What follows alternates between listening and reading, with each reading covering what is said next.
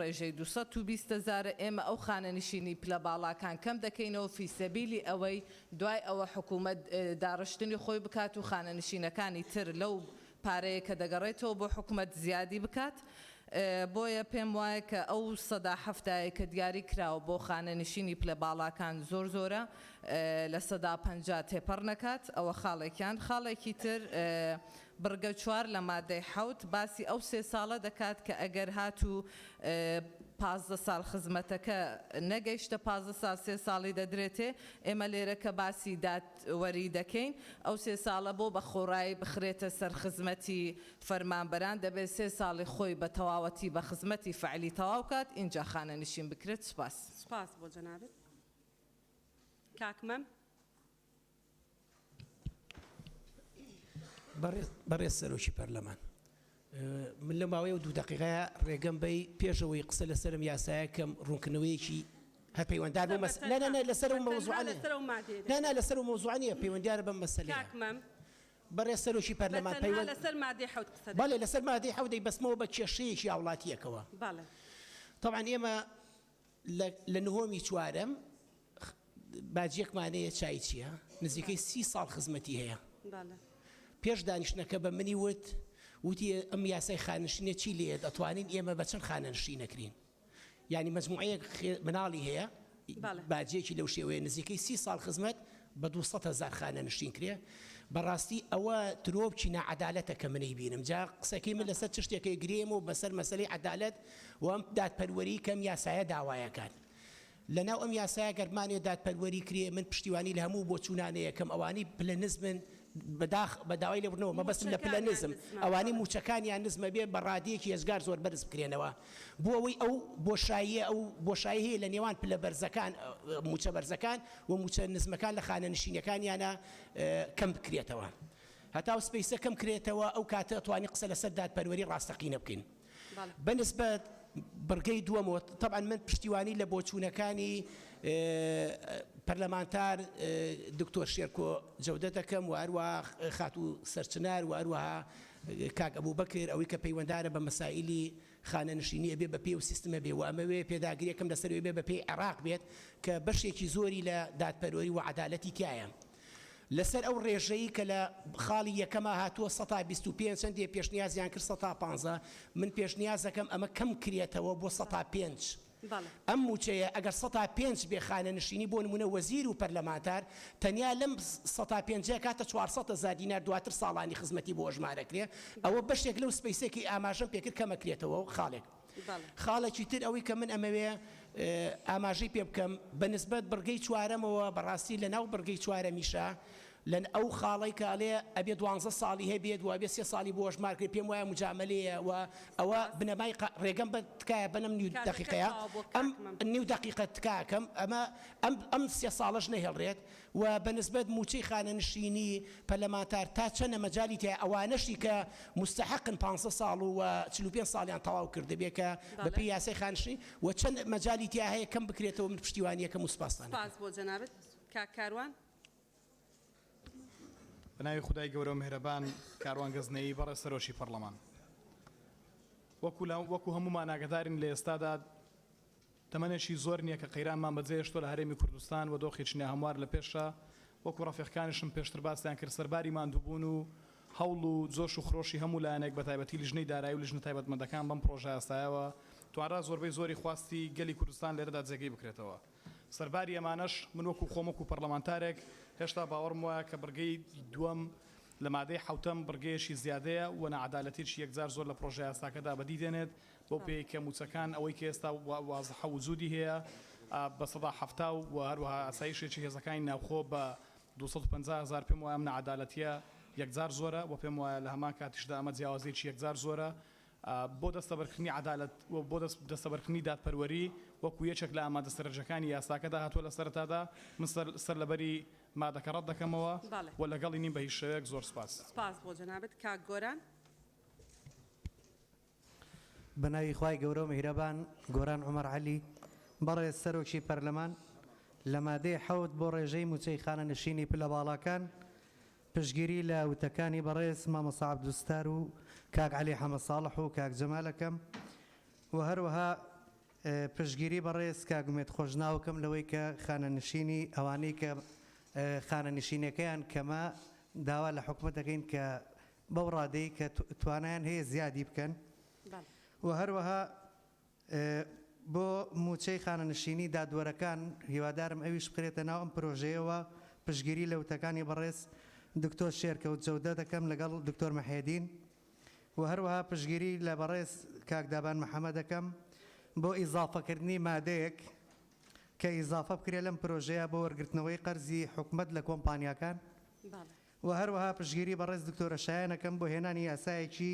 یەکگرتووی خانەنشینی سەرجەم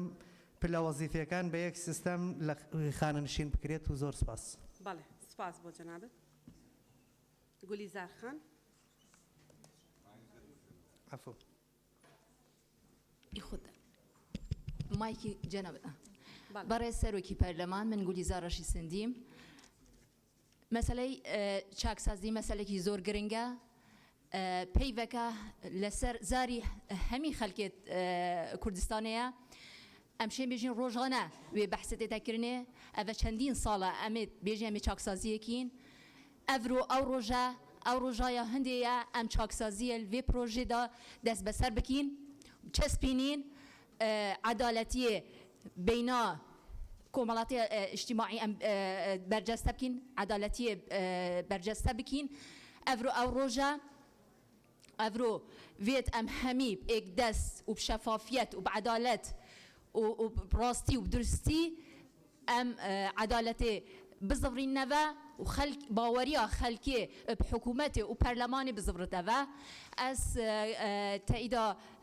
آخفتنت کاک امیدی و کاک علی و کاک عبدالسلام تکم. باشە سپاس کاک عەبدولسەلام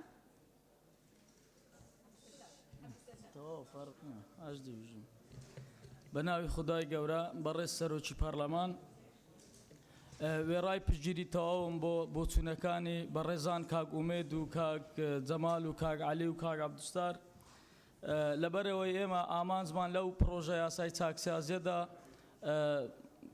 تحقیقکردنی دادپەروەریە بۆیە لێرەدا من پێشنیار دەکەم کەوا ئەو جیاوازیە زۆرەی کە لە نێوان خانەنشینی پلە باڵاکان و خانەنشینی فەرمانبەران لە پلە گشتیەکانی وەزیفە لەسەر میلاکی شارستانی و سەربازی و هێزەکانی ئاسایشی ناوخۆ پێشمەرگەدا هەیە نەمینێت و لەو یەک دوو ڕۆژەی ڕابردوودا لە ڕاستیدا لێرە زۆری خۆ دەرخستنم دیت بۆیە منیش بەڕاستی دەمەوێت زۆرێکی خۆ دەرخستن لا دەبرێ لە پرۆتۆکۆڵ فەرموو بەڵێ بەڵێ منیش پێشنیار دەکەم موچەی هەموو زەمیلەکانمی هاوپیشەکانم بە منیشەوە سفر بکرێتەوە و ماگانە ئابوونەیەکیش بدەین بە وەزارەتی دارایی. بەڵێ زۆر سپاس. بەڵێ ئاماژە بە بڕگەی چار لە مادەی هەفتی پرۆژە یاساکەدا هاتووە کە حکومەکانی ئەم مادەیە هەموو ئەو کەسانش دەگرێتەوە کە هەموو ئەو کەسانش دەگرێتەوە کە لە بڕگەی یەکەمی سەرەوەی ئەم مادەیە ئاماژەیان پێدراوە لە پێش بەرکاربوونی ئەم یاسایە خانەنشین بوون و پێویستە خۆیان بگونجێنن لەگەڵ ئەحکامەکانی ئەم یاسایە بۆ ئەوانەشیان کە خزمەتی خانەنشینیان نەگەیشتۆتە 15 ساڵ ئەوە تاوەکو 3 ساڵ دەخرێتە سەر خزمەتەکەیان بۆ ئەوەی بگەنە تەمەنی خانەنشینی بە مەرجێک بڕی خانەنشینی ئەو ماوەیە بدات. بەڕێز سەرۆکی پەرلەمان مەبدەیەکی عامی قانونی هەیە کە دەڵێ لا تەسری القانون على الماضي واتە یاسا ناگەڕێتەوە بۆ ڕابردوو جگە لە یەک استثنا نەبێت إذا كان القانون أصلح للمتهم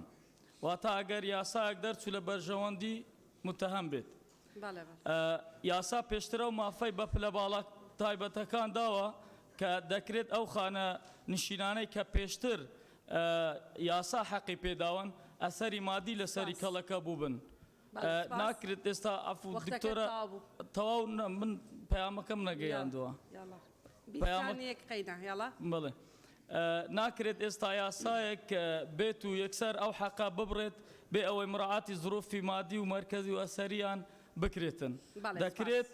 باشتر وایە عەدالەتی زیاتریشی تێدایە کە بڵێن لە مەودووە خانەنشین بوون نەما قەتعیان بەڵام ئەسەری ڕەجعی نەبێت. زۆر سپاس. ئەو مەبدەئی جەنابەت باسیەکەیەوە بۆ قانونی جیناییە لە دەستوری عراقیە بە واضحی هاتووە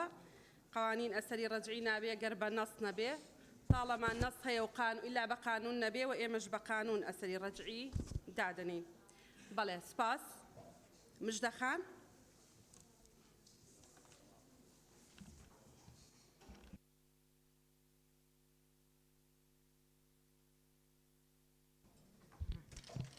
بەڕێز سەرۆکی پەرلەمان ئێمە ئەمڕۆ هەمومان کە لێرەین خەڵک چاوێکی زۆری لەسەر ئەم پرۆژەی چاکسازیە هەیە کە لابردن و ڕەتکردنەوەی خانانشینی پلە باڵایە هەم لە وەزیر و پەرلەمانتار و وەکیل وەزیر و سەرۆکی هەرێم و جێگرەکەی و ئەوانەی کە ناوی پلە تایبەتیان هەیە. ئێمە پێشنیاز دەکەین کە خانانشینی ئەمانە نەمێنەیە جگە لەوەی کە ساڵانی خزمەت و مەرجی تەمەن وەکو بەغدا 45 ساڵ و 15 ساڵ خزمەت 45 ساڵ تەمەنی بێ و 15 خزمەتی هەبێ و ئەویش ڕێژەکەی کەم بکرێتەوە بەو ڕێژە زۆرە نەبێ چکە جیاوازیەکی زۆر هەیە لە نێوان خانانشینی لە هەرێمی کوردستاندا. بەڕێزان ئێمە دەبێت خۆمان ویژدانمان قبول نکات کە مەم بچێوە بۆ بڕەپارەی زۆرە پلە باڵا خانانشین بکرێت. ئەو مامۆستایی کە منی پەروەردە کردووە ئەو پێشمەرگەی کە سنگی بەگولەوەیە گوناحنی ئەو بە بڕێکی کەم خانانشین بکرێت یاخود ئاسایشێک و ئەوانەی هێزەکانی ناوخۆ بە 220,000 کەم ئەندامێک کە توانای کارکردنی نییە بڕەپارەیەکی کەم گوناحنی ئەوەندە وەرگنووی ئێمە ڕێژەیەکی زۆر داوا دەکەم کە ئەوە نەمێنێ. بەڕێزان زۆر بەشێکی زۆری لە پەرلەمانتاران دکتۆری تێدایە مامۆستای زانکۆی تێدایە خاوەنکاری باشی تێدایەوە بەرهێنی تێدایە هەیە کۆمپانیای حەج و عومرەی هەیە مامۆستای جامیعەیە دەتوانن ئەمانە بچنەوە سەر کارەکانی خۆیان بەشێکی زۆریان کە وەزیفەی حیزبیان هەیە پلەی حیزبیان هەیە پێشتر موچەخۆری حیزب بوون. مژدەخان بەڕێز سەرۆکی پەرلەمان تکایە من ڕووم لە هیچ لایەنێک نییە مەبەستم ئەوەیە هەمومان دەتوانین بچینەوە سەر کارەکانی پێشومان. من کە کاتێک ئەوە دەڵێم بۆ خۆم هیچ کارێکم نەبووە من دەرچوویەکی دانەمەزراوم هیچ کارێکم نییە هیچ پێشینەیەکم نییە عفو دوو دقەکەمم تاوا نەکردە دکتۆرە ببوورە. پێشنیاز دەکەم ئەو بڕەپارەی کە لە خانەنشینی ئێمە کە داوا دەکەین خانەنشینی پلە باڵا نەمێنێ بەدەر لە ساڵانی خزمەت و تەمەن بکرێتە سندوقێکەوە دەرچووی دانەمەزرایی پێدا بمەزرێ فەرمانبەری گرێبەستی پێدا بمەزرێ موچە و ژیانی پێشمەرگە و ئەو چینە هەژارەی پێ بگۆڕێ. سەبارەت بۆ فۆرمەش بەڕێز سەرۆکی پەرلەمان من پێشنیاز دەکەم فۆرمێک بە شێوەیەکی یاسایی و قانونی دابندرێ ئامادەم یەکەم کەس بم ئیمزایکەم بۆ ئەوەی هەمومان شکۆیەکی جوان بۆ ئەو پەرلەمانە بجێڕینەوە بیسەلمێنین بۆ خەڵک کە ئێمە بۆ مافی امتیازاتی خۆمان نەهاتوین داکۆکیکاری سەرسەختی مافەکانی خەڵک بین. سپاس. ببوورە پشگیری قسەکانی دکتۆر کازم و کاکاوەش دەکەم هەموو ئەو بەڕێزانەشی کە لە مەسلحەتی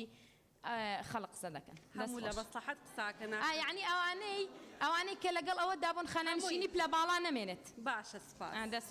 سپاس. کاک یاسین فەرموون کاک تۆ ڕێبوار نقطە نیزامی نادەم ئێمە دەمانەوێن پرۆژەیە بڕوا کاک تۆ ڕێبوار. کاک یاسین بەڵێ بەڕێز سەرۆکی پەرلەمان دیارە من دەستخۆشی لە حکوومەتی هەرێمی کوردستان دەکەم دوای 30 ساڵ گەندەڵی ئێستا بێت چاکسازی بکات. بەڵام بەڕاستی خوشک و برایان بەڕاستی ئێمە ئەگە بمانەوێت ئەو چاکسازی بکەین بە فەوزا و بە فەرتەنە نابێ. ئەزانی ئەگەر هاگاتان لێبێ لە ناو بازاڕی من دووە بزانم تاقە ئەندام پەرلەمانم کە ڕۆژانە دەچمەوە ناو بازاڕی و پیاسی لەگەڵ خەڵکی دەکەم. ئەزانی خەڵک پارەی بەرمینە نەوتێکی نییە خەڵکی تریش دەچێت کاک یاسین بەڕێز سەرۆکی پەرلەمان من بێنن بەس باسی خۆتان بکەن بەس باسی خۆت. بەڕێز سەرۆکی پەرلەمان من مزایدەی نەدەکەم و مزایدە لەسەر کەس قبول دەکەم. من پێشەوەی بێمە پەرلەمان 52 ڕۆژی لە دژی ئەو حکوومەتەی لەسەر جادەی بوویمە ئەگەر مەقسەد ئەوەیە من مزایدەی ناکەم من دەمڵێم ئەو پرۆژە مادان هاتووە لە خزمەتی میلەتیدا هەمومان وەکو خوشک و برا با بەڕێیکەین بۆی بتوانین خزمەتی گەل و نیشتیمان پێ بکەین. خەڵکی کوردستان بێزار بوو لە بێ ئاوی لە بێ نانی لە بێ مەعاشی لە شەڕی هەر هەمومان خاوان شەهیدین خاوان پێشمەرگەین یعنی با بەبرایەتی بڕوە. پێشنیاری من ئەوەیە بەڕێز سەرۆکی پەرلەمان یەکەم پێشنیاری من ئەوەیە ئەو کەسانەی کە بە قلارخاس خانەنشین کراون لەلایەن هەر لایەنە سیاسیەکی ئەو خانەنشینە هەڵوەشێتەوە. پێشنیاری دووەم ئەوەیە دادوەرە بە ڕێزەکان بۆ لەگەڵ دانی. پێشنیاری سێمم ئەوەیە کە مەعاش کەمترین معاش کە کەسێک خانەنشین دەکرێت لە 500,000 کەمتر نەبێ جا حکومەت چۆن ڕێکی دەکات کەیفی خۆیەتی پێشنیاری پێنجەم ئەوەیە کە زۆر کەس بە جیاجیا خانەنشین کراوە کەس نازانی هەرێکە و بە پلەی باڵا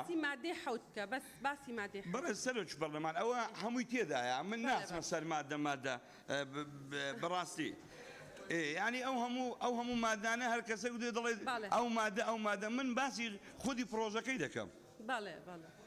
پێشنیاری شەشەم ئەوەیە هەر کەسێک کە خانەنشین کرا دوایە وەزیفەچکەی نەدرێتێ کاگیاسین ئێمە بە گوێرەی پەیڕەوی ناوخۆ مادە گفتوگۆ دەکەین جەنابتان دەبێ پابند بن بە ناوەڕۆکی مادەی حەوت لەوە زیاتر نابێ شتێک بڵێن باشە مشکلە نییە زۆر قسەیان کرد بە پژگیری ئەو برادرانە دەکەم کاک عەلی و کاک عەبدولستار و کاک ئومێد خۆشناوە ئەو بەڕێزانە سوپاس زۆر سوپاس کاک سۆران کاکچیا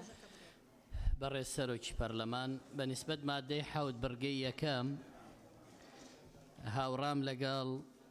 پشتیوانی ڕایەکەی کاک دکتۆر شێرکۆ کاک دکتۆر محێدینەکەم بۆ ئەوەی کە سەرۆکی ئەنجومەنی دادوەری و دادوەران و ئەوانەی بە پلەی ئەوانن داخڵ بکرێن هەرچەنە بە پێی ئەوەی کە من دەستم کەوتووە ئەو ژمارانەی لەسەر موچەی خانەنشینی ئەوانە وترێ بەرزترینیان کە چەند کەسێکی کەمی ئەنجومەنی دادگای تەمیزن 9 ملیۆنە و ئەوانی تریان 4 ملیۆن و نیوە بەڵام بۆ بەشداری لە چاکسازی و کەمکردنەوەی ئەو ڕێژەیەی موچەی پلە باڵا بۆی ئەوانیش بەشدار بن کە من دڵنیام ئەوە ڕەت ناکەنەوە ئەوانیش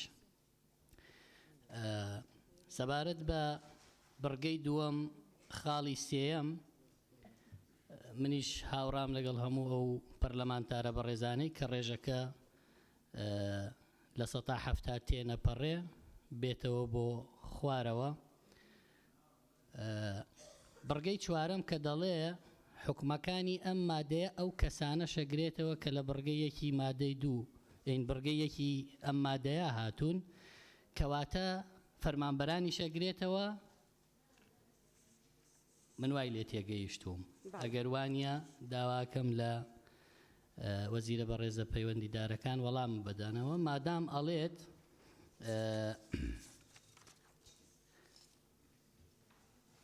بڕگەی چوار کە ئەڵێ ئەم مادەیە هەموو ئەو کەسانە شەگرێتەوە کەواتە خەڵکی تری شەگرێتەوە واتە فەرمانبەرانی شەگرێتەوە کە 2-3 ساڵەکەیان پێ ئەدرێ سەبارەت بە داواکارم بڕگەیەکی تر زیاد بکرێ بەم جۆرە پێشنیارەکەم و بە نووسراوی شەیدەم بە لیژنە پەیوەندیدارەکان بڕگەی پێنجەم زیاد بکرێ بنووسرێ لەبەر ڕۆشنایی ئەو بڕیارەی کە لە کەمکردنەوەی خانەنشینی پلە باڵاکانە گەڕێتەوە خەرج دەکرێت بۆ زیادکردنی هاوکاری کەم ئەندامان و خاوەن پێداویستیەکان و دەستپێکردنەوەی هاوکاری تۆڕی کۆمەڵایەتی زۆر سپاس سپاس بۆ جەناب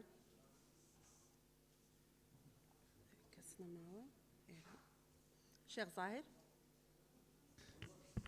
بەناوی خوای گەورە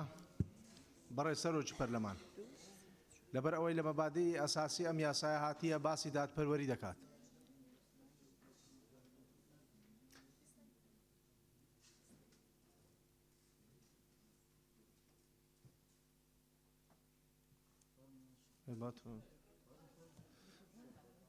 بەناوی خوای گەورە بەڕێز سەرۆکی پەرلەمان لەبەر ئەوەی لە مەبادی ئەسەرچەکان و ئەساسی ئەم یاسایە هاتووە باسی دادپەروەری دەکات لە نێوان موچەخۆرانی هەرێمی کوردستان و دادپەریش بەوەی دێتە دیکە جیاوازی ئەو جیاوازی هەیە کە لە موچە لە نێوان پلە باڵاکان و پلە نزمەکان کەم بکرێتەوە بۆیە من پێشنیار دەکەم بڕگەی دووەم لە مادەی لەو مادەیە بە تەواوی کە باس لە 170 کۆی موچە و دەرمالەکان دەکات ئەو بڕگەی بە تەواوی لا ببردرێت ئەمە خاڵێکیان خاڵێکی تریشان بڕگەی چوارم دەڵێت حکومەکانی ئەم مادەیە هەموو ئەو کەسانەش دەگرێتەوە کە لە بڕگەی یەکەمەی سەرەوە ئەم مادەیە ئاماژیان پێدراوە لە پێش بەرکاربوونی ئەم یاسایە خانەنشین بوون پێویستە خۆیان بگونجێنن لەگەڵ ئەحکامەکانی ئەم یاسایە ئایا خۆگونجاندن مەبەست لە خۆگونجاندن لێرە چێ چۆن خۆیان بگونجێنەوەنە بەشێکی تریش ئەوەیە ئەوانەشیان کە خزمەتی خانەنشینیان نەگەیشتۆتە 15 ساڵ 15 ساڵ ئەوە تاوەکو 3 ساڵ دەخرێتە سەر خزمەتەکانیان بۆ ئەوەی بگەنە تەمەنی خانەنشینی بە مەرجێک بڕی خانەنشینی ئەو ماوەیە بدات. من لێرە پێشنیار دەکەم بەڕێ سەرۆکی پەرلەمان کە هەموو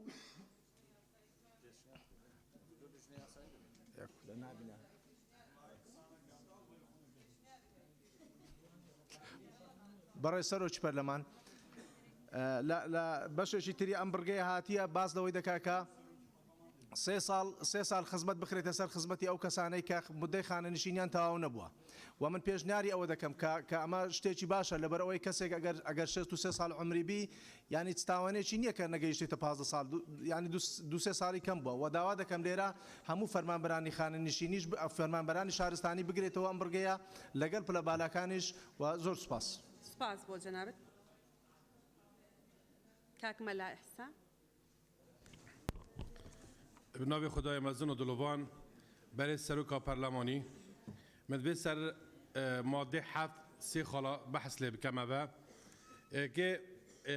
داخوازا هەمی خەڵکی کوردستانê چاکسازی و نەهێلانا گەندەلیê bû ev projeyekê niştîmanî ye و yekêm pêngava bû çaksaziyê ku hemî xelkê Kurdistanê dê mifayê ji vê projeyê wergirnebe law divêtin em hemî kes û texuçîn vî welatî da palpiştiyeka ji dil li vî projeyê bikeyn. Xala duê ji bo xanenişîna kesanên pila bala divêt endam perleman û li vê hola perlemanî da li xwe dest pê bikeyn û lewmanê jî dibêjim palpiştiya piştniyara kak Umêd û kak Cemal û kak Elî û mamosta Ebdistar dikem ku li rêja 15 sadê dest pê biket û li 5 sadê jî derbas nebîteve. Xala sêk min vê îşaretê pê bidem ew jî ev ye nebes xanenişîna parlamentar û pilabala il xanenişîna fermanberê adî bastir û zêtir e. Belkî moçe jî moçê me jî zêtirin ez wek mamostayekî ayînî pişniyar dikem و yekem kes bim ji vî hola perlemanî da şîna em bêjîn xanenişîn piştê 4 salê dî û 10 salê dî kengî xanenişîn bim keremken warin herek ji melkî ve hatiye ez wek mamosta ayînî moçê min milyûnek û 60,000 bû musteedim li vê heyvê dest pê bikem ku heftiya bêt heker moçêt me bin keremken warin pêk ve ew ê dibêjin dî xanenişînê re dikeyn warin bêjin me moçê xwe melkî ve hatine dê bitinê wergirîne bew spas. بەڵێ مامۆستا سوپاس. کاک سیپان فەرموون.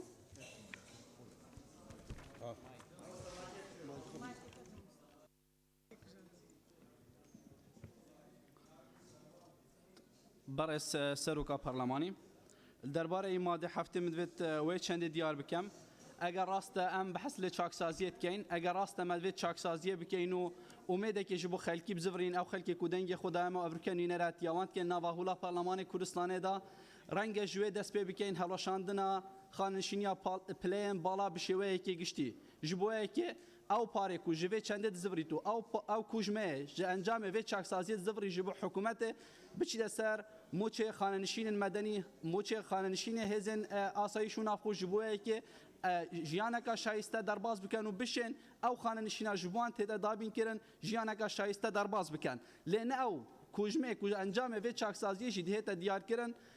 diyar nebîtin çil wî kujmeyê hatû bikîve geşt wekû dehatê navxwe wekû dehatê samanê süruştî wekû dehatên giştên herêma Kurdistanê ku heta nûke jî kes nizanîn bikîve diçît û çend de dehatê herêma Kurdistanê bi şêweyekî giştî bi dehatê neftê û bi dehatê navxwe û piştgiriya gotinên Kawa Abdulqadir û Dr. Kazım dikem zor spas. بەڵێ سپاس. دکتۆرە گەلاوێش. بەڕێز سەرۆکی پەرلەمان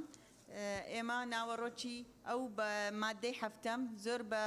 گرنگ دەزانین لەو یاسای چاکسازی کە لە کابینەی نۆیەم لە بەرنامەی حکوومەتدا بووە چاکسازی بکاتن بۆیە من لەگەڵ کەمکردنەوەی ڕێژەی موچەی خاوەن پلە باڵاکانم هاوڕام لەگەڵ کاگومێد و پاڵپشتی لێ دەکەم زۆر سپاس. بەڵێ زۆر سپاس. شادی خان. بەڕێز سەرۆکی پەرلەمان پێشنیاز دەکەم لە مادەی حەوت بڕگەی یەکەم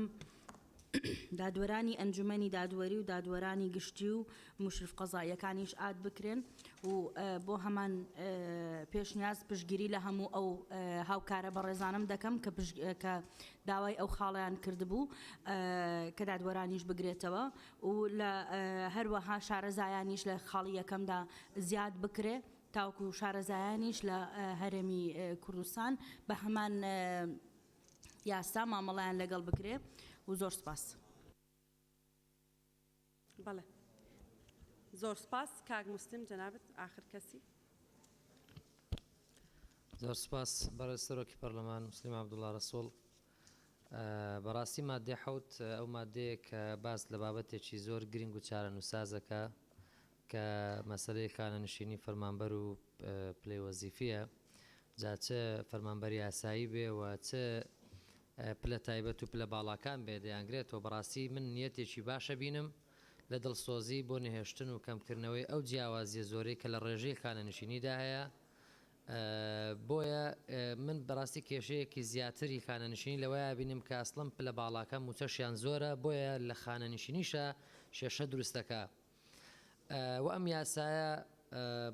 و ئەو مادەیە بەدەستپێکێکی گرنگی ئەبینم بەسەرەتایە کە بەڕاستی بە بنەمایەکی زۆر گرنگ لە نهێشتنی ئەو جیاوازیە زۆرەی کە لە موچەی خانەنشینیدا هەیە. بۆیە بەڕاستی من دەنجی خۆمە خەمە پاڵ دەنجی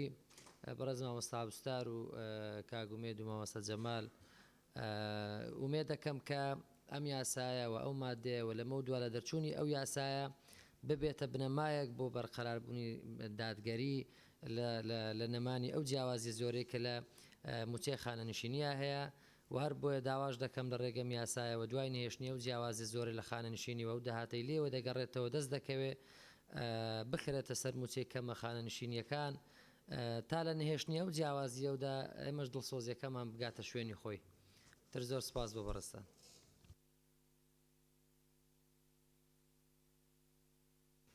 بەڕێز سەرۆکی پەرلەمان ناوم نووسی بوو ئەمنیش.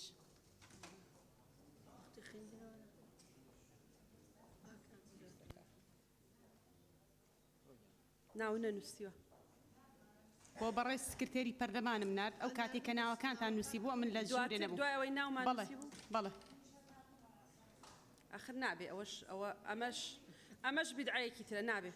بەڵێ. بەڕێز سەرۆکی پەرلەمان بۆم نردبوو ئەو کاتێک کە ناوەکانتان نووسی بووە من لە ژوورێ نەبوو. دەرفەتی یەکێکتان بدەم ئیستیسنا بۆ یەکێکتان بکەم ئەبێ بۆ ئەوی تریشتانی بکەم لەبەرەوە نییە فەرموو لیژنە تایبەت. بەڕێز سەرۆکی پەرلەمان ئەمن قسەی هەر شتەکان ینی لەوانێ شتەکی وانە بێ. هەرچی بێ قسەکەت لەوانە زۆر مهمیش بێ بەڵام ناتوانم ڕێگەت پێ بدەم. خاتون گیان تۆ ئەندامی لیژنەی قانونی تۆ مافی قسەکردنت هەیە گەر ناود نووسی بێ. یعنی ئەم باواز لەم ئوستوبە بێنین کە وا دەرکەوێ ئێمە ناهێڵین جەنابتان قسە بکەن. ئەمە قائیمەکەیە ناوی جەناب تیتیانیە. ناتوانی دواتر بە نامە ناوم بۆ بنێری ناتوانی. فەرمونون. کاک زیاد فەرمونون. بەڕێز سەرۆکی پەرلەمان ئەندامانی پەرلەمانی بەڕێز لە ڕاستیان نەمەوێ ڕوونکردنەوەیەک بدام لەبەر ئەهمیەتی ئەم مادەیە کە هەموو زانین لە کابینەی پێشووی حکوومەتی هەرێمی کوردستان کە هاتوۆتە خولی پێشووی پەرلەمان ئەو پرۆژە قانونە لە پەرلەمان ماوەیەکی زۆر مایەوە مشتومڕێکی لەسەر ئاسی هەرێمی کوردستان و لەسەر ڕایگشتی هەرێمی کوردستان زۆر دروست کرد بەداخەوە ئەم یاسایە تێنەپەڕی ئەمە لە دڵی یان لە زەهنی هەموو هاوڵاتیی هەرێمی کوردستانە مایەوە تا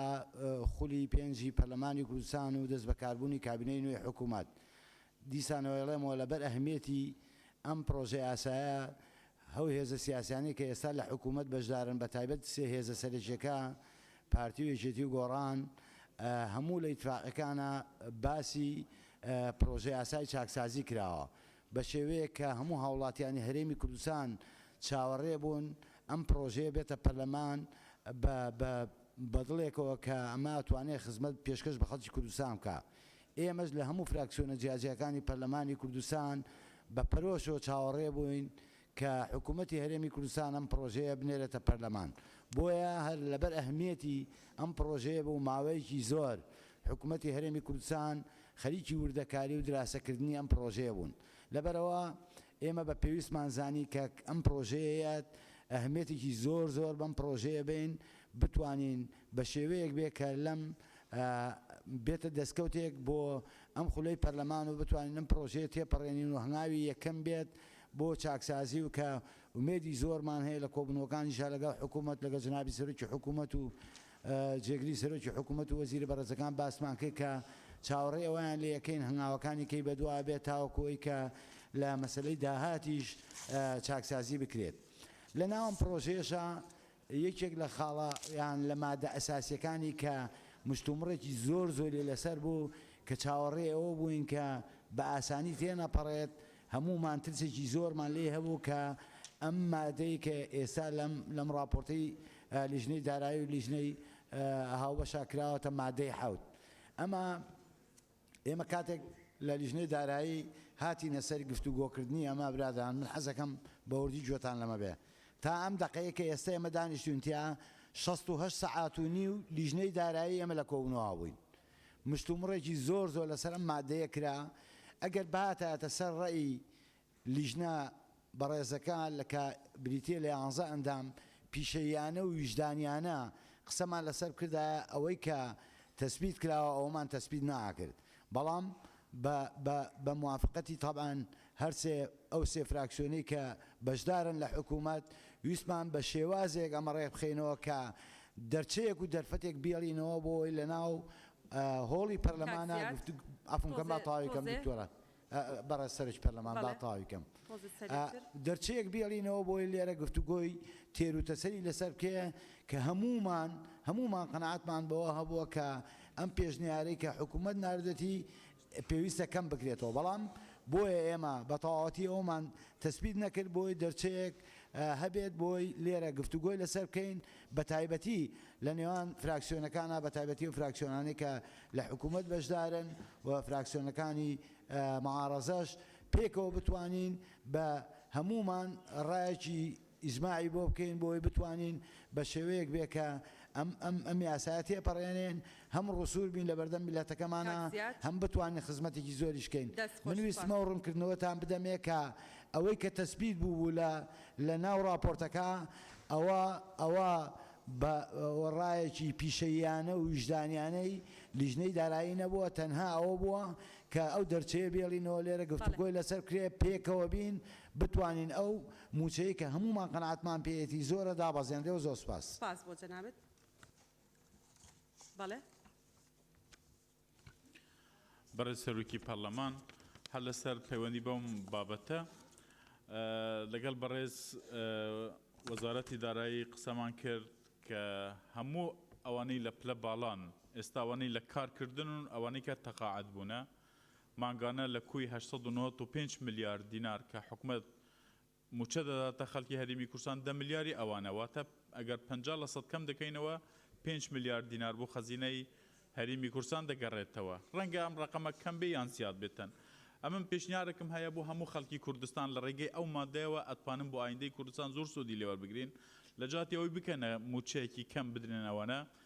من لەسەر ئەم قانونە بەڕێز سەرۆکی پەرلەمان سێ کتێبم خوێندوتەوە لەسەر عەدالەت و لەسەر کە چاکسازیەکەی چی لەو پارەیەکەی پێشنیارەکەم بەم شێوە بەڕێز سەرۆکی پەرلەمان لە کاتی گەڕانەوەی پارەی هی پەلە باڵەکان تەنیا ئێمە هەرێمی کوردستان پیوەری زانستی لە هەموو دنیا سێ پیوەری سەرەکیەن ئایتی زانست ساینس بیرکاری و فڕووکەوانی و ئیسلاحی ئیداریش ئەمتوانن لێ زیاد بکەین لەگەڵ دوو سێ لە باشترین زانکۆکانی دنیا ڕێکەوتن بکەین باشترین قوتابیەکانی ئێرە کە پیوەردا بنرێتن بۆ هەڵبژارتنی بچنە ئەوێ علم بۆ هەرێمی کوردستان بینن خۆمان پێش بخەین و ئەمانە لانی کەم 10 ساڵ خزمەت بکەن بۆ هەرێمی کوردستان ئەتوانن هەم خەڵکی کوردستانش پێسوودمان نەبێ هەم ئایندێکی باشتریش دەبێتن لە داهاتی ئەو موچەی پلە باڵەکان ئەم پێشنیارم هەبوو زۆر سوپاس. بەڵێ وەزیرە بەڕێزەکان ناوتیانە بەڵێ بەڵێ بەڕێز سەرۆکی ئەنجومەن سەرۆکی پەرلەمان کاک بەڵێ سەرتان لە شێوانین ماڵتانەوە بەڵێ بەڵێ فەرموو کاگاوە ئەندامانی بەڕێزی پەرلەمان من سەرەتامەیە بۆ دەست پێ بکەم من بە شعورێکی زۆر خۆشەوە ئەم چەند وەختێکی ئێستا لە لەگەڵ ئێوە بەرەوە بەم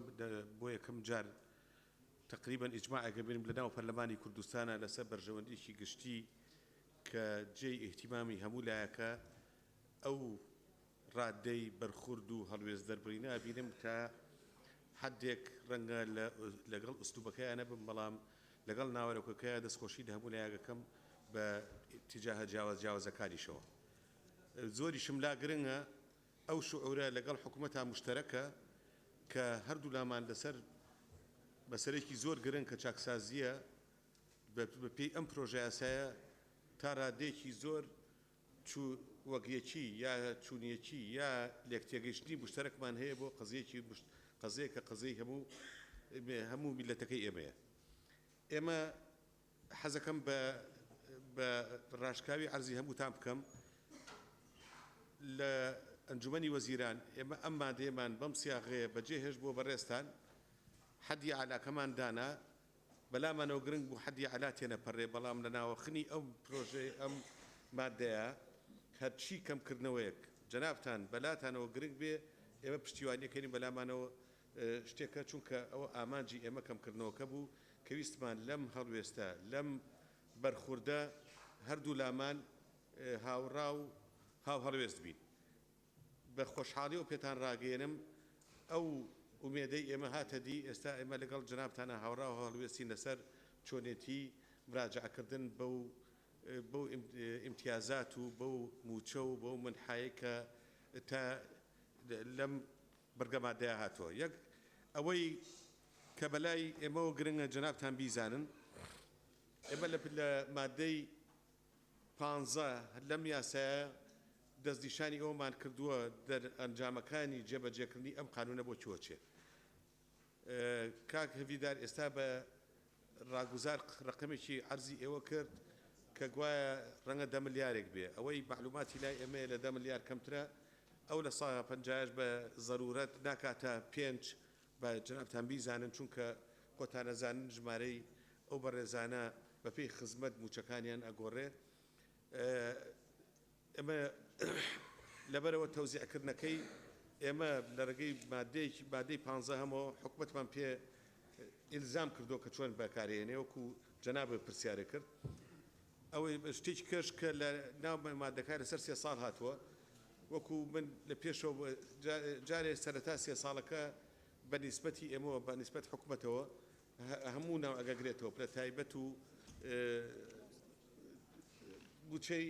بوچەخۆری فەرمانبەری ئەحتیاجی ژەگرێتەوە ئەگەر دەستکارێکیشی بکەن ئێمە ئەحترازمان نییە بۆ ئاگایاریتان زیادکردن کەمکردن لە ناوەخنی ئەم قانونە ئێمە لە بیدایەتەوە پێمانوتن بۆ خۆتانمان بەجێهێشتووە بەڵام لە مەبدەئە ئێمە لەگەڵ کەمکردنەوەین بە هەموو شێوەیەک دەستخۆشیش لەوە کەم کە هەمومان بەیەک ئیتیجا ئەڕۆین هەندێک ملاحەزات کە ڕەنگە بۆ زیاتر بۆ زانیاری بێ بەسەر سوالێک کراوە هەندێک کەس کە ئایا گارێکی خانەنشین بوو دوایی هاتەوە ئەو چەند ساڵی کە خانەنشین بوو بۆی حسابەکرێت تەبەن بۆی حساب ناکرێت چونکە ئەو فترێ هیچ کارێکی نەکردووە تا بە ئینجاز و بەهین بۆی حساب کرێت وابزانم یەک معلومای بەسیتیش ڕاستکەمەوە ئێمە هاوڕاین کە تەقاعودی هێزەکانی ئاسایشی ناوخۆ و ئەمانە خانەنشینەکان کەمە بەڵام بزانن لە حاڵەتی تەقاعودیە ئەوان 18 موچە وەکو هین وەرەگرن بەڵێ ئاگاداری ئەو بن وەکو مکافەئە 18 موچە وەرەگرن من ئەمە هەر ینی بۆ ئەوەی بزانیاریتان هەبێ ئەجینا ئێمە لەسەر ئەو پرەنسیپەی کە موچە خانەنشینەکان کەمە خلافمان نییە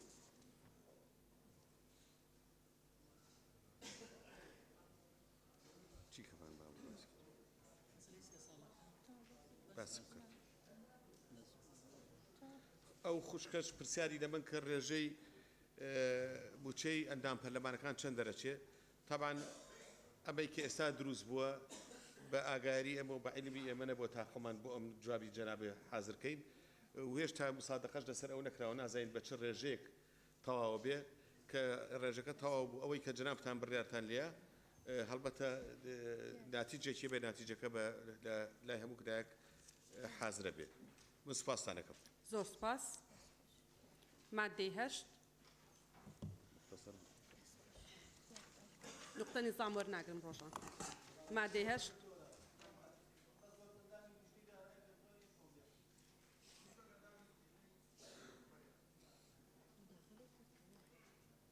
ئەوە دوو کەس لە لیژنەی دارایی قسەیان کرۆ کاک بەڵێن با مادەی 8 بڕۆینە سەر مادەی 8 لە دەرفەتێک ئەزانم ئەتەوێ قسە بکەی لە دەرفەتێکی ترا ئەتوانی عینەن قسە بکەی فەرموو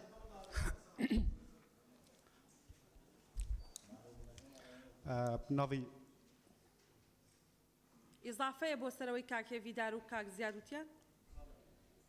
ئیزافە نەبێ یەکسەر ئەی بڕم یاڵات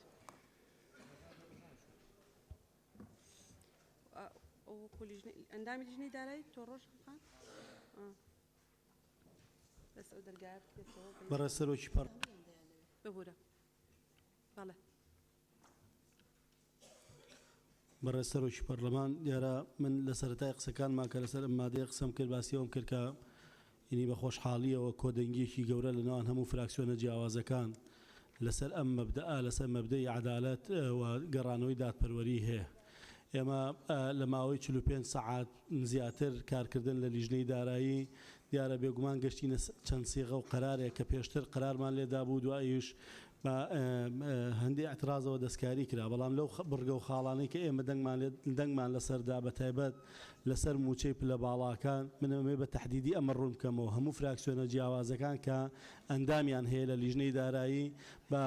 پارتی دیموکراتی کوردستان بە یەکێتی نیشتمانی کوردستان بە بزوتنەوەی گۆڕان بە یەکگرتووی ئیسلامی و کۆمەڵی ئیسلامی لەسەر سیغەیە ڕێکەوتین کە هەمان ئەو سیغەیە بە کەمتریشەوە ئێستا لێرە پێش نیازەکرێ بەڵام بەداخەوە ئەمن بۆ ینی بۆ نییە بەس بۆ ڕوونکردنەوەیە بەڵام بەداخەوە ئێستا یەکێک لەو ئەندامە بەڕێزانە چوە لێدوانی داوە کە گوایە ئەمە کۆبوونەوەی فراکسیۆنەکانمان کردووە بەنهێنی بۆی موچەی خۆمان زیاب بکەین بۆی موچەی خۆمان بێڵینەوە لە کاتێکە ئەوەی ئەوان دەنجیان پێداوە لە لیژنەی دارایی ئەوەی ئێستا لێرە پێش نیازەکرێ ئەوەی ئێرە زۆر کەمترە لەوێ ینی حەقا ئەوە لیژنەی دارایی من حەزەکەم بە ڕسمی جواباتەوە لە نەتیجە دەستەی سەرۆکاتیش بەڕاستی حەقا هەڵوێستی هەبێ زۆر سپاس بەڵێ زۆر سپاس مادەی 8 ناوی یزدانی مەزن بەرز سەرۆکە پەرلەمانی دەستوریەوە مادە 8 تە نظامی وەرناگرم کاکتۆر بەڵێ مادە 8 فەرمون مادە 8 یەکەم فەرمانبەر بە پێناسەی لە یاسای خانەنشینی یەکگرتوو بەکارا لە هەرێم هاتووە بەوانەشەوە کە لە بەرگەی یەکەمی مادەی 7 ئەم یاسادا ئاماژیان پێدراوە شایستەی موچێکی خانشی دەبن ئەگەر خزمەتی وەزیفیان لە 15 ساڵ کەمتر نەبێت 45 ساڵ لە تەمیان تەواو کردبێت لێرە نوویسوە تەواو نەکردبێت ئەو نایەکە لابرێت کردبێت جگە لە حاڵەتەکانی مردن یان شەهیدبوون یان خانەنشین بوون بە هاوکاری تەندروستی و ئەو حاڵەتانەی دیکە بە دەرکردن لە یاسای خانەنشی بەرکارەدا هاتووە دووەم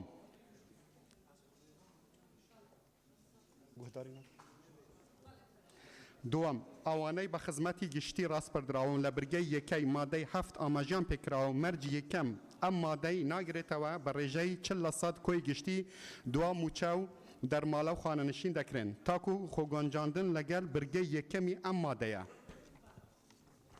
بەڵێ زۆر سپاس بەڕێزان هەر ئەندامێکی وتی چاکی کرد ئەو نەیە کرد بە کردبێ بەڵێ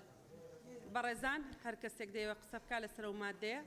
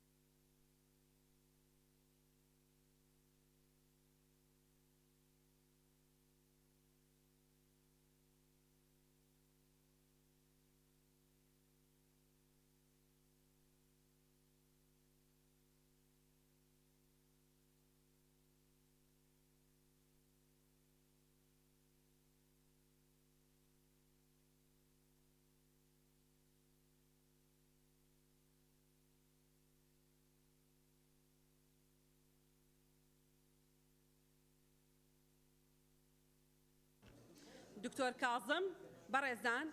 ئەوەی ئێستا ناوی نووسرابێ توانێت قسە بکات دوای کەس ناتوانێت قسە بکات دکتۆر کاظم دکتۆر ئیسماعیل سەرچنارخان کاکمەم هەڵەسخان لێرە تەواو تەواو بەڵێ کاک بەڵێن کاک جەلال شایانخان کاک کاروان کاک عوسمان سێدەری کاک یاسین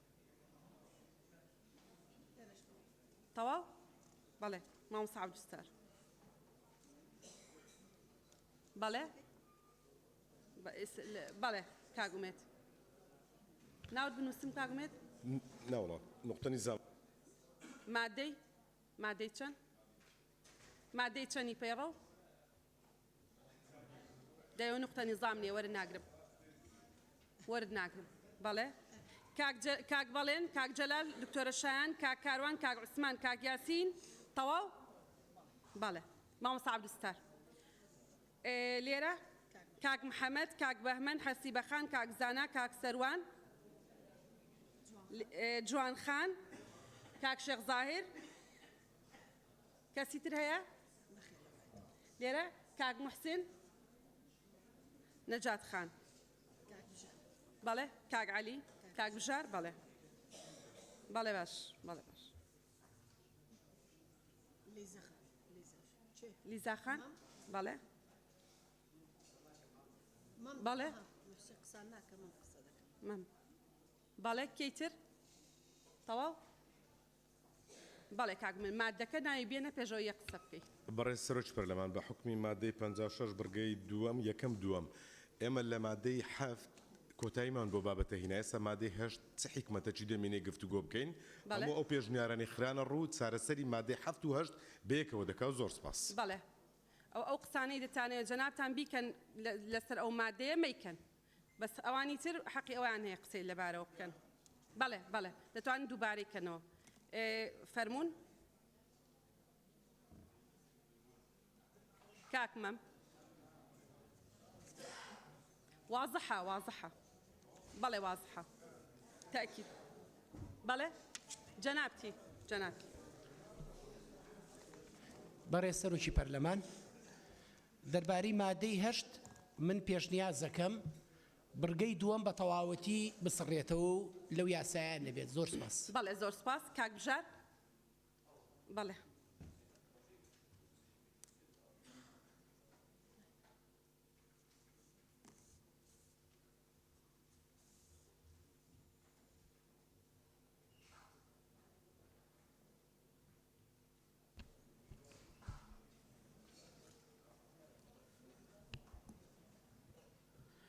برای سرگو پارلمانی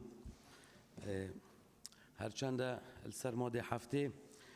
گفتو گوات کردن آفتنات کردن سر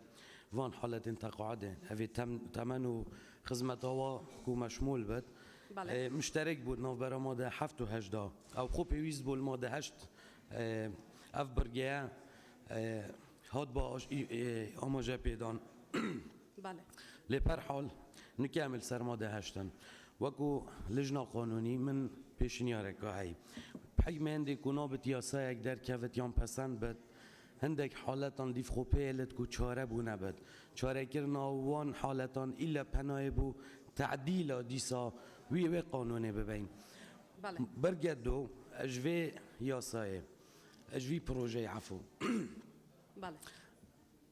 يعني حالتك تداهاتي بحث كرن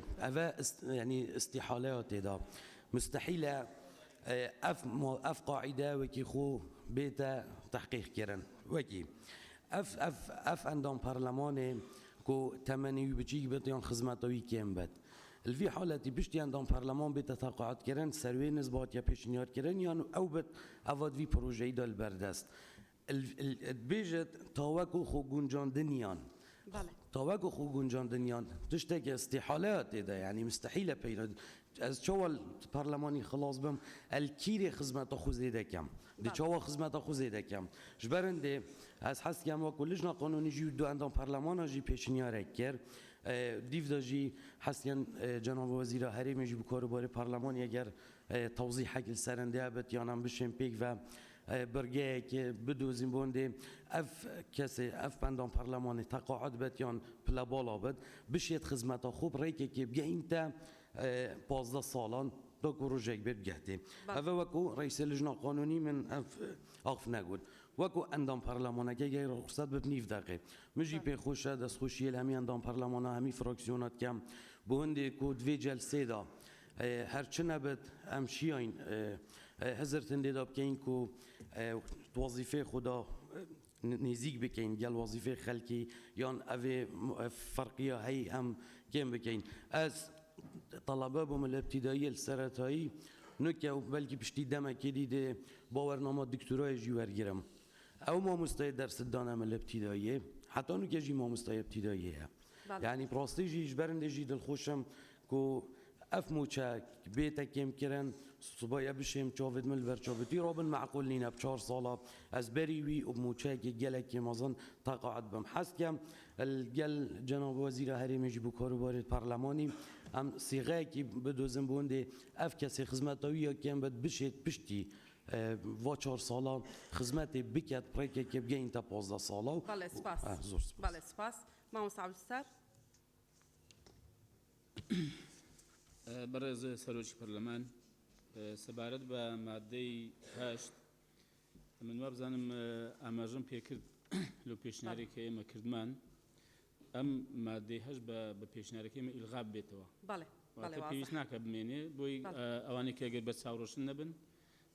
بەوەی کە ئێمە باسمان کرد لە خاڵی دووەم ئەمە ئیلغا دەبێتەوە بەڵێ کاک عەلی فەرموون بەناوی خوای گەورە بەڕێز سەرۆکی پەرلەمان من لە دوو دقیقەی خۆمان ڕە و تەوزیحاتێک شدەم کە حەقی مەشروعی خۆمە یەکەم من لەگەڵ لەغوی ئەم مادام لەبەرەوەی ضرورەتی نەماوە دوو بەداخەوە هەندێ بەڕێز ڕێی گشتی بەلاڕیابن گوایە ئێمەمانان لەگەڵ هێشتنەوەی پارەی زۆری تەقاعدین و خەڵکی تر لەگەڵ یان نەبێ یان کۆبوونەوەی ژێربەژێر کرابێ بەڕێستە ئەناگادارن هەر کۆبوونەوەیکی سەرۆک فراکسیۆنەکان کرابێت تەبلیغ بۆ هەمووی هاتووە بە ئاگاداری بووە بە شانازیەکی گەورەوە ئێمە ڕێکەوتنمان کردووە دانووسانمان کردووە مفاوەزاتمان کردووە قەناعەتمان دروست کردووە لەگەڵ ئەنجومەنی وەزیرانە کارمان کردووە بۆ ئەوەی لە ماوەی 6 مانگە قانونێکی تەقاعدی بێت فەرمانبەر و مامۆسا و پەرلەمانتار و وەزیر ئەمە شەرمەیە شانازیە بەڵێ من 100 ڕێکەوتنی واکەم و ڕێکەوتنەکانشمان هەرکیە قسە ئاشکراکانمان بڵاو کاتەوە بە دڵنیایەوە ناچارە بین قسە نهێنیەکان بڵاوکەینەوە بەڵێ سپاس من نازانمە بەس چێلەوە کاک بەڵێ سپاس تاو کاک بەهمەن فەرموون بەڕێز سەرۆکی پەرلەمان منیش بەڵێ کاک عەلی دەرفەتدەن بۆی کاک بەهمەن قسە بکە کاک عەلی دەرفەتدەن بەڵێ بەڕێز سەرۆکی پەرلەمان منیش هەمان ڕام هەیە کە ئەو مادەیە زیادەیە لا ببرێ بەڵام ئەکرێ لە مادەی 7 شتێکی تر ئیزافەکەین ئێستا بەبیرم هاتەوە کە لە مادەی 8 بینیم طبعا 15 ساڵ خزمەت و 45 ساڵ تەمەنە بێتە خانەنشینی اختیاری بۆ مۆزەفی اعتیادی وایە بۆیە من پێشنیارەکەم هەندێک لە مۆزەفی خوارەوە نەک پەرلەمانتار و پلەباڵا هەندێک لە ئسمیەکانی و تەقاعودیەکان زیاد بکرێ بۆی تمۆحێک بخێنە لای هەندێک خەڵک خۆی بێت داوای تەقاعودی بکە بۆی دەرفەتی کار بۆ ئەو هەموو دەرچۆی زانکۆ کە لە کوردستانە تەخەڕجیان کردو تەعین نەبوون دەرفەتێک بۆ ئەوان دروست بێ بۆیە من ڕەئی وایە کە حکوومەت دیراسی ئەوە بکە هەندێک لە تەقاعودیەکە زیاد بکە هی فەرمانبەرانی گشتی بۆ ئەوەی کە تمۆحێک بخێنە بەردەم هەندێک فەرمانبەران کە حەزیان لە تەقاعودیە بەڵام لەبەرەوەی موچەکەیان کەمە بە 45 ساڵ و 5 ساڵ خزمەت تەقاعود نابن ئەگەر ئەویان بۆ زیادکەین احتیمالیە تەقاعود بن و سپاسان سپاس کاک محەممەد سعدەدین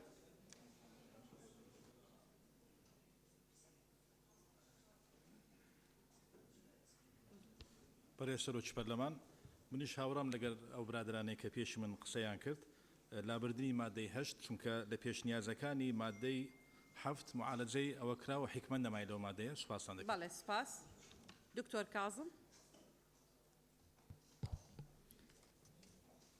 بەڕێز سەرۆکی پەرلەمان بەڕاستی لەسەر مادەی 8 و مادەی پێشەمەش لەسەر مادەی 8 قسە بکە کاکتۆر وڵا لەسەر هەمووی قساکەم ڕخسەتم بی ینی هێرش کراوەتە سەرمان وەجارمان بە دووکە قسەش ئێمە لەسەر ئەوەی کە داوامان کردووە خانەنشینی پلە باڵا و وەزیر و پەرلەمانتار نەمێنێت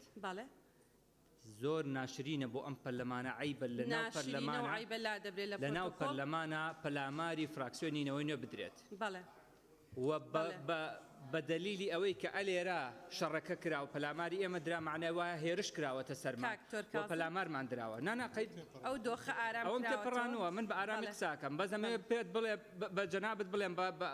بە هەموو خەڵکیش بڵێم بە پەرلەمانتارە بەڕێزەکان ژەوانەی کە بە ویژدانەوە دیفاعیان لێکردنی سوپاسیانەکەین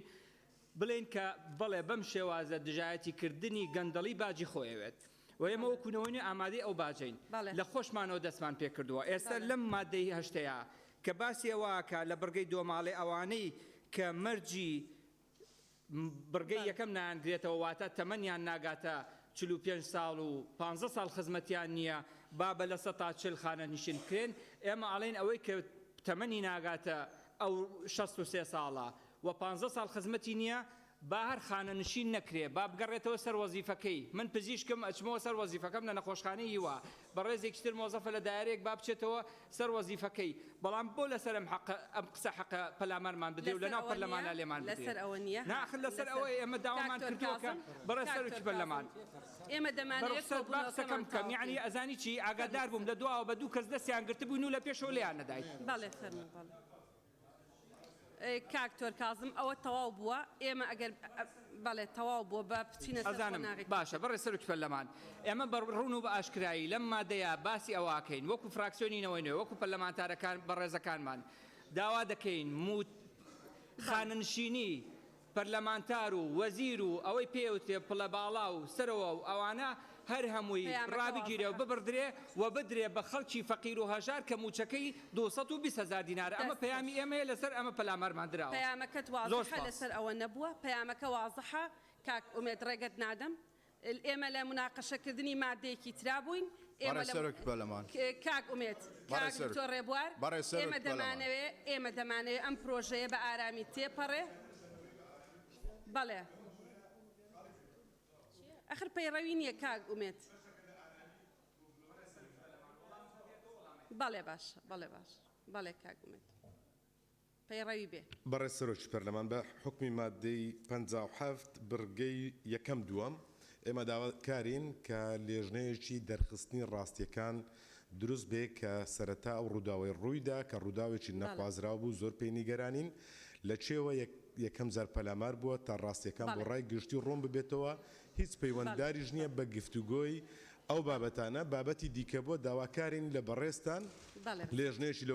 لێکۆڵینەوە بۆ دەرخستنی ڕاستیەکان دروستکەن و ئێمە پشت بە پەیڕە و دەبەستین بۆ بابەتە پشت بە پەیڕە و دەبەستین بەڕێز سەرۆکی پەرلەمان کاک دکتۆر ڕێبوار من دەمێکە دەستم بەرز کردوتەوە نقطەی نزامی کاک دکتۆر ڕێبوار نقطەی نزامی وەرناگرم بەڵێ کاک دکتۆر کازم تەواو بوون کاک بەڵێن فەرموون بەڕێز سەرۆکی پەرلەمان بەرە ئەوەی تایبەتە بە مادەی هەشت من پشتیوانی لە پێشنیازەکەی مامۆستا عەبدولستارەکەم کە یعنی ئەم مادەیە هەڵگیرێەوە ئەو هەندافانەی کە لێرە ئاماژەی پێدراوە بکرێ بە بڕگەیەک لە مادەیە حەوت و ئەو ڕێژەی کە دانراوە بۆ لە 140 بۆ ئەوانەی کە بە خزمەتی گشتی ڕاست پێدراون لە مادەی حەوت بێگومان پێشنیازەکەی مامۆستا ئەوە بوو کە کەم بکرێتەوە بۆ لە 125 و زۆر سوپاس. بەڵێ سپاس کاک جەلال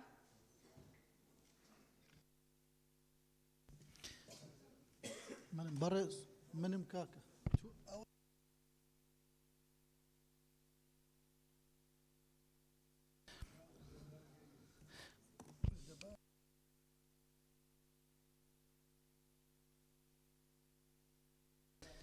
بەڕێز سەرۆکی پەرلەمان دیارە تێبینەکان من لەسەر مادەی هەشت ئەوەیە کە ئەو مادەی هەشتە پێم وایە لە ئێستاداوە بە تایبەتی بڕگەی دووەمی گرنگیەکی ئەو توی نەماوە بۆ یاگەر لە پرۆژە با بڵین لەم پرۆژەیە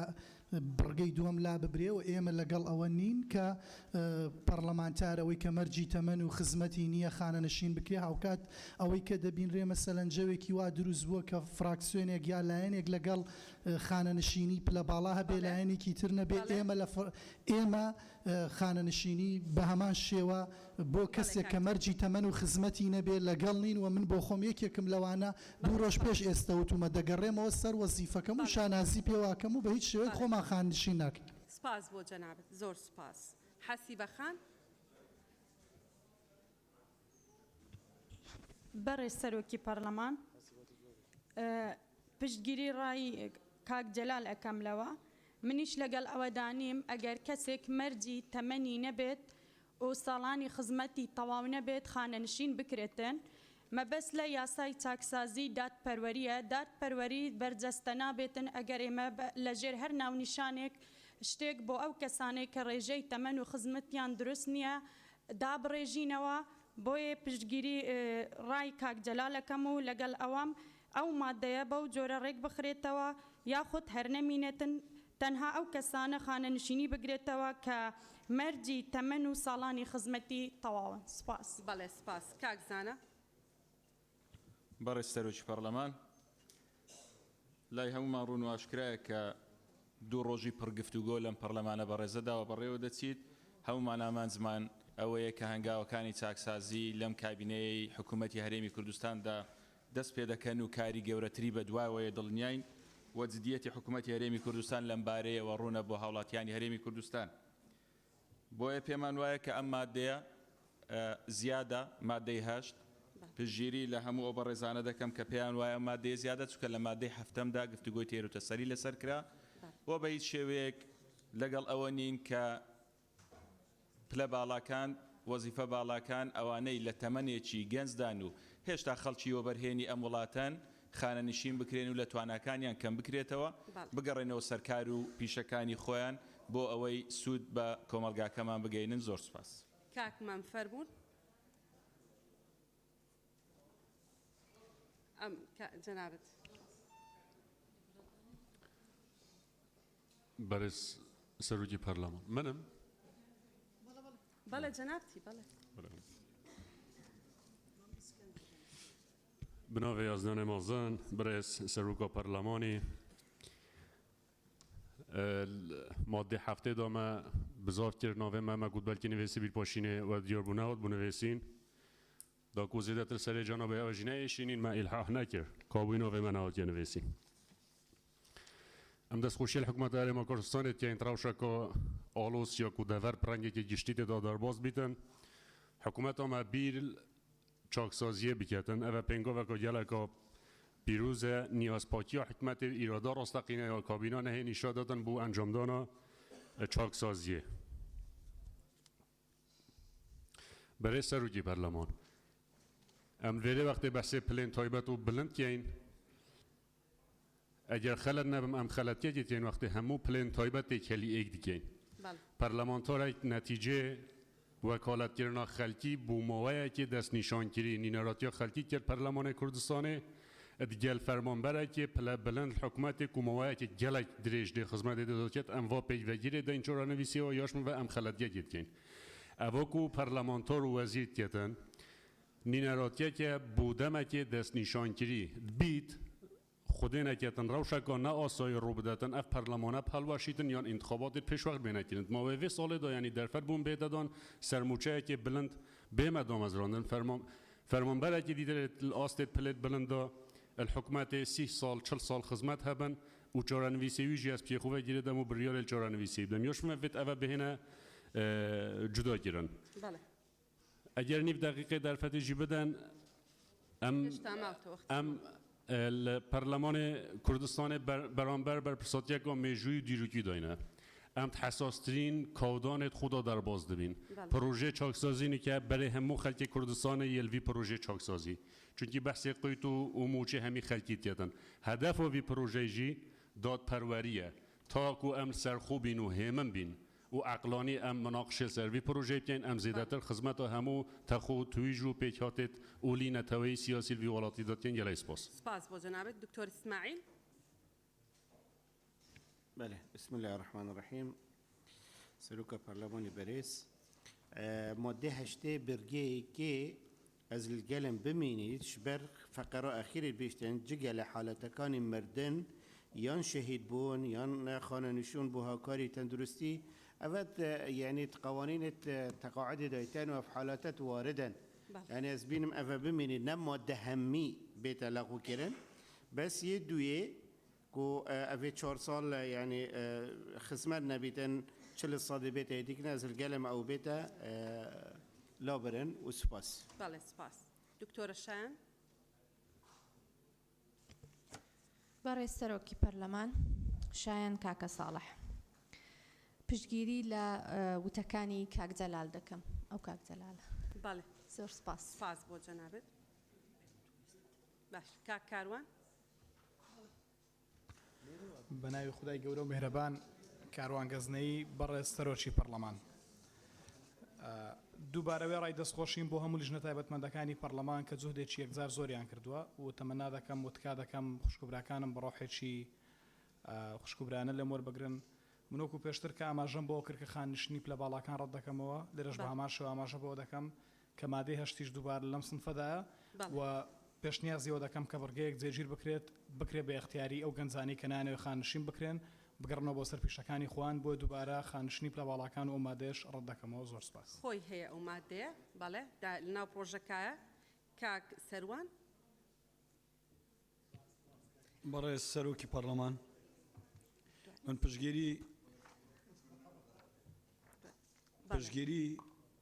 پێشنیارەکەی کاک ئومێد دەکەم بۆ لەغوکردنەوەی ئەو مادەیە چونکە لە مادەی حەفت مناقشەی لەسەر کرا بەڵام ئەگەر لاغو نەکراوە هەڵ نەوەشێنرایەوە پێشنیاری ئەوە دەکەم بڕگەیەک لە جاتی دوام شتێکی تر هەبێ بنووسرێت و تێدا ئیزافە بکرێت ئەویش ئەوەیە ئەو پێشمەرگە و ئاسایش و پۆلیس و فەرمانبەرانەی کە بڵێن پێشتر پێشمەرگە و پۆلیس و ئاسایش بوون بەڵام لەبەر کێشەی کۆمەڵایەتی هەبووە کێشەی کۆمەڵایەتی بۆ دروست بووە چەند ساڵێکیش خزمەتی هەبووە بەڵام هۆکاری کێشە کۆمەڵاتیەکەی لە وەزیفەکەی دوور کەوتۆتەوە. لە جاتی بەرگەی دووەم ئەوە بکەین کە ئەوانە ساڵانی خزمەتیان بۆ هەژمار بکرێت.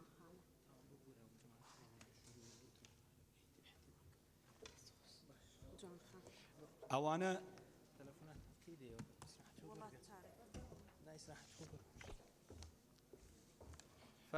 ئەوانە ساڵانی خزمەتیان بۆ هەژمار بکرێت ئەوانەی کە دوور خراونەتەوە لە پیشەکانی خۆیان لە وەزیفەکانی خۆیان. زۆر سپاس. سپاس. جوان خان. بەڕێز سەرۆکی پەرلەمان بەداخەوە ئەوەندەی باس لە گرفتی شخصی کراوەندە باس لە ناوەڕۆکی بابەتەکە نەکرا زیاتر شخصیانە قسەکرا من لە مادەی هەشت پێشنیار دەکەم ئەگەر ڕێیەکانی خۆت تۆز بەڵێ منیش وا باس پێشنیار دەکەم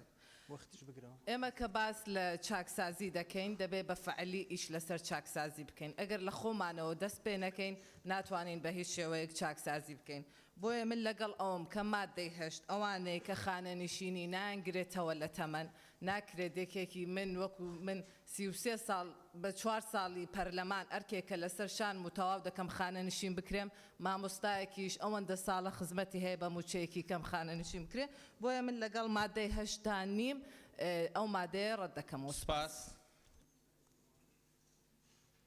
سەرچنارخان.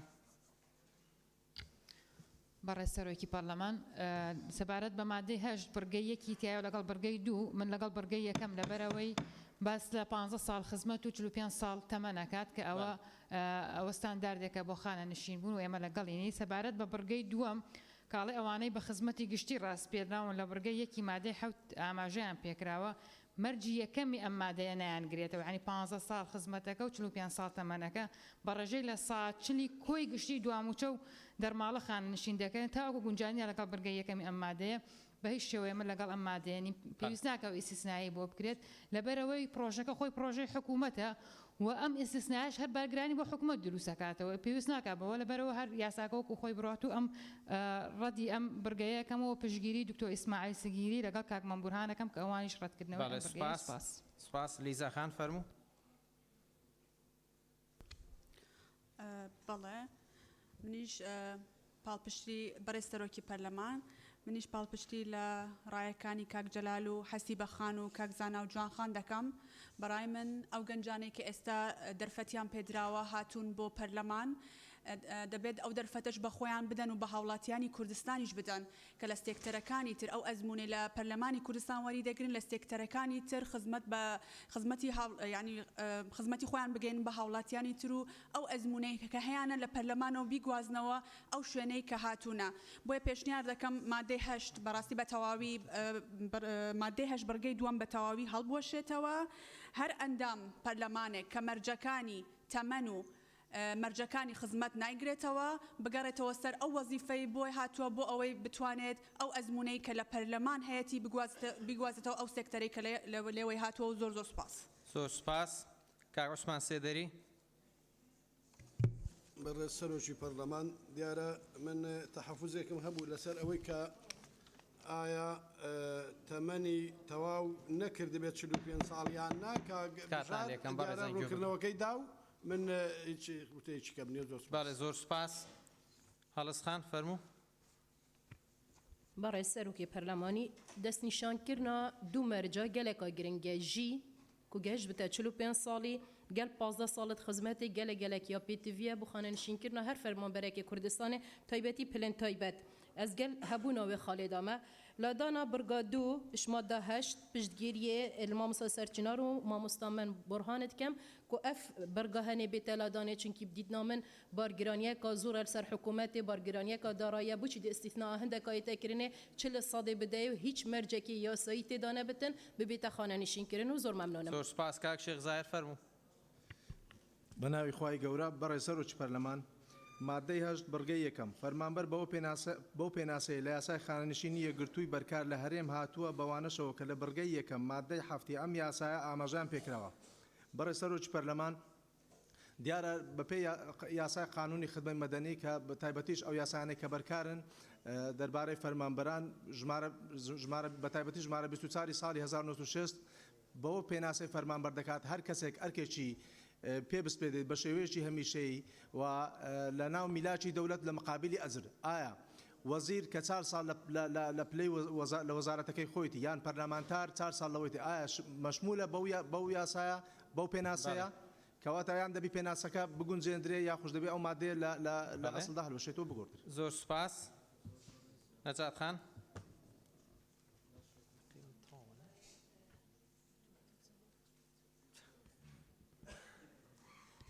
بەڕێز سەرۆکی پەرلەمانی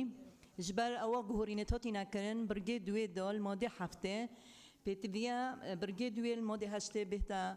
lodan û zûr spas. بەڵێ زۆر سپاس ئەو پەرلەمانتارە بە ڕێزانەی کە ناویان تۆمار کردو بۆی گفتوگۆ بکەن دەرێت تقریبان تەواو بەس کاک یاسین کاک یاسین فەرم ببوورە. بەڕێز سەرۆکی پەرلەمان من پشتگیری کاک بەهمەنی دەکەم لەو جەناب لێرە نەبووی ڕێیەکیدا بەڕاستی ئەگەر بێت و فەرمانبەران بزانن مەعاشی خانەنشینیان بە تایبەتی ئاسایش و پۆلیس دەگاتە 500,000 ئەوە هەمویان خۆ خانەنشین دەکەن دەتوانم بڵێم 150 خۆ خانەنشین دەکەن ئەکەن و ئەرکە چیش دەکڕ حکومەت دەبێتەوە بەڵام من پێشنیار دەکەم هەر خانەنشینی نەمێنێ هەر سفر بێ بەڵام پارەکەی ئەوانەی کە پلە باڵانە بدرێ بە ماڵە شەهید و ئەو پێشمەرگانەی لە شەڕی داعش شەهید کراون. سپاس. سپاس. ڕووپاکان فەرموو. بەڕێز سەرۆکی کاتان لێکەم بە ڕێزان بە بەڕێز سەرۆکی پەرلەمان مادەی هەشت مادەیەکی دروستە بەڵام بە زیادکردنی پلە باڵاکان و خان وەزیفە تایبەتمەندەکان واتە میکانیزمی خانەنشینکردنی فەرمانبەر و پلە باڵاکان یەک میکانیزم بێ بە دادوەرەکانیشەوە ئەوە یەکێکە لەو خاڵانەی کە داواکاری خۆپیشاندەران بوو دوێنێ هاتبوونە بەردەم پەرلەمان و پشتگیری لێ دەکەین و بڕگەی دووەم لا بدرێ من لەگەڵ خانەنشینی پەرلەمانتار نیم بەبێ ساڵی خزمەت و تەمەن بە هیچ جۆرێک نابێت نە پەرلەمانتار نە وەزیر کە ئەم مەرجانە نەیگرێتەوە خانەنشین بکرێت. زۆر سپاس. زۆر سپاس. بەڕێزان لیژنەی تایبەتمەندی ڕایەکتان هەیە؟ وەزیرە بەڕێزەکان ئەگەر ڕایەکتان هەیە فەرموون. بەڕێز سەرۆکی پەرلەمانەوەی پێوەستە بە مادەی هەشت کە لە پرۆژەی حکوومەتدا هاتووە تەنها مادەیەک بووەوە لە دوو بڕگە پێک نەهاتووە و تەنها مادەکەش تەکیدی لەسەرەوە کردوتەوە کە ئەوەی 45 ساڵ تەمەن و 15 ساڵ خزمەتی هەبی بە شێوەیەکی اختیاری دەتوانێت داوای تەقاعودی بکاتن. بڕگەی دووەم بوو بە بەشێک لە مادەی حەوت. بڕگەی دووەم بوو بە بەشێک لە مادەی حەوت لەسەر ئەو پێشنیارەی کە لەلایەن بەڕێزان پێشنیار کراوەتە ئیدێکی زۆری لەلایەن ئەندامانی پەرلەمانەوە بۆ هات بۆیە مادەی هەشت وەکو خۆی دەمێنێتەوە بەڵام بڕگەی دووەمی دەبێت بە بەشێک لە مادەی حەوت و زۆر سپاس. زۆر سپاس بەڕێزان لیژنەی تایبەتمەندەکان مادەی نۆ فەرمونون. برای سەرۆکی پەرلەمانی ئێزنات مادە نه ئەوانەی لە برگەی یەکەمی مادەی هەفت ئاماژیان پێدراوە پێشتر فەرمانبەری حکوومەت بوون کە دەگەڕێنەوە بۆ ئارزوماندانە بۆ سەروەزیفەکانیان دەست لە کارکێشانەوەن هەڵدەوەشێتەوە ڕاژەکەیان بە هەژمار دەکرێت بۆ مەبەستی سەرموچە و پلەبەرزکردنە و خانەنشینی و لایەنی پەیوەندیدار پابەند دەبێت بۆ دابینکردنی پلەی پێویست بۆیان و سەرپشک دەبن لە وەرگرتنی موچەی خانەنشینی دیارکراو کە لە برگەی دووەمی مادەی هەفت برگەی دوو لە مادەی هەشت یان موچەی وەزیفی پێشووی کە دووبارە گەڕاوەتەوە بۆی. سپاس.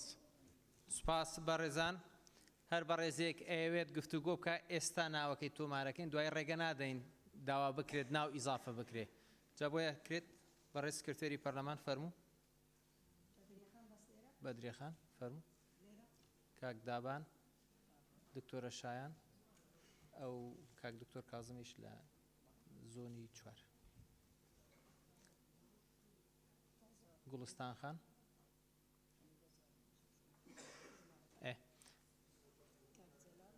باش یەک دقە بە ئەم جارێکە دەستاندانێت تا ئەم جەنا هەشتاوەکەین دکتۆر هەورامانیش کاگومێت کاک جەلال خەدیجە خان شێخ زاهر دکتۆر سەباح دکتۆر زیدان وسێ کاک ڕێبوار و کاک سەروان مامۆستاوەی سید ناوت تۆمارکەنیا چ بوو؟ ئێ باشە تۆزێک باش دەست بەرزکەرەوە کاک چیا و کاک موحسین و کاک مەستە تاوە بەڕێزان ئەوەی ئێستا ناوەکانە خوێنینەوە کاک وەیسی کاک چیا کاک موحسین کاک تۆر سەباح کاک تۆر زێدان کاک ئومێد کاک سەروان دکتۆر هەورامان دکتۆر ڕێبوار خەدیجە خان کاک جەلال گوڵستان خان دکتۆر کازم دکتۆرە شایان کاک دابان بەدرێ خان کەستر هەیە لەبیر کرابێ شێخ زاهر تاو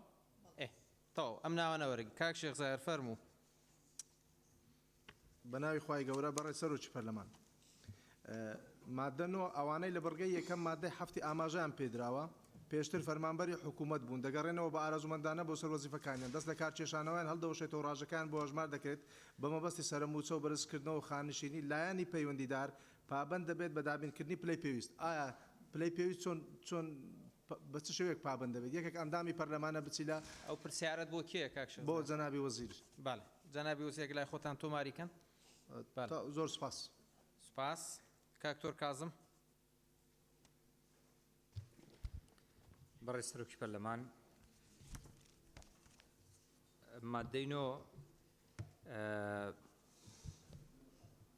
بۆ ئەو پەرلەمانتارانەی کە دەگەڕێنەوە سەر وەزیفەکەی خۆیان باسی ئەوە دەکات کە سەرپشک دەبن لە وەرگرتنی موچەی خانەنشینی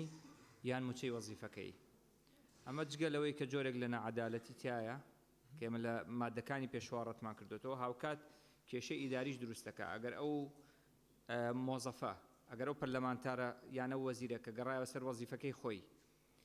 لە ڕووی ئیداریەوە کە موکورتیەکی هەبوو و بەڕێوەبەرەکەی یا وەزیرەکەی ویستی لە ڕووی مادیەوە عقوبەی با چۆن بیات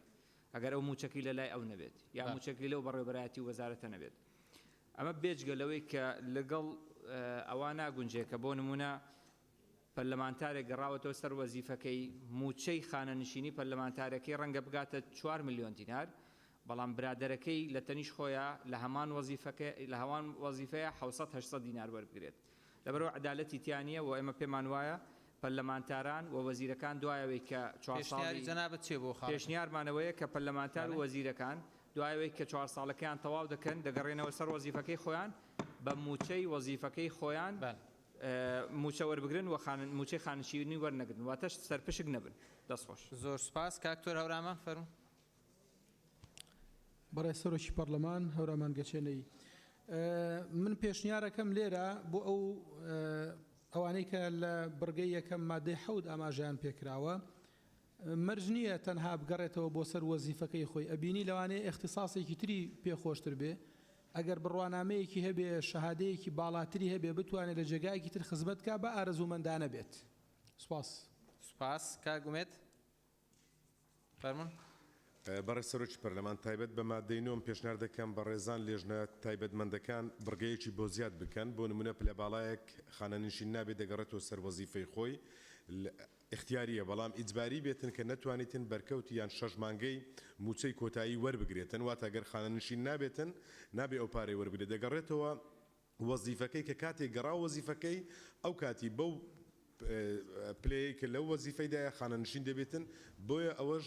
مەبلەغێکی زۆر بە هەدەر دەدرێتن بە ناچاری بێتن کە پلە باڵا کە کاتێک دەگەڕێتەوە وەزیفەی خۆی بەرکەوتی 6 مانگەکەی وەرنەگری زۆر سپاس زۆر سپاس گوڵستان خان فەرموو بەڕێ سەرۆکی پەرلەمان من پێم باشە بڕگەیەک زیاد بکرێت بۆ ئەم مادەیە ئەوەیش ئەوە بێت کە ئەوانەی کە خانە نشین ئەبن لە پلە باڵاکەن خۆی من باسیوانەکە کە ئەگەڕێنەوە بۆ وەزیفەکان بەس ئەوانەی کە ناگەڕێنەوە بۆ وەزیفەکانیان زۆر کات هەوڵی ئەوادەن کارێکی تر بکەن بە تایبەتی لە سێکتەرە یاساییەکان و کەرتە تایبەتیەکان کە ئەمە هەلی کار کەمتر ئەکاتەوە بۆ بێئیش و بێکاران لەبەرەوە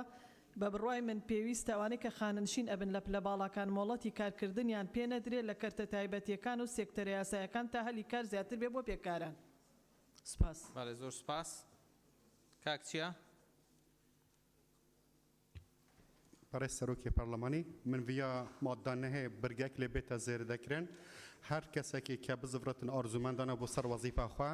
وەکو پاداشتێک بێتەکردنێ پلەکە ئیداری یان پلەکە ئەسکەری بۆ نمونە گەر کەسێکیش پەرلەمانتاریان هەر پلەکە دیکە بزەڤڕێت بۆ وەزیفە خۆیان بەرێ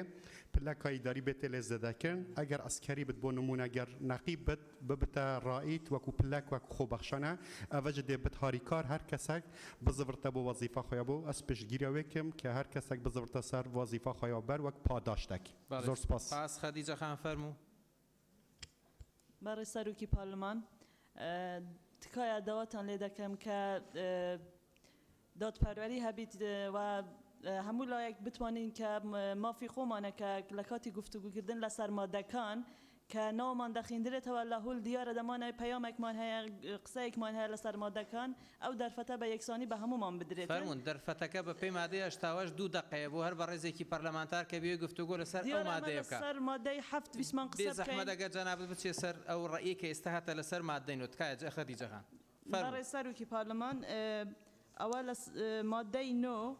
کە باسی ئەوە دەکرد دەڵێت ئەوانەی لە بریگەی یەکەمی مادەی 7 ئاماژەیان پێدراوە پێشتر فەرمانبەری حکوومەت بوون کە دەگەڕێنەوە بە ئارزومەندانە بوو سەروەزیفەکانیان دەست لە کارکێشانەوەیان هەڵدەوێشێتەوە و ڕژەکەیان بۆ هەژمار دەکرێت بوو مەبەستی سەرموچە لە بەرزکردنەوە خانەنشینی و هەتا ئاخیر لێرە تێبینیم ئەوەیە کە ئەگەر بوچی لێرە دووبارە کراوە کاتێک کە لە مادەی 7 برگەی سێیامیش عینەن ئەم بابەتە باس کراوە ئەگەر جنابی وەزیری هەرێم بوو کاروباری پارلەمان ڕوونکردنەوەیەک لەسەر ئەمە بدەتن ئایا ئەمە دووبارەکردنەوەی نییە کاوەی لە برگەی سێم هاتووە لە مادەی هەفتم دێنە چکە پەیوەندیە مادە حەڤای ببیتە برگەیەکیش مادە حەڤ بچ ببیتە مادەیەکی تایبەت ناو پرۆژەی یاساییدا دوو ئەو مادەیە تایبەتە بۆوان کەسەوە ئەوێت پێشتر وەزیفەیەک هەبوو مەسەرەن ئەس مامۆستا بووم شانازی بە دەمال پەرلەمانی تەواو بووم دچمەیە قوتابخانە من دەرس دەیگوتین جارێکە دێت مامۆستاوە بەڵام ئەگەر هەواڵە کەسێک پێشتر چه جهەکی وەزیفی نەببیتن تاعین نەببیتن پاشتە ڕۆژەوی چی ئەو دیکیڤەچتن زۆر سپاس سپاس کاک دابان فەرموو بەڕێ سەرۆکی پەرلەمان بە ناوی خوای گەورە لە مادەی نوێ منیش هەمان تێبینیم هەیە کە ئاماژە بەوە کراوە لایەنی پەیوەندیدارە بێ بە دابینکردنی پلەی پێویست بۆ کەسانەی کە ئەگەڕێنەوە سەر وەزیفەکانیان دیارە ئەم مادەیە زەمانەتێک دروستەکە بۆ ئەو کەسانی کە لە پلەیەکی تایبەتا بوون دواتر ئەگەڕێنەوە بۆ سەر وەزیفەی پێشویان ئەگەر بەوە بێ 4 ساڵی پلە باڵاکەی بۆ بخرێتەوە سەر ئەو وەزیفەی کە پێشتر هەبووە ئەمە زۆر کێشە دروست ناکە بەڵام پلەی پێویست لێرە زۆر غامزە دووهام سەبارەت بۆ اختیاری کە داوێتی خانەنشینی یان ئەوەی تریان ئەوەی کە لە وەزیفەکەی هەیە ئەو موچەیە هەڵەبژێرێ من لەگەڵ ئەوەیانیم کاتێک کەسێکە ئەگەڕێتەوە ئەبێ هەر بۆ نمونە سەرجەم ساڵی خزمەت و سەرموچە و کۆمەڵێشتی ئەوەی کە لە پەرلەمان بووە لە پلەیەکی باڵا بووە بیباتەوە سەر وەزیفەکەی و لە ئیجبار بکرێ کە موچەی وەزیفەکەی وەربگرێ بەتایبەتی ئێمە کار بواکەین کە ئەوەی لەسەر پەرلەمان تەقاوتە بێ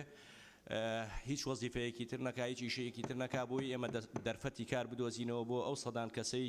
یان ئەو هەزاران کەسەی کە ئێسانیە ناکرێت کەسێک بە تەقاوتیەکی پەرلەمانەوە بڕوە لە وەزیفەیەکی ترە لە شوێنێکی ترە شوێنێکی تر پڕ بکاتەوە. سوپاس بۆ بەڕێز. سپاس کاک سەروان فەرموو.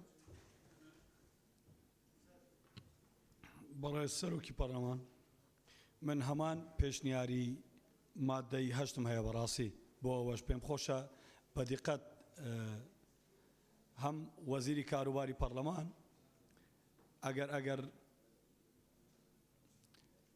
ئەگەر گوێ لە پێشنیارەکەی من بگرن بەڕاستی پێم خۆشە. ئەویش ئەوەیە دیسان پێشمەرگە و پۆلیس و ئێستا بۆ هەمویان دەرکەواڵایە بەڵام بۆ پێشمەرگە ئەو دەرگایە گیراوە ئەو پێشمەرگەیە کە بەرگری کرد مرد لە پێناوی ئەوەی ئێمە هەبین کەچی نەیتوانی دیسان دەڵێم لەبەر کێشەیەکی کۆمەڵایەتی ئیدامە بە دەوامەکەی خۆی و واجبی خۆی بدات دوور خرایەوە. دوورکەوتنەوەی بووە هۆکاری فەسڵکردنی ینی لابردنی نەمانی موچەی بەڵام حەزی گەڕانەوەی هەیە ئەو پێشمەرگەیە چەند ساڵیش خزمەتی هەیە ئەو دەرگایە بۆ پێشمەرگەش بکرێتەوە و زۆر سپاس. سپاس. دکتۆرە شایان فەرموو. بەڕێز سەرۆکی پەرلەمان شایان کاکە ساڵح لە سەرەتادا پشتگیری بەڕێز گولستان خان دەکەم. وەک دیارە بڕگەی سێ مادەی حەوت باسی گەڕانەوە بۆ وەزیفە دەکا بۆیە من پێشنیار دەکەم مادەی نۆ لا ببرێت. سپاس. بەڵێ زۆر سپاس. کاکتۆر ڕێبوار. بەڕێز سەرۆکی پەرلەمان ناوەڕۆکی ئەو مادەی نۆ ڕوونە بەڵام ئەوەی کە لای من جێ سەرنجە ڕاستیەکەی ئەوەیە کە کاتێک کە پەرلەمانتارێکیان وەزیرێک بۆ نمونە خانەنشین بکرێ پەرلەمانتارێک بۆ بە ئارەزووی خۆی بگەڕێتەوە سەر وەزیفەی خۆی چ پێویستەکە پلەیەکی پێ بدرێت. لە ڕاستیدا من ئەوەم پێ زیادە ئەم پلەی پێ بدرێ پێشنیارەکەم کە نەمێنێ لە دەقی ئەو مادەیە چکە خۆی لە ئەسڵ لە وەزیفەی خۆی هەیە پێویست ناکە هیچ پلەیەکی تری پێ بدرێ ئەو پلەی کە بەو دەدرێ با بە کەسێک بدرێت کە تازە تاعین دەبێ و بە پێی ساڵانی خزمەتی خۆی دەگاتە ئەو پلە. سپاس. کاکتۆر زێدان. بەڕێز سەرۆکی پەرلەمان لە مادەی نۆ منیش بۆ چوونێکی دیکەم هەیە لەسەر هەمان وشەی پلەی پۆست بەڵام ئەو بۆ چوونەی من جیاوازە ئێمە لەبەرەوەی هەمومان کۆچین لەسەر ئەوەی کە مەرج نییە هەموو پەرلەمانتاران خانەنشین بن و بگەڕێنەوە سەر پیشەی پێشووی خۆیان بەڵام لێرە پرسیارەکەی منیش دیسان ئاراستەی بەڕێز دکتۆرە ڤاڵایە ئەو مەبەست لێرە بە دابینکردنی پلەی پێویست ئایا ئەو کەسانە دەگرێتەوە کە بۆ نمونە کەسێک پێشتر بەڕێوبەری گشتی بووە هاتوتە لێرە بووتە ئەندام پەرلەمان بگەڕێتەوە شوێنی خۆی یان دابینکردنی پلەیەکی تری پێویستە لە ئاستی خۆی بۆەوەی هەندانێک بێ هەموو پەرلەمانتاران بگەڕێنەوە شوێنی خۆیان ئەو پیشەخانە نشینە بە شتێکی جیاوازتر نمێنێ بۆی هەندان بێت بە شێوەیەکی زۆر ئاسایی ئێمە بچینە چەندین دام و دەستگای حکوومەت بڵێن چەند فەرمانبەرێکی لێرەیە کە پێشتر پۆستێکی باڵیان هەبووە بەڵام ئێستا گەڕاونەوە سەر پیشەی خۆیان بۆیە من پێم باشە ئەو هەندانە هەبێت و بە تەحدیدەنیش ئەگەر پێمان بڵێن مەبەست لەوەیە کە بگەڕێتەوە سەر پلە و پۆستی پێشوو یان پۆستی ترە. بەڵێ سپاس. تاو بەڵێ سپاس. مامۆستا وەیسی. بەڕێز سەرۆکی پەرلەمان لە مادەی نۆی پرۆژە یاسای چاکسازی منیش هەمان دید و بۆچوونی برای بەڕێزم دکتۆر زیدانم هەیە بەڵام لە دێری چوارەمیندا کە بەدابینکردی پلەی پێویست ئەوەندەی من بزانم لە سیستەمی ئیداری پلەی پێویست نییە بەڵکو پلەی شایست بکرێت بە پلەی شایستە وا بزانم لە ڕووی نووسینەوە ڕێکتر دەبێت و زۆر سپاس. سپاس. بەدرێخان فەرموو ببورن. بەڕێز سەرۆکی پەرلەمان من داوای ڕوونکردنەوە لە بەڕێزان نوێنەری حکوومەت دەکەم بەسەرپەشکردنی هەڵبژاردننی کام موچە باشەوە هەڵبژێردرێ ئامانجی ئەم یاسایە پێکێت کە بنەمای دادپەروەریە وەمێ پرسیارێکی تراراستەی نوێنەرانی حکومت بکەم هەر کەسێک لە کوپیشەی پەرلەمانی تەواو دەبێت ئایا ئەگەر ئەرکێکی وەزیفی نەبێ کاتێک کە گەڕایەوە بە چی خزمەتەکەی خۆی تەواو بکات زۆر سپاس کاکتۆر سەباح فەرموو بەڕێز سەرۆکی پەرلەمان قسەکانی منی ئەو قسەی دەمەویست بکەم کرا بەس پاڵپشتی بووچوونەکانی کاکومێت خۆشناو دەکەم زۆر سوپاس سپاس کاک جەلال زۆر سپاس بەڕێز سەرۆکی پەرلەمان وڵا من پرسیارەکەم تەوزیح هەشتمەیە بێگومان دوو جەلال لە قاعە هەیە دوو شیرن هەیە دوو مەم هەیە دوو ڕۆژان هەیە دوو گڵستانیش هەیە کە ناوی یەکی گاز دەکەی تازە دکتۆرە شایان گوتی ئەمن پشگیری ئەو جەلالەی دەکەم ناچار بوو جەلالی لەو پێشی خۆی ئەنێ ئەوجا لەمە دو ناوی جەلال بەسەر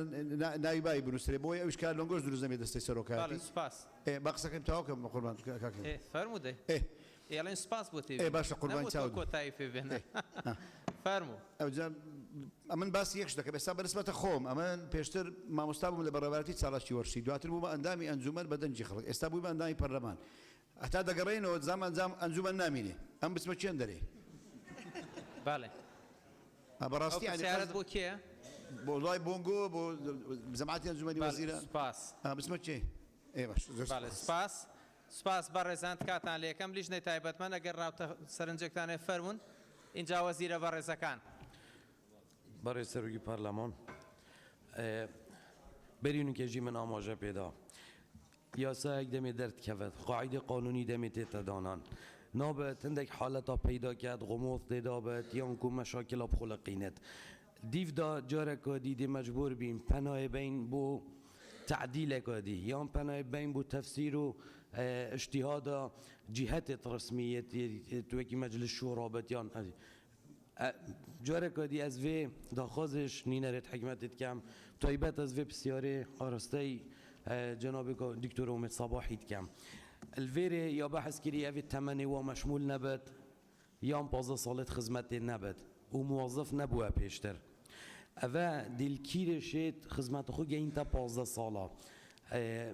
دوكو اف مشكله يعني حل ببراستي يعني في شيء ويبت امنشن وكل لجنه صي ولجنه طيبان امنشن رابورت بن فيسن كيم يعني مشاكل دي ديفدا پیدا بن يان وتم تعديلا هندك برجين دي بكين يان ام نصكي ديار بكين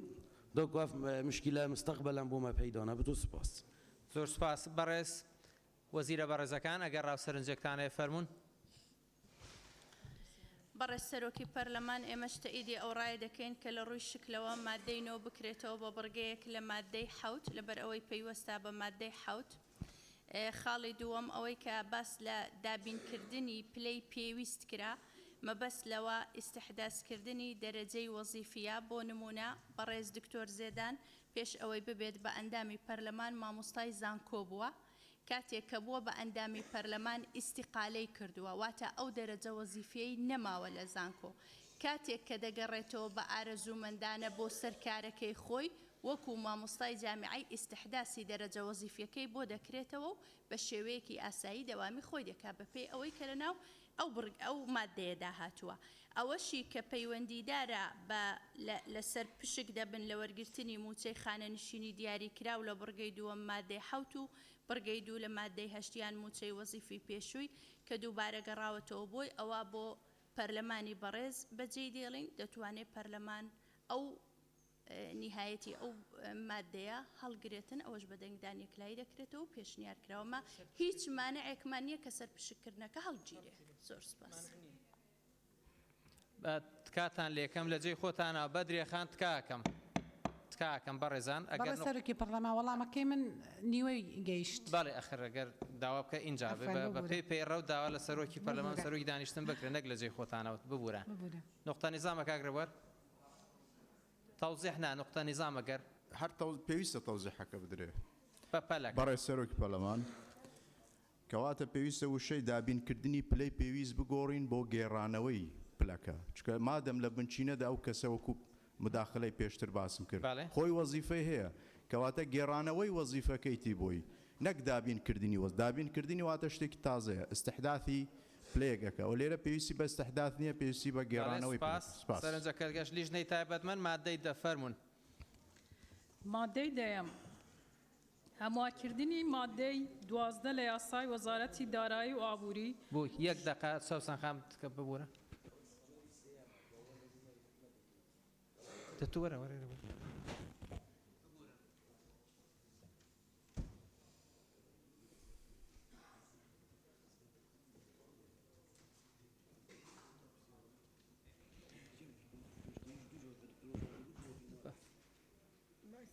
یەک لەحزە سەوسان خان ئەگەر بکوژێنی مایکەکەت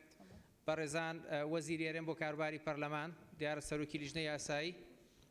پرسیارێکی هەیە بۆ بەڕێز کاکتۆر ئومێد سەرۆکی دیوان بەڵام بەپێی پەیڕە و تەنها وەزیرەکانەتوان قسەکەن بەڵام لەبەر زەڕورەتی ئەم بابەتە و بەرچاوڕوونی ئێوەی بەڕێز و خۆشەویست پەرلەمانتارانی بەڕێز داواتان لێ یەکەین ئەگەر ڕەزامەند بن بەڕێز سەرۆکی دیوان وەڵامی ئەو پرسیارە باتەوەی بەرچاوڕوونیتانە بێت کێ لەگەڵەوەی بەڕێز سەرۆکی دیوان تەواو فەرموو کاک دکتۆر ئومێد بەڕێز فەرموو با بە درێخانش ڕوونکردنەوەکەی بات اینجا فەرموو بۆی جوابێکی شافی بەڕێز سەرۆکی پەرلەمان من داوای تەبینێکم طرح کرد بۆ جەنابی دکتۆرە ڤالا داوای ڕوونکردنەوە کەم لە بەڕێزیان. بەڵێ سوپاس کاکتۆر ئومێد فەرمووی جا دوای بەڕێز دکتۆرە ڤالاش. بەڕێز سەرۆکی پەرلەمان بەڕێزان خۆشحاڵم ئەمڕۆ لە خزمەتتانین بۆ دوم ڕۆژ ئەم بابەتە بابەتێکە ئێمە لە حکوومەتی هەرێم ئەوەی کە لە ئیمکان بووە ئەو پرۆژەی کە تەڕەحمان کردو لە بەردەستانە ئێوە وەک سوڵتەی تەشریعی خاوەن بڕیار دەتوانن هەر ڕێگە چارەیەک بۆ ئەو بابەتی کە کاکتۆر بژار باسی کرد ئێمە مانەعمان نابێت ینی ئێوە خۆتان بزان بیر لە ڕێگە چارەیەک بکرێتەوە بۆ ئەم بابەتە معالەجە بکرێت چونکە بەڕاستی ئەوەی کە لە پرۆژەکەی حکوومەت معالەجە کراوە ئەوش ئەوەیە کە کاتێک کەسێک دەبێت ئەندام پەرلەمان و پێشتر وەزیفەی هەبوو بێ ئەو حاڵەتە عیلاج نەکراوە کە کەسێک کە هیچ وەزیفەیەکی نییە و ئەبێتە ئەندام پەرلەمان بەڵام تەمەنەکەشی یان ئەوەی نییە ئەم بابەتە مەتروکە بۆ ئێوەی پەرلەمان یعنی ئێوە خاوەندە سەڵاتی تەواون و هەر بابەتێک یعنی هەر معالەجەیەک تەڕح دەکەن ئێمە لەگەڵتانین ئەگەر پێویستان بە مەشورەتی ئێمەش بێ ئێمە لە خزمەتتانە بین زۆر سپاس. سپاس بەڕێز وەزیر هەرێم کاروباری پەرلەمان ئەگەر ئیزافەیەکەیە. بەڕێز سەرۆکی پەرلەمان زۆر سپاسی زۆر سپاس فەرموون لیژنەی تایبەتمەند مادەی دان دەست بە خوێندنەوەی بکەن. مادەیدا هەموارکردنی مادەی 12 لە یاسای وەزارەتی دارایی و ئابووری ژمارە 5 ساڵی 2010 بەم شێوەیە دەبێت بەڕێوەبەرایەتی گشتی خانەنشینی لەسەر میلاکی وەزارەتی دارایی و ئابووری حکوومەتی هەرێمی کوردستان عێراق هاتوو دەبێت. گواستنەوەی گشت ئەو بەڕێوەبەرایەتی و فەرمانگە و هەر یەکەیەکی دیکەی کارگێڕی و دارایی کە موچەی خانەنشینیان لێ خەرج دەکرێت شارستانی سەربازی هێزەکانی ئاسایش و ناوخۆ یەکە ڕێکنەخراوەکانی هێزەکانی پێشمەرگە و گواستنەوەی گشت میلاک و مولک و ماڵی گواستراوەی ئەو بەڕێوەبەرایەتی و یەکە کارگێڕیانە و دۆسیە و بەراییەکانی ئەو کەسانەی ئاماژەیان پێکراوە بۆ سەر ئەو بەڕێوەبەرایەتیە هەیکەلبەندیەکی تازە بۆ بەڕێوەبەرایەتی گشتی خانەنشینی لەلایەن وەزارەتی داراییەوە ئامادە دەکرێت و لەلایەن ئەنجومەنی وەزیران پەسەند دەکرێت. تەبعەن ئەو مادەیە هیچ یعنی هەشت ڕستەیە بەڵام هیچ ئەوەی تێدا نییە بەڕاستی هیچ نقطەیەکی تێدا نییە لەبەرەوە داوا دەکەم دوایەوەی کە داڕشنەوەی بۆ دەکرێت ئەو مەسەلەی ڕێزمانی و ئەوانە چا بکرێت. زۆر سپاس. بەڕێزێک ئەوێت گفتوگۆ لەسەر مادەیە بکا با دەست بەرز کاتەوە.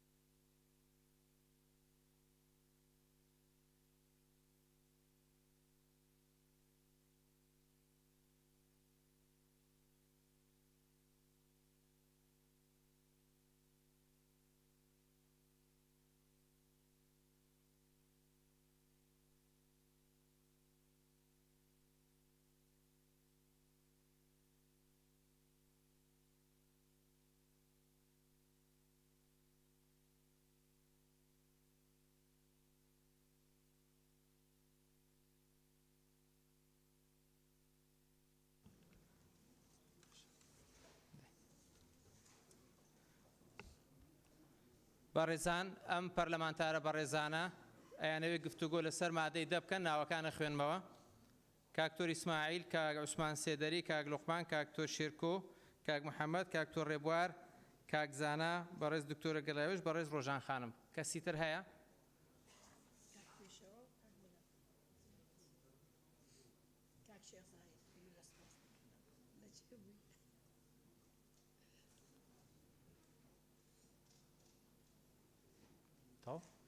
کاک پێشەوە کاک مامۆستا مەلات جیهاد کاک شێخ زاهر تەواو کەسی تر نییە؟ بەڵێ کاک محەممەد فەرموو بەڕێ سەرۆکی پەرلەمان ئامانج لەو مادەیە یەکخستنی هەموو یەکەکان و دەستگا و ئەو بەڕێوەبەرایەتیانەی کە پەیوەستن بە خانەنشینی لە یەک دەستای یاخود لە یەک بەڕێوەبەرایەتی گشتی ئەگەر لێرە بەردەوام بیت وشەی گواستنەوە لە گواستنەوە ناتوانانی هیچ گۆڕانکاری بکرێت یاخود ئەو یەکە ژمێریانیان یان ئەو دائیرە و فەرماگانێک کە پەیوەندیان بە تەقاعد هەیە ئیلغا بکرێن لە ناو یەک بەڕێوەبەراتی گشتی بۆیە باشتر دەزانم لە زیاتی وشەی گواستنەوە ڕێکخستنی یاخود یەکخستنی گشت ئەو فەرمانگە و بەڕێوەبەرەتیان بکرێتن یعنی وشەی گواستنەوە لە زیاتی ئەوە بنووسێت یەکخستن یاخود ڕێکخستن سپاس سپاس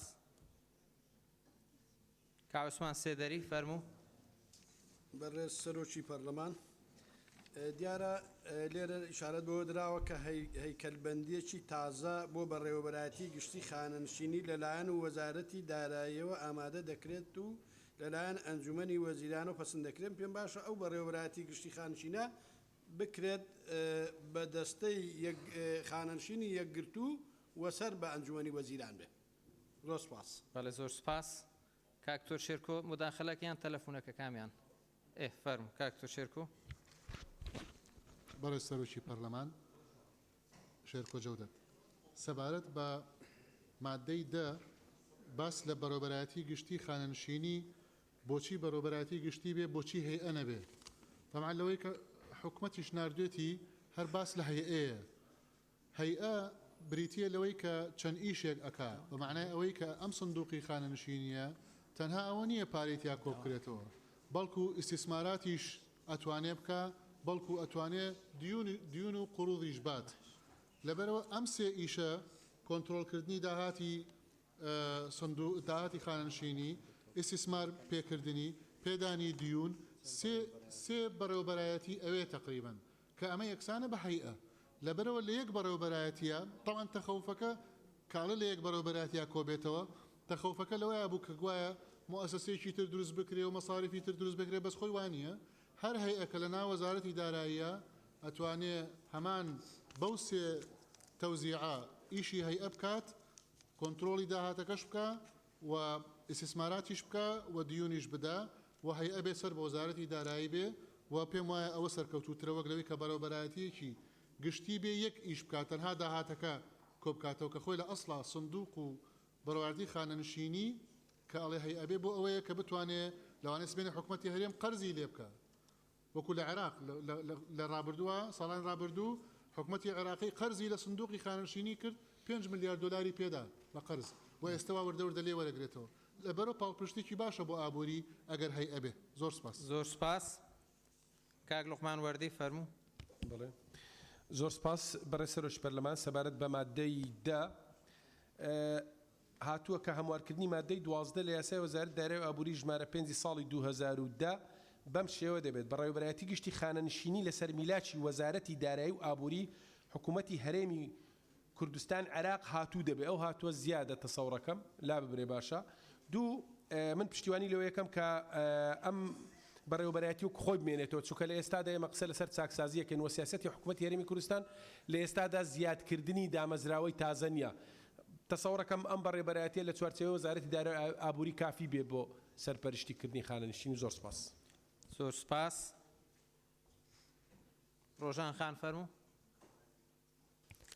بەڕێز سەرۆکی پەرلەمان ئامۆژە هەر ئاختنۆتی یا جەنابی وەزیری سەر بەڕێوەبەرایەتی گشتی بتن یان دەستا بتن جەنابەوانە ئامۆژە پندی کرد کو چه بارگرانیە چێ ناکەتن بوو داڕشتنا vê madde ez pêşniyar dikim ku helwaşandina هەڵوەشاندنەوەی بێت ڕۆزڤەکردنێ ببتن هەڵوەشاندنەوەی بەڕێوەبەتی گشتی خانەنشینی لەسەر میلاکی وەزارەتی دارایی و ئابووری هەرێم هاتو یان کاروبارت خوارا بتن حتی ماده 12 یاسای وزارت نوبری ژماره 5 سال 2010 دامەزراندنی دەستەی خانەنشینی نیشتیمانی هاتو لە یاسای خانەنشینی یا گرتووی بەرکار لە هەرێمی کوردستان کە بە پەیڕەوێک لەلایەن ئەنجومەنی وەزیرانی هەرێمی کوردستانەوە پێک دەهێنرێت کە جێگەی بەڕێوەبەرایەتی گشتی هەڵوەشاوی ناوبرۆ دەگرێتەوە. زۆر سپاس. زۆر سپاس. کاک زانا فەرموو. بەڕێز سەرۆکی پەرلەمان لەم مادەیەدا دوێنش لە مادەی یەکەمدا ئاماژەمان بەو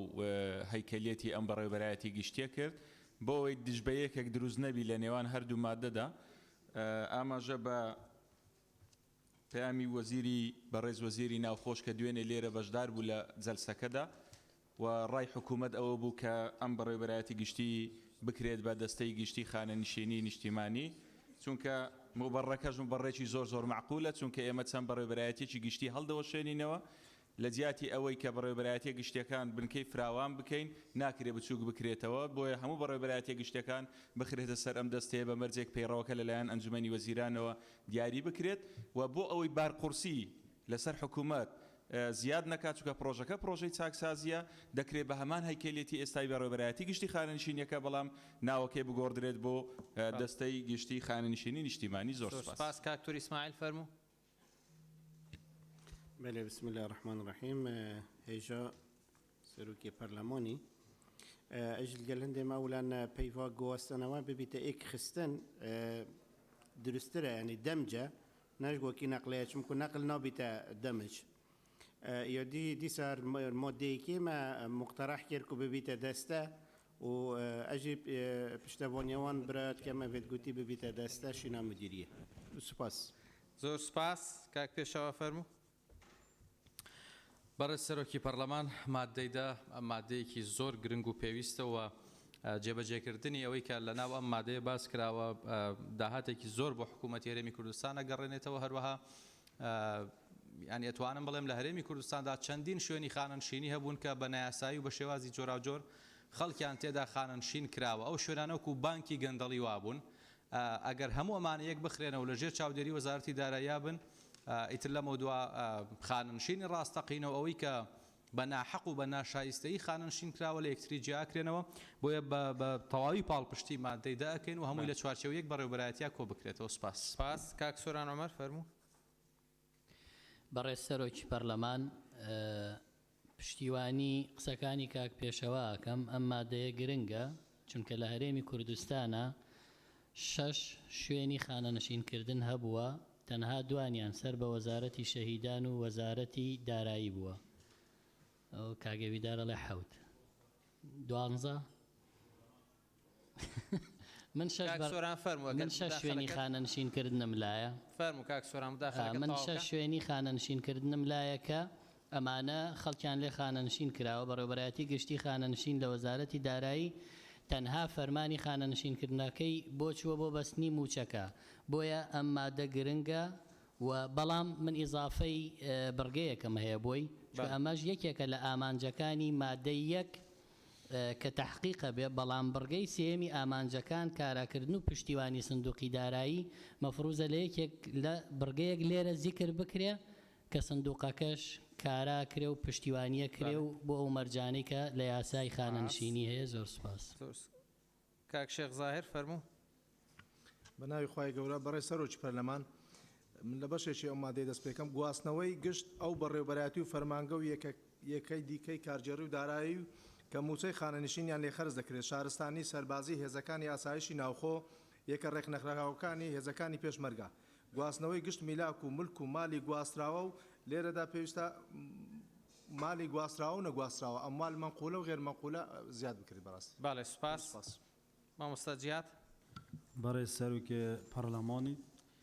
وەنەژی هەر پێشنیارێکیان ئەف مادە وەکو خۆ بمینیت و بیتە ڕێڤەبەریە گشتی و پشتگیریە ڕۆژانێکی دیکەم و سپاس. باڵێ زۆر سپاس. کاک تۆ ڕێبوار. وەڕێ سەرۆکی پەرلەمان هەڵبەت ئەو مادە زۆر گرنگە بوونی ئەو مادەیە دەرخەری ئەو ڕاستەیە کە ئەم پرۆژە یاسایە لە چەند ڕوویەکەوە دەبێ لە بواری چاکسازی لە بواری دارایی بکە عادەت هەیکە لە بابەتێکی زۆر گرنگە و حەیەویە و ئەم پێشنیارەکەم کە لە بری بەڕێوەبەرایەتی گشتی ببێ بە دەستەی گشتی لەبەرەوەی کە چەندین بەڕێوەبەرایەتی کاتێکە گەڕێتەوە چوارچێوەی لە چوارچێوەی دەستەی گشتی ئاجێی بۆ بکرێتەوە دەکرام دەستەی گشتی وەزیفەی تازەشی بۆ ئیزافە بکەیت. سپاس. دکتۆرە گەلاوێش فەرموون. بەڕێز سەرۆکی پەرلەمان لەگەر ئەوەی کە مادەیدا مادەیەکی گرینگە بەڵام من پرسیارێکم هەیە ئایا مادە لەناو مادە یاسادا هەموار دەکرێتن و لە ئەسلی مادەکەدا هاتووە کە بەڕێوەبەرایەتی گشتی خانەنشینی کە دادەمەزرێتن لە ئەسلی مادەکە دەڵێ بەڕێوەبەرێکی گشتی هەبێ کە بڕوانامەی زانکۆیی بەدەستهێنابێ و شارەزا بێت ئەوە پێم باشە ئیزافە بکرێتەوە لەگەڵی زۆر باشە کە یەکێک شارەزا بێ ئەو بەڕێوەبەرایەتیە گشتیە بەڕێوە باتن بەڵام ئەوە شتێکی زۆر باشە بۆ یەکخستنی ئەو هەموو بەڕێوەبەرایەتی خانەنشینیە کە یەک بەڕێوەبەرایەتی گشتی هەبێتن. سپاس. بەڵێ زۆر سپاس. لیژنە ئەگەر شتێکتان هەیە بەڵێ. بەڕێز سەرۆکی پەرلەمان دیارە ئەو بەڕێوەبەرایەتی گشتی خانەنشینی کە ئێمە پێشنیارمان کردووە ئامانجەکەی ئەوە بۆ یەکەم دیارە لە پرۆژگا خۆی بە دەستە هاتووە بەڵام ئێمە دوای گفتوگۆیەکی زۆر قسەمان لەسەرەوە کرد دەستەکان سەربەخۆن دەستەکان کەمتر سەر بە وەزارەتەکانن مەبەستمان بووە کە واژ نەکەین کە هەیکەلێتێکی تازە بارگرانێکی تر بۆ وەزارەتەکان و بۆ حکوومەت دروستکەین ئەو بەڕێوەبەرایەتی گشتیانەی کە هەیە ئەو بەڕێوەبەرەتی گشتی کە هەیە ئەو ئەکتیو بکرێتەوە کارا بکرێتەوە لە چوارچێوەی بەڕێوەبەرایەتی گشتیە ئەم ڕێ بخرێتەوە و هەموو لە چوارچێوەیان بەڕێوەبەرەتی گشتیاوێ بە پێی پەیڕە و تەبانەمانە بە پێی پەیڕەوی ئەنجومەنی وەزیران. زۆر سپاس. بەڵێ زۆر سپاس. بەڕێز وەزیری دارایی بەڕێز وەزیری هەرێم بۆ کاروباری پەرلەمان پێمان بڵێن جەنابتان بەڕێوەبەرایەتی گشتیتان پێ باشە یا دەستە؟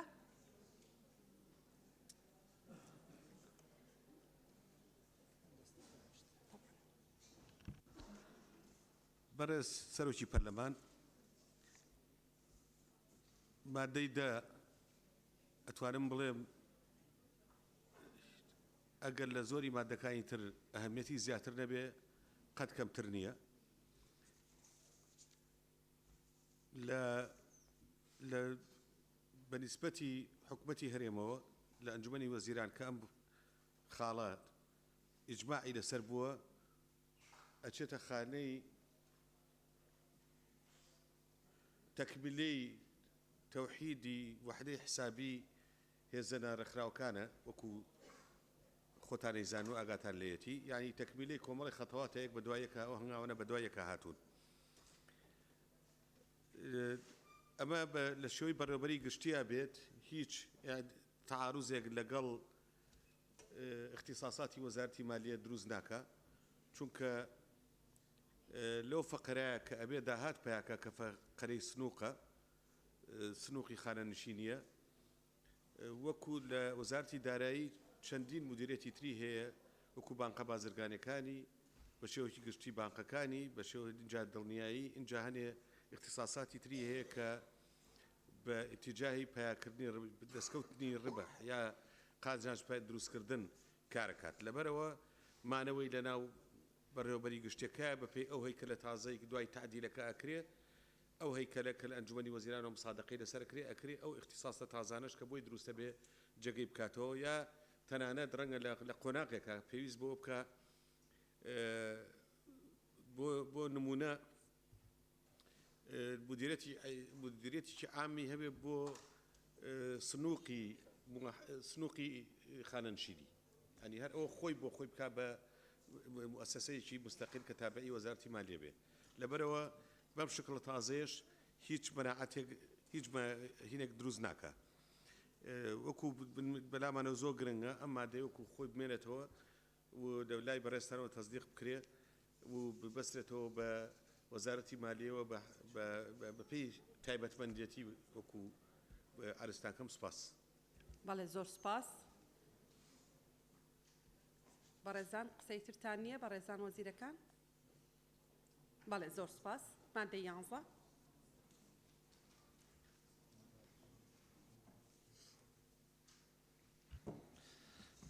بەڕێز سەرۆکی پەرلەمان، مادەی 11 هەلوەشاندنەوەی خانەنشینی بە پلەی وەزیر و بریکاری وەزیر و ڕاوێژکار و بەڕێوبەری گشتی و هەر پلەیەکی تری تایبەت بۆ ئەو پێشمەرگانەی کە لە ڕێزی بزوردنەوەی ڕزگاری خازی کوردستان بوون پێش ڕێکەوتی 5/1991 وەک ڕێز لێنانێک موچەی خانەنشینیان بەو پلانە پێدراوە لە بڕی ئەوە پێویستە لە دوای دڵنیابوون لە هەبوونی مەرج و پێداویستیەکان و وردبینیکردن و پاکردنەوەی لیستی ناوی ئەو پێشمەرگانە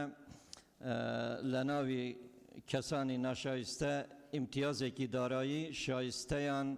بۆ دابین بکرێت لەبەر ڕۆشنایی یاسای ژمارە 33 ساڵی 2007 و یاسای ڕێزلێنانی پێشمەرگە زێرەوانی هەرێمی کوردستان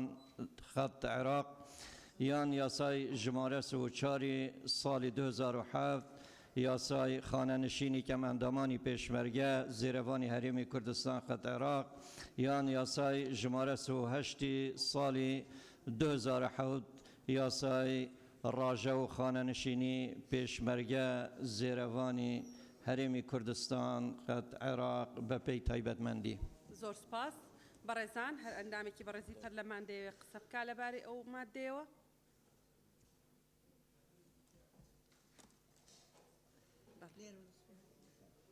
دکتۆر محێدی، کاک ڕێوی، کاک سۆران، کاک کاوە. بڕۆ.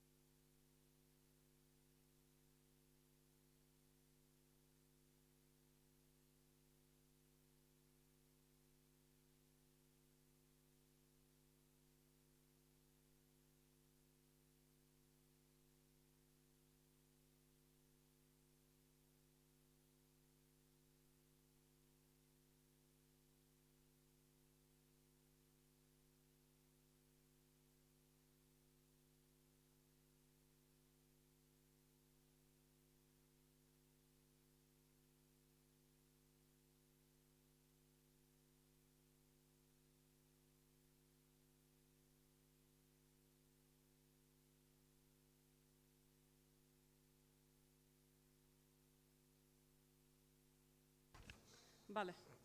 بەڕێزان کاک سۆران و کاک کاوە لێرە، کاک جەمال، دکتۆر هەورامان، بەڵێ دکتۆر محێدین دەنووسم،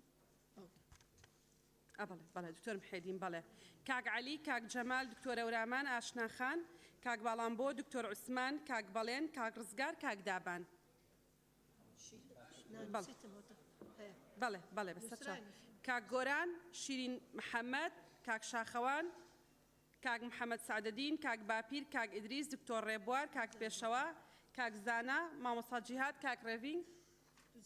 کاک حکمت، بەڵێ بەسەر چاو.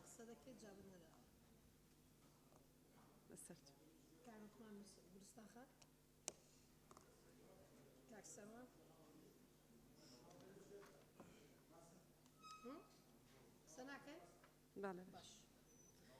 دکتۆرە گەلاوێش، کاک بەهجەت نووسی، بەڵێ ئێستا کاک محەممەد کاک باپیر کاک ئیدریس دکتۆر ڕێبوار کاک پێشەوە کاک زانا کاک جیهاد کاک ڕێڤین کاک سەروان کاک بەهجەت دکتۆرە گەلاوێش بەڵێ گولیزار خان کاک حکمت بەڵێ بەڵێ کاک عوسمان بەڵێ باش بەڵێ بەسەر چاو بەڵێ گولستان خان بەڵێ بەڵێ بەڵێ کاک محەممەد سعدەدی بەڵێ سەرۆکی پەرلەمان ئەوانەی کە ڕۆڵیان هەبوو لە بژوتنەوەی ڕزگاری خوازی کوردستان پێش ڕاپەڕینەکەی بەهاری 1991 هەموویان چەکدار و پێشمەرگە نەبوون لە حرەکەی سیاسی کوردستانی چەندەها کەسایەتی هەبووە کە ڕۆڵی هەبووە و پێویستە ئەمە شمولی دەکات و شمولیانی کردیە بۆیە پێشنیاز دەکەم وشەی تێکۆشەر ئیرافە بکرێت ینی بۆ ئەو پێشمەرگە و تێکۆشەرانە لەگەڵ ڕێزم بەڵێ زۆر سپاس کاک باپیر بەڕێز سەرۆکی پەرلەمان دەربارەی مادەی 11 باز لە هەڵۆشانەوەی خانەنشینی بە پلەی وەزیر و بریکاری وەزارەت و بریکاری وەزیری وەزارەت ئەوە یا ڕاوێژکار و بەڕێوەبەری هەر پلەیەکی تری تایبەت بۆ پێشمەرگانی کە لە ڕزی بزوتنەوەی ڕزگاری خوازی گەلی کوردستان بوو بێگومان بۆیە ئەو پلان پێدراوە وەکو پاداشتێک بۆ هەموو ماندووبوون و خەبات و تێکۆشانەی کە هام بووە بەڵام لە ئێستادا کە تۆ دەڵێ پلەی شایستەی تایبەت لە بواری سەربازیان بدرێت ئایا وەزیر پلەکەی بەرامبەری چی دەبێت یان بریکاری وەزیر چی دەبێت یان بەڕێوەبەری گشتی یا ڕاوێژکار لە پلەی سەربازی لە کام پلەی سەربازیان پێدەدرێت زۆر ڕوون نییە لە بەرامبەرەکانیان تا بزانین ئایندان موچەکانیان چی لێ دێت دەبێت ئێمە بە هەموو شێوەیەک پارێزگاری لەوەکەین کە موچەکانیان کەم نەبێتەوە لانی کەمی موچەکانیان هاوتا بێت لەگەڵ موچەی پەرلەمانتار و خانەنشین و وەزیری خانەنشین و بەڕێوەبەری گشتی خاننشینی مەدەنی ئەگەر زیاتریش بێت دوو زۆربەی زۆری ئەوانەی کە بەو بەشێکی زۆریان خاوەن بڕوانە مەنین خاوەن بڕوانە مەنین بەهۆی ئەوەی کە بەشداریان کردو لە بزوتنەوەی ڕزگاری گەلی کوردستاندا نانتوانیوە خوێندن تەواوکەن یاخود لە ناو زانکۆکاندا بوون و بەهۆی دەرچوونی بڕیاری دەرچوونی گرتنی لەلایەن ڕژەمەیەکدا لەدایەکان خوێندنیان بەجێ هێشتووە یان بە شێوەیەکی تر ئایا ساڵانی خزمەتیان لەکوێ و تا چەند ساڵانی خزمەتیان بۆ ئەوە دەکرێت دوای ڕاپەڕینش ئەوانە بەردەوام بوون لە ئەرکی پێشمەرگایەتی زۆربەی زۆریان تاکو ئەو یاسا دەرچووە تاکو یاخود خانەنشین کراون لەو کاتەدا ئەوە چۆن خزمەتیان چۆن بۆ ئەوە دەکرێت ئەوەی ئامانجە لێرەدا دەمەوێت باسی بکەم تەنها ئەوەیە کە ماف و ئیمتیازاتەکانیان کە وەریان گرتووەکو پاداشتێک لیان کەم نەکرێتەوە و پارێزراو بن هیچی تر نێ و سوپاس بەڵێ دکتۆر هەورامە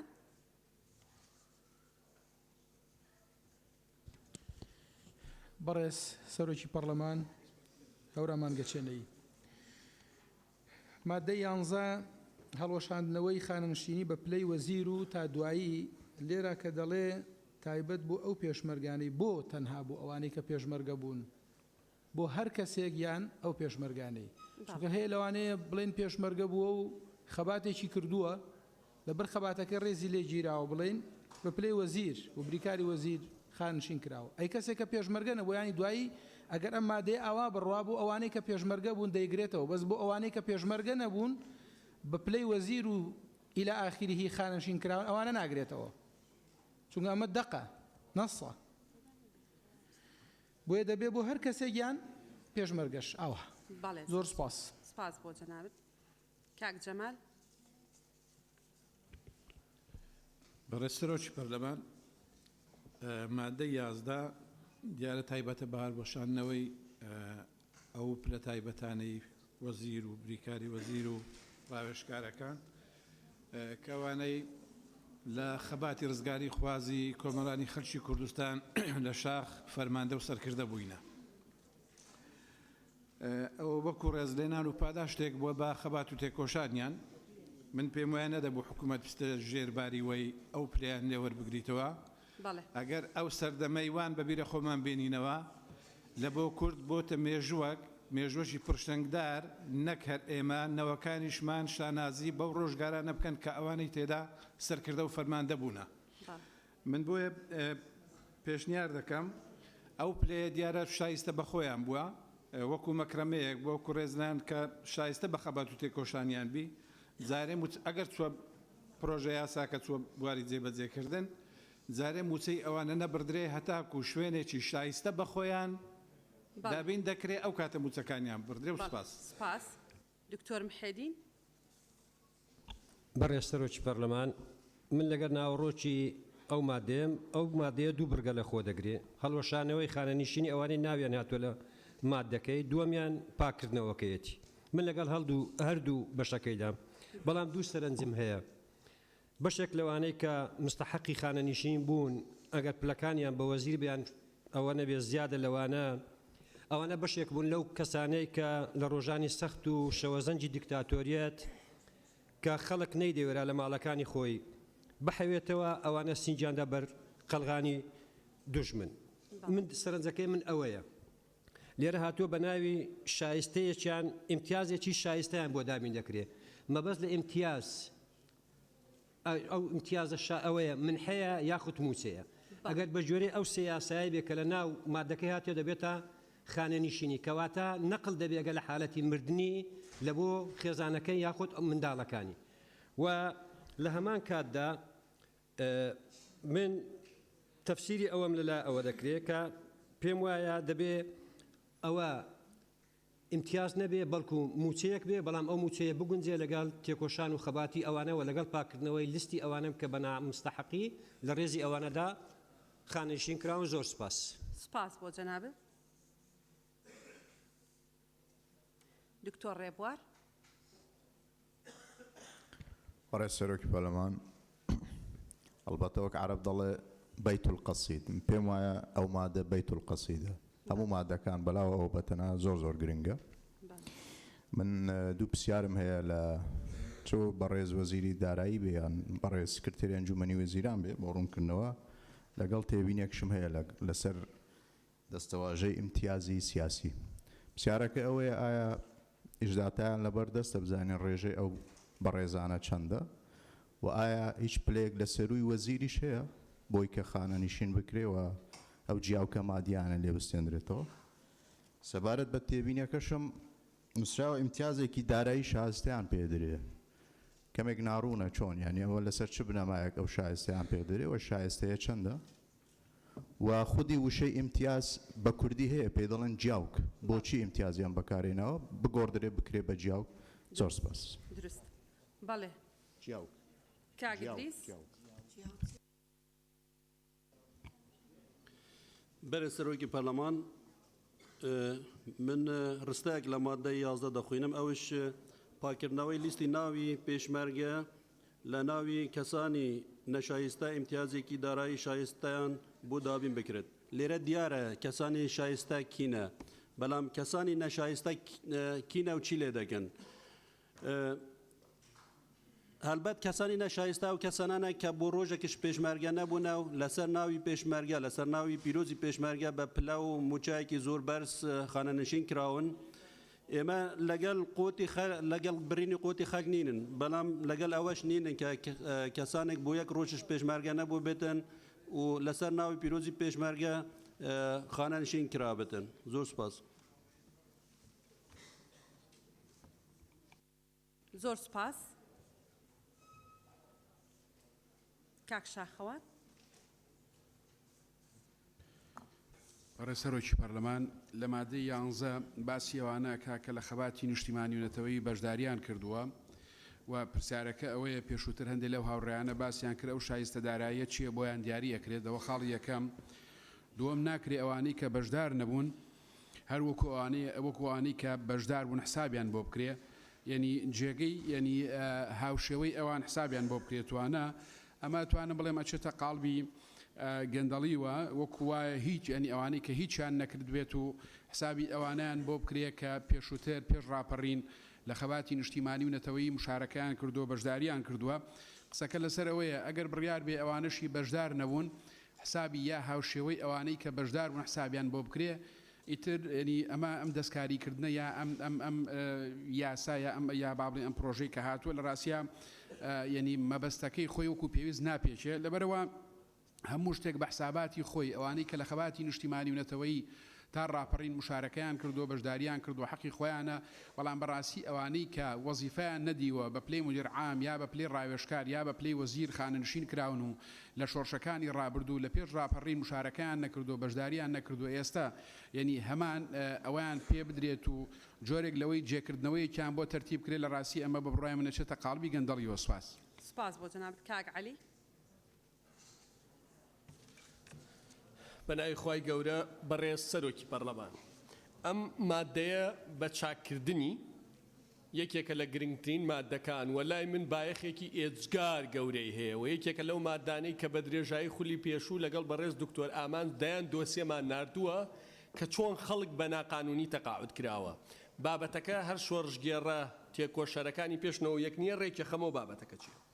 هەڵوەشانەوەی خانەنشینی بە پلەی وەزیر بریکاری وەزیر ڕاوێژکار بەڕێوبەری گشتی و هەر پلەیەکی دیکە خەڵکەیە بە بەڕێوبەری تەنفیزی کراوە خەڵکەیە بە خەبیر کراوە لە ساڵی خزمەتی نییە دوو ئەم پرسیارە دقیقە بابەتەکار تێکۆشەرە دێرینەکان نییە ڕۆژنامەنووسەیە بەڕایت کراوە ڕۆژنامەنووسەیە بە بەڕێوبەری گشتی کراوە مسەقەفەیە ڕەخنە لە دار و دیوارەکرێ بە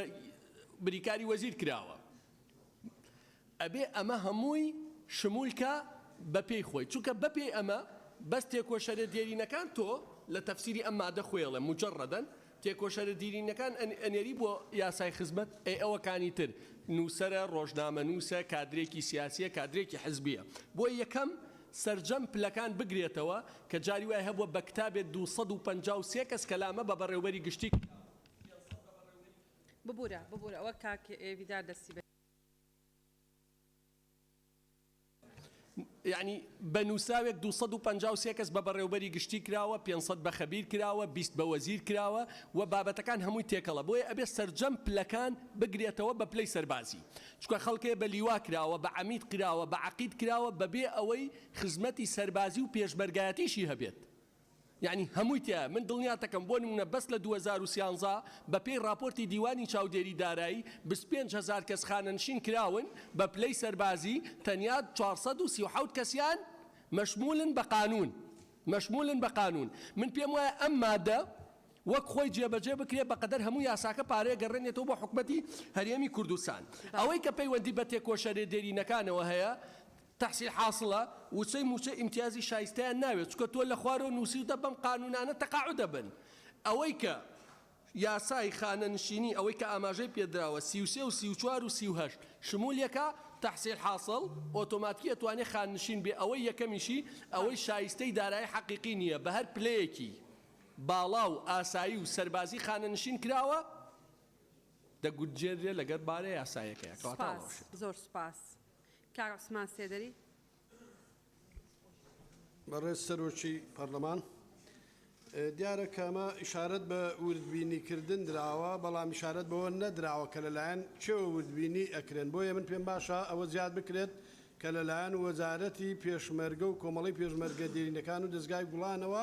وردبینیان بۆ بکرێت و پرسیارەکەش بۆ ئەوانەی کەوا پێشمەرگە نەبوون ئێمە چارەسەرمان چییە بۆیان یاخود خەباتجێر نەبوون ئێمە بەرپرسین لە ژیان و گوزەرانی هەموو خەڵک و لەلایەکی تریشەوە پرسیارەکەم بۆ وەزیری دارایی ئەوەیە کە ئایا ڕێژەی ئەمانە چەند کەس ئەبێت زۆر سپاس بەڵێ زۆر سپاس کاک سۆرە بەڕێز سەرۆکی پەرلەمان پێشنیارەکەم مادەی 11 ببێ بە 2 بڕگە بڕگەی یەکەم هەڵوەشاندنەوەی خانەنشینی بەو پلانەی کە هاتووە بڕگەی دووەم بۆ ئەو پێشمەرگانەی کە لە ڕیزی بزوتنەوەی ڕزگاری خواز بوون و بە بڕگەی یەکەمی ئەم مادەیە خانەنشین بوون تەواویکەین بۆ لەبەرەوەی تەنها ئەو پێشمەرگە دێرینانەی خەباتی ڕزگاری خواز نین کە بەم پلانە خانەنشین کراون خەڵکی دەرەوەی ئەوانەشی تایە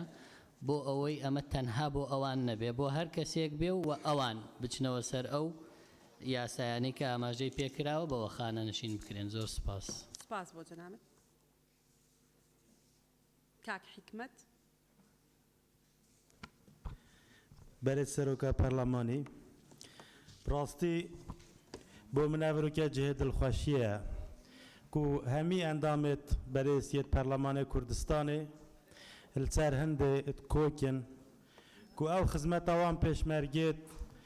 berî pêncî sêy notûyêkê ku ege ew pêşmerge nebane ew qaramane nebane ehtimala bê ehtimala ev perlemane jî menûke nedibû berendê bû min cihê dilxweşiye bi rastiya jî gel hindê me ku yanî bêne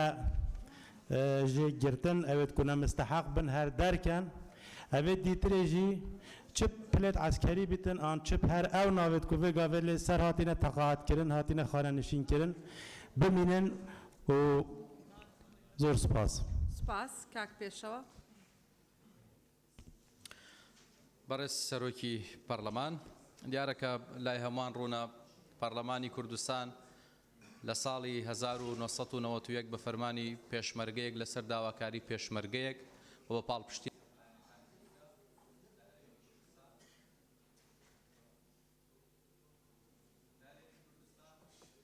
بیگۆڕە مایکەکەت مشکلەکە لای خۆت بەسەر چاو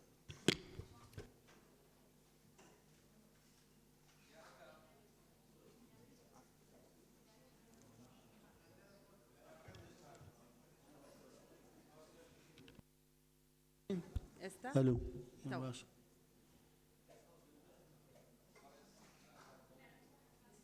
بەڵێ بەڵێ نییە دەنگ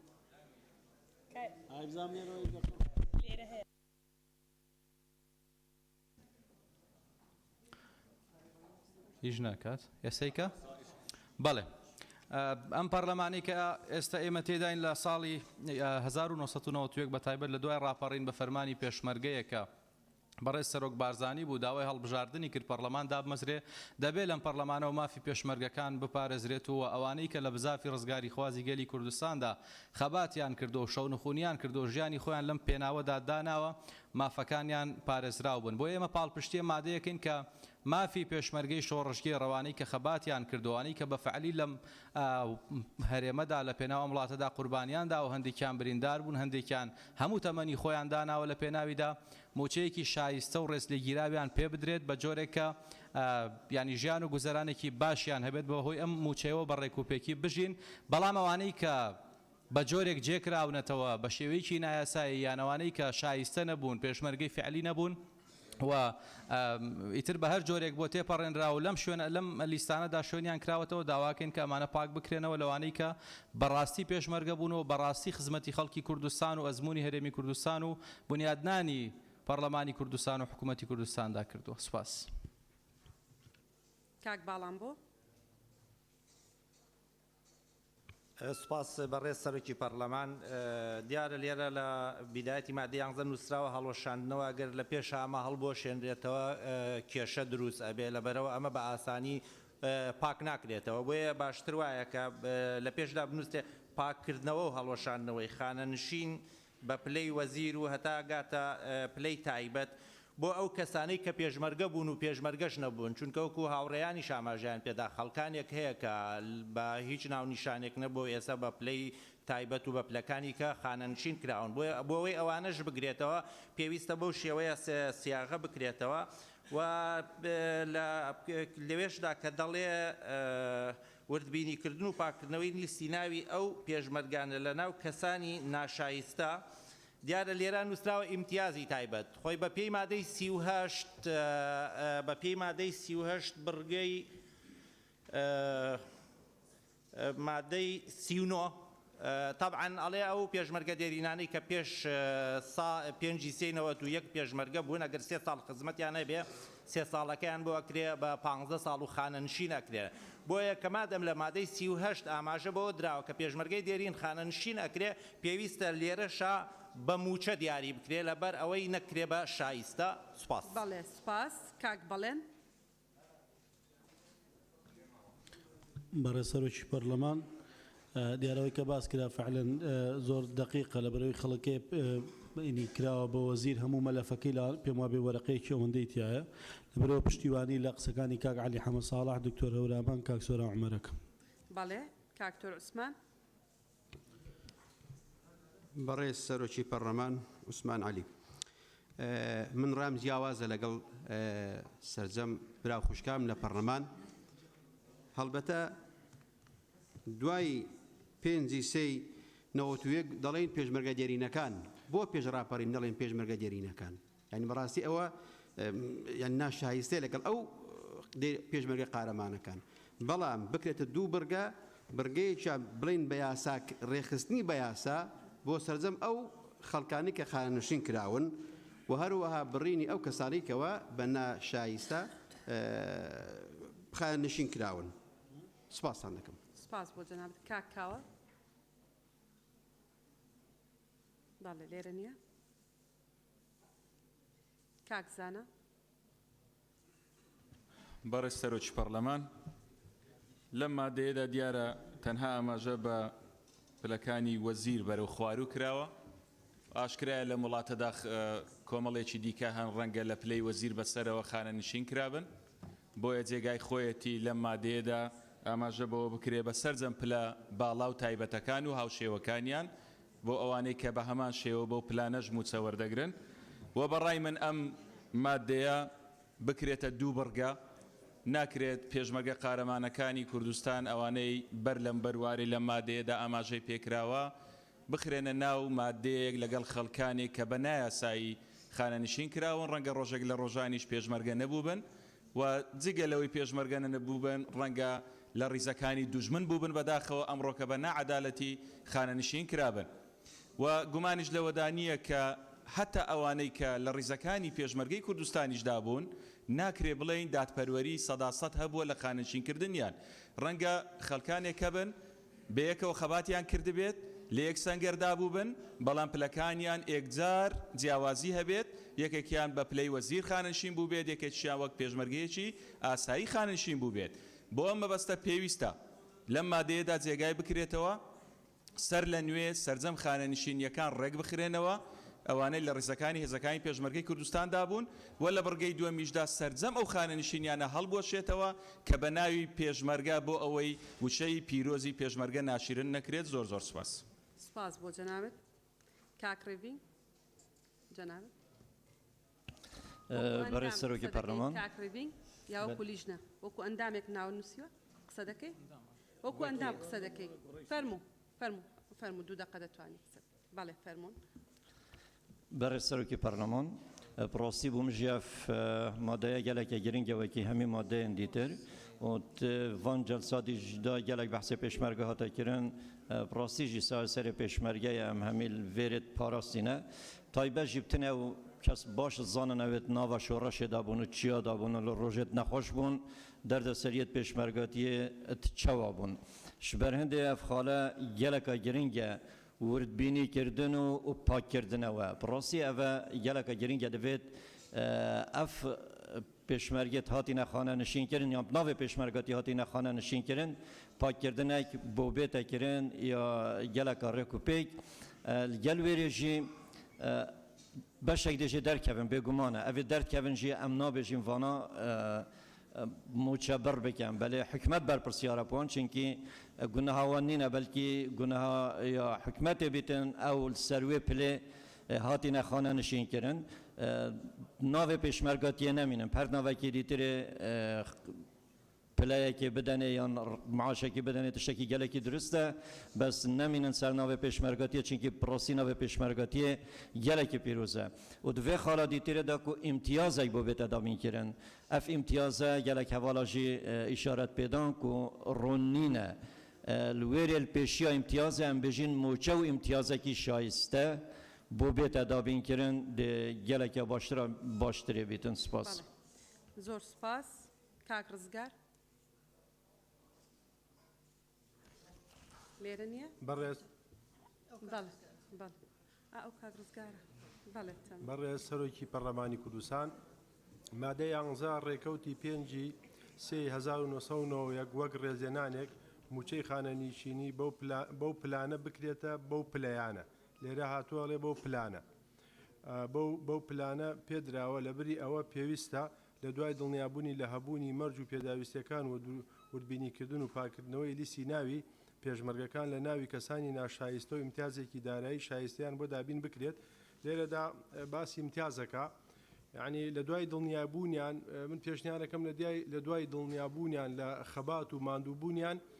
حەقوایە موچەیەکی شایستیان بۆ دابین بکرێت سپاس عفو پشگیری لە قسەکەی کاک عەلی حەمە ساڵی شەک سپاس بۆ جەناب کاک لوقمان بەڕێز سەرۆکی پەرلەمان سەبارەت بە مادەی 11 بەڕوونی هاتووە کە ئەوانەی بەو پلانەی کە لە خوارەوە لە پلەی وەزیر تاکو بەڕێوەبەری گشتی ئەوانەی کە لە ڕیزەکانی هێزی پێشمەرگەی کوردستان بەر لە ڕاپەڕین ڕۆڵیان هەبووە ئەمانە لە چوارچێوەی یاساکانی خانەنشینی پێشمەرگە شوێنانێکرێتەوە بۆیە ئیمتیازێکی دارایی شایستە بەڕای من لا ببرێ و بڕگەیەکی تر ئیزافە بکرێ خەڵکانێکی تر هەن تێکۆشەری دێرین بوون لەسەر بنەمای وەلایان بۆ شۆڕش و کوردایەتی یاخود زیندانی سیاسی بوون لە ساڵانی ڕابردوودا لە ماوەی 24-25 ساڵی ڕابردوودا بەم پلانە خانەنشین کراون بۆیە ئەمانە شوێنیان بکرێتەوە ئەکرێ بڕگەیەک زیاد بکرێ کە ئیمتیازێکی داراییان بدرێتێ بنمونە لە 1 ملیۆن زیاتر نەکا کە ئێستا ڕەنگە بەشێکیان نەبی زیاتر لە 6 ملیۆن دینار وەربگرێ بەڵام ئەبێ چارەنووسی ئەمانەش لە چوارچەوەی ئەم یاسای یەکلا بکرێتەوە خاڵێکتر هەیە من ئەمەوێ ئیزافەی پێ بکەم دامەزرانی پەرلەمانی کوردستان فعلا لە ڕیزەکانی بزودنەوەی ڕزگاری خوازی کوردستان ڕۆڵێکی گەورەیان هەبووە خوالی خۆشبوو سەرۆک مام جەلال جەنابی کاک مەسعود خوالی خۆشبوو کاک نوشیروان مستەفا هەمویان ڕۆڵی گەورەیان هەبووە لە چوارچێوەی بەرەی کوردستانی کە بڕیاری دامەزراندنی پەرلەمانی کوردستانیاندا و زۆر سپاس بەڵێ سپاس کاک دابان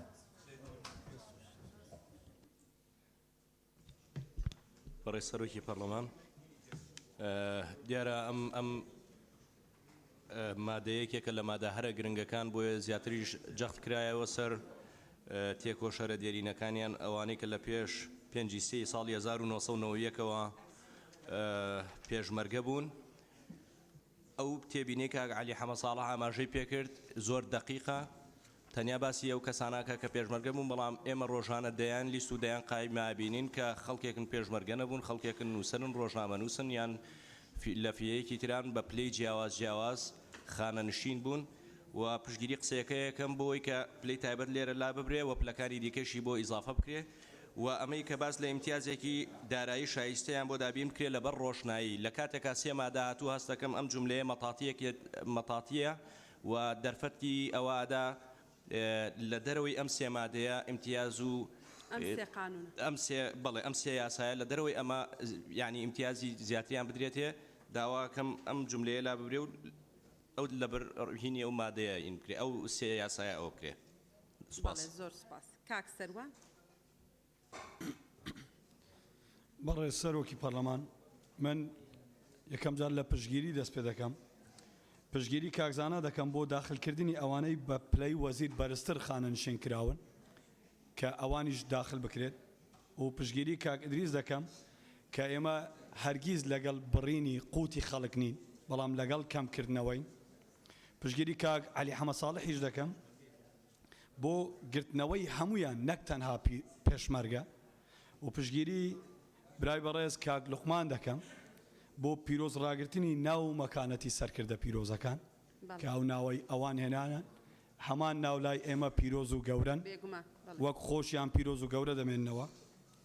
ئەوەی تریش من دەمەوێت ئەوە بڵێم بەڕاستی ئێمە تا ئێستا هەز دەکەم غەدر لە پێشمەرگە و پیرۆزی و سەروەری ناوی پێشمەرگە دەکەین بۆ لەبەرەوەی ئەوانەی دوێنێ مستەشار و ئامر فەوج بوون شەڕی پێشمەرگەیان دەکرد ئێستا پێشمەرگە پارێزەری ئەوانە پاسەوانی ئەوانە بەڕاستی بەداخەوە یعنی ئەوان شەڕی نەمانی پێشمەرگەیان کرد شەڕی نەمانی ناوی کورد و کوردستانیان کرد ئێستا پێشمەرگەی کە بەرگری و پیرۆزی کوردستانی دەویست و کورد و کوردستانی دەویست ئەو ئەوان دەپارێزتەوە لەگەڵ ئەوەم ئەوانە هەرگیز نە خانەنشین بکرێن و نە پێشمەرگەش پاسەوانی ئەوان بکات لەگەڵ ئەوەش نیم بەڕاستی کە کەسێک پلە و پۆستێکی نەبینێ بێت بەو پلە و پۆستە خانەنشین بکرێت و زۆر سپاس سپاس بۆ جەنابەت کاک بەهجەت کەرم کە بەڕێز سەرۆکە پەرلەمانی زۆربەی ئاخفتنت مەهات نەکردن ئەس پێشگیریە وان ئاخفتنێت برای بەڕێز کاک پێشەوەی کردی و کاک حکمەتی کردی هەروسا ئەف مادەیەکیش وان مادەت هەرە گرنگە چونکە پێشمەرگە بووە بەردێ بناغی بۆ ئەڤروکە لەما پێدویە ئەو پلە و امتیازات و شایستێ داراییە بۆ تێنە دەست نیشانکردن بشێوەیەکێ ئەکادمی نەبیتن چونکە وی وەختی ئەڤانا چه شاهدە و چه پلێت عسکەری و چه دکتۆرا و پرۆفیسۆر نەبووینە هیویدارم ئەفحالەتە بەر چاو بێتە وەلگرتن زۆر سپاس زۆر سپاس گوڵستان خان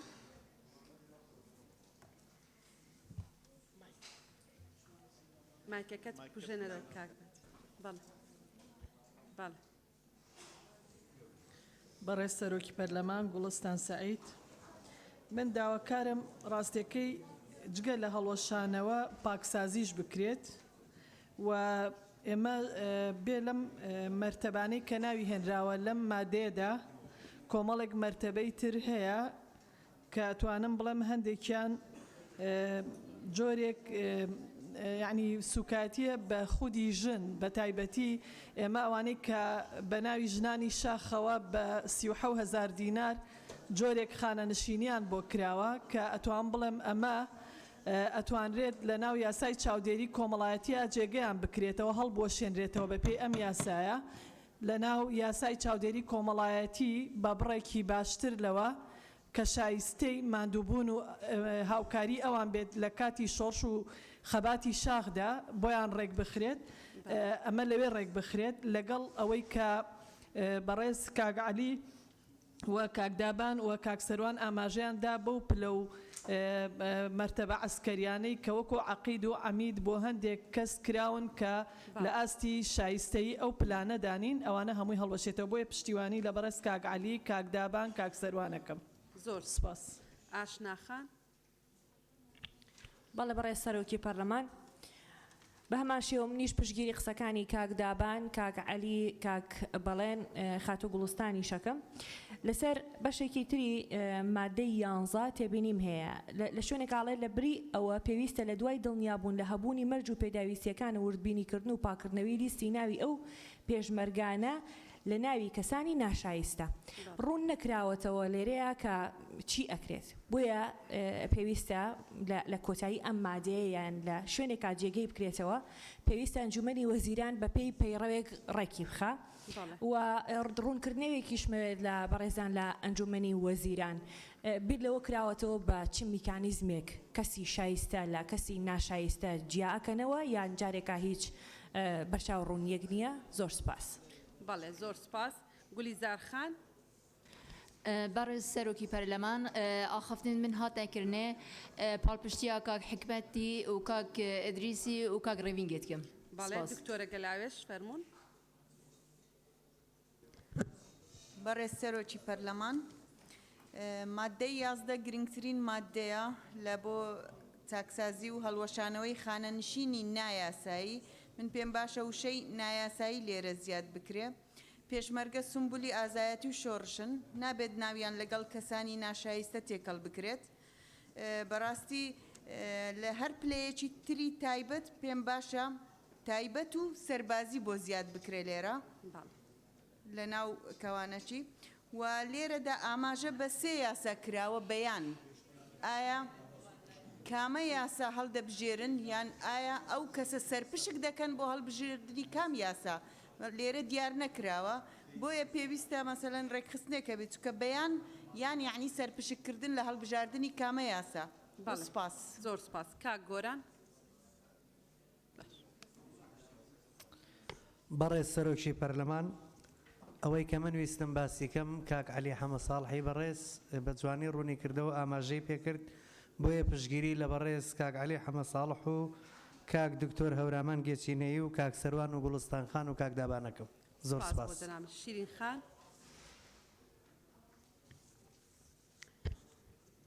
بەڕێز سەرۆکی پەرلەمان دیارە لە مادەی 11 ئاماژە بەوە ئەکات کە هەڵوەشاندنەوەی خانەنشین بە پلەی وەزیر بۆ پلەکانی کۆتایی بەڵام لە بواری خانەنشینی پێشمەرگەدا ئەتوانین بڵێن زۆر خانەنشینی نایاسایی هەن بە پلەی پێشمەرگایەتی خانەنشین کراون. من نیستێکم لە بەردەستە کە ناوی 404 ژنی تێدا هاتووە لە بواری ڕاگەاندن کار دەکەن بە پلەی عەقید و عەمید خانەنشین کراون بێ ئەوەی 1 دقە پێشمەرگایەتیان کردبێت. بۆیە پێشنیاز دەکەم وردبینی پێویست لە لیستی خانەنشینی پێشمەرگایەتی بکرێت. هەر کەسێک لەژێر ناوی پێشمەرگایەتی بە نایاسایی خانەنشین کراون پاک بکرێتەوە و هەڵبۆشێنرێتەوە و هەروەها پشگیری لە ڕێی کاک عەلی و کاک شاخەوان و کاک دابان و کاک سەروان و گوڵستان خانەکەم دەستان خۆش. زۆر سپاس کاک کاوە.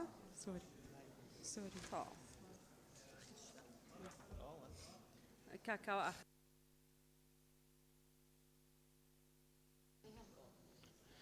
بەڕێستەرۆش پەرلەمان سەبارەت بە مادەی 11 کە باس لە هەڵوەشانەوەی خانەنشینی بە پلەی وەزیر و بریکاری وەزیر و ڕاوێژکار و بەڕێوەبەری گشتی دەکات. دیارە تەنها ئەو پلانە نین وەکو پێشترش هەندێک لە هاوڕێیانم ئاماژیان پێدا لە پلەی نەقیب و ڕایدەوە دەست پێ بکە تا کۆتایی هەموو ئەو پلانە هەیە و خەڵکێکی ناشایستە بەو پلانە خانەنشین کراون. اینجا جگەلەوە لێرە باس لەوە ئەکات کە ئەوانەی کەوا پێش ڕێکەوتی 5/3/1991 دیارە دوای ئەوەش تا ئەو ساڵانش بەڕاستی خەڵکێکی زۆر بەردەوام خانەنشینەکرێ هەتا نەک خانەنشینەکرێ ئێستا ئێمە لە سەروبەندی خوێندنەوەین بۆ یاسای چاکسازی کۆمەڵێکی زۆر لە کادیری حزبی بە پلەی جیاواز بە پێی پلەکانی کادیریان دەخرێنە ناو یەکەکان و دەخرێنە ناو مەسلەکی سەربازی و پلیان پێدرێ. بەڕاستی من داوا لە وەزارەتی پەیوەنددار بە تایبەت ئەنجومەنی وەزیرانەکەم لە ئێستا ئەوە ڕاگرێ ئەنێ ناکرێت کەسێک کە خزمەتی حزبی هەیە کادیری حزبە بە پێی پلەکەی لە کادیری ئێستا پلەی پێ بدرێت لە عسکەری یاخود لە سەربازی یاخود لە مەسلەکی وەزارەتی ناوەخۆ. خاڵێشتر گرنگ جگە لەمانە ینی ئێستا بەپێ ئەو زانیارێنێکەوە ئێمە هەمانە لە ئێستادا 453 کەس بە پلەی وەزیر و بریکار بەبێەوە 1 ڕۆژ وەزارەتێکیان دی بێ خانەنشین کراون. پێویستە ئەمانەش هەڵبۆشێندرێنەوە. اینجا لە مادەی 19 هەرچەندە نەگەیشتنە سەر مادەی 19 باس لەوە کات ئەنجومەنی وەزیران بە پێی پەیڕەوێک کە لە 60 ڕۆژ زیاتر نەبێت پەیڕەوێک هەڵدەستێ بە دابینکردنی پەیڕەوێک یاخود بە دروستکردنی پەیڕەوێک بۆ ئەوەی ئەم یاسایە جێبەجێ بکە. داواکارین لەو پەیڕەوە بەڕوونی بۆمان ڕوون کاتەوە ئایا ئەو خەڵکانەی کەەوە لێرە دەڵێت ئیمتیازێکی داراییان پێدرێت بە چ میکانیزمێکە و چ پێوەرێک داهەندرێت بۆ پێدانی ئەو ئیمتیازاتە. زۆر سپاس. زۆر سپاس. لیژنە تایبەتمەندەکان قسەیەکتان هەیە؟ بەڵێ. بەڕێز سەرۆکی پەرلەمان بەڕێز ئەندامانی بەڕێزی پەرلەمانی کوردستان مادەی 11 پەیوەندی بە نەسی بە ڕوحی ناونیشانەکەشی وە هەیە کە مەسەلەی خانەنشینیە ئەوانەی کە بە پلەی وەزیر و بریکاری وەزیر و وەزارەت و ڕاوێژکار و بەڕێوەبەری گشتی 464 کەسن کە پرسیارمان کرد ئەمانە کێن ئەمانەی کە جەنابتان باس کرد هەماو شۆڕەشگیرانە بوون بۆ ئەوەی ئێتر ئەم تومەتە بوان دروست نەکرێتن کە 1 ڕۆژ پێ وەزیر نەبوونە و وەزیرن 1 ڕۆژ فلان شت نەبوونە و ئێستا پۆستیان پێدراوە پاک دەکرێتەوە. اینجا وەکو حکومەت بۆ لیژنەی دارایی ڕوون کردەوە هەڵیان ئەبژێرن بە پلەیەکی سەربازی کە خۆیان پێشمەرگە بوونە پلەیەکی سەربازیان پێدرێت. هەروەها 3 یاسایان دانراوە لە ئەخیرەکەی بەپێ ئەو 3 یاسایە موچەیان بوو دەبڕێتەوە دوای پاکردنەوەیان. زۆر سپاس بۆم دەکەم. سپاس بۆ جەنابەت. بەڕێزان وەزیرەکان قسەیەکتان هەیە؟ بەڕێز سەرۆکی پەرلەمان ئێمە ئەم مادەی 11 مادەیەکی زۆر گرنگ ئەزانین ئەتوانین بڵین کۆتایی ئەو زنجیرەیە کە بە سەرۆکی هەرێم دەستی پێکردو کە هاتووەتە خوارەوە تا ئێستا مانەوەی زۆر گرنگە. جارێک کە بە جەنەزەریمە پێویستی بە سیاغەکردنەوە هەیە ئەو خانیشان بە تاقی تەنیا پێشمەرگەی نەگرتوێتەوە لەم مخالەفاتانەیە مەدەنیش داخلی ئەمە بۆ لەبەرەوە پێشنیارەکەین لە کاتی سیاغەکردنیان مەدەنیەکەشی بۆ حاضر بکرێ سەربازی مەدەنی بۆ حاضر بکرێ لەسەر ئەو شایستانەی کە باسەکرێ ئەمە ئەم مادەیە بە تایبەتی ئەگەر لە مادەکانی کە زیاتر داکۆچی لە پێشمەرگە و تێکۆشەرەکان نەکە کەمتر نییە بە دڵنیایەوە زیاتریشە و بۆ ئەوەشە ئەوانەی کە شایستەی تێکۆشانیان هەیە بە فعلی تێکۆشەر بوون مافی خۆیان وەربگرن و جا بکرێنەوە لە خەڵکیکەی کە ناشایستە لەبەرەوە مانەوەی زۆر گرنگە یەک شتی زۆر هینیش کە ئێمە هەتەرانە لە مفاوەزاتی عێراقیشا تووشمان ببوو ژمارەی جەنەڕاڵەکانی ئەمە یەکجار زۆرە ڕەنگە لە مستەوای سین و ئەوانەیە بین ژمارەی وەزیرەکانمان لە مستەوای عێراق و ئەوانە تێپەڕیوین ئیتر طبعاً لەمە وەرە بۆ مدیر عام و بۆ هەموو شتەکانی کە لە مفاوەزاتی تا ڕادەیەک ئیحراجی بۆ ئێمە دروست کردبوو بەم طریقەیە بێت لەوەی کە دەرامەدێک بۆ حکومەت دەگەڕێتەوە ئەو دەرامەتە کە ئەهەمیەتی ئەم چاکسازیەوەی ئەو دەرامەدەی کاگەڕێتەوە جاریش کە بە شێوەیەکی عادلانە بە شێوەیەکی یەکسان تەوزیع ئەکرێتەوە بەسەر ئەم تێکۆشەرانە و هاوتاکانیان و هاوڕێکانیان زۆر سپاس ئومێدەوارم لە سیاغەکەشیا بە دەقیقی هەموو شت لایەنەکان بگرێتەوە زۆر سپاس نقطە نیزام کاکتۆ ڕێبوار ڕێسەرۆکی پەرلەمان من دوو پرسیارم ئاراستەی بە ڕێز وەزیری دارایی و بە ڕێز سکرتێری ئەنجومەنی وەزیران کرد وەڵامەکەم پێ نەگەیشتووە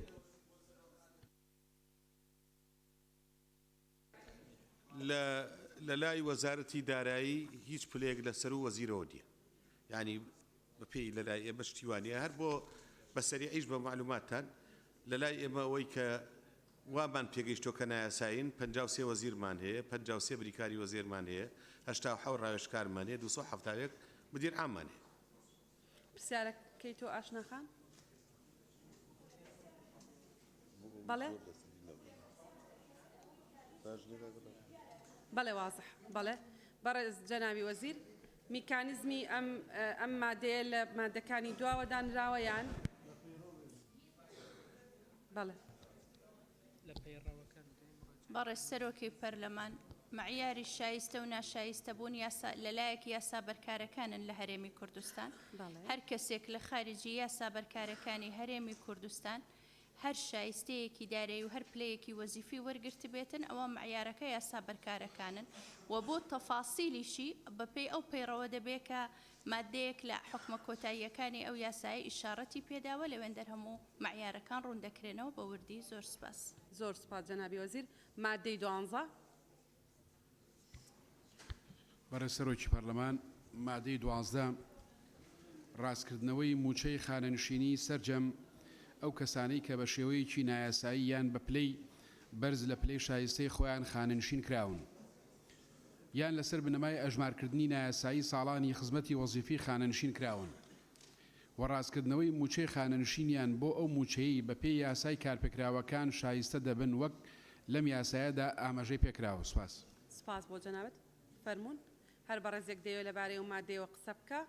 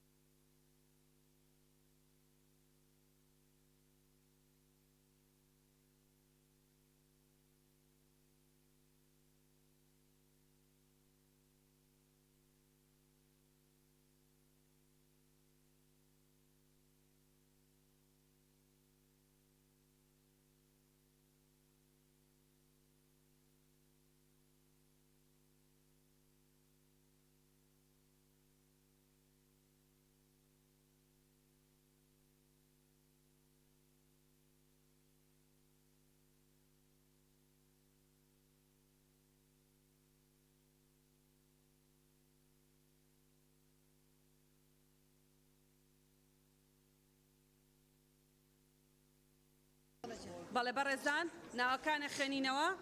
دکتۆر محێدین دکتۆر ئیسماعیل سەرچنارخان کاک سیروان دکتۆر شێرکۆ کاک جەمال کاک جەلال کاک زیکری کاک عوسمان دکتۆرە شایان کاک یاسین گولستان خان حەسیبە خان کاک حکمت کاک پێشەوە جوان خان دکتۆر ڕێبوار کاک سەروان دکتۆر زێدان کاک بەهمەن کاک محسن کاک مەم کاک شوان بەڵێ بەڵێ سەرکۆ ڕۆژان دابان کاک شاخەوان ئێ باشە بەڵێ تەواو کاک ئەبوبەکر بەڵێ کێی تر کێ بەڵێ بەڵێ بەڕێزان دکتۆر محێدین فەرموون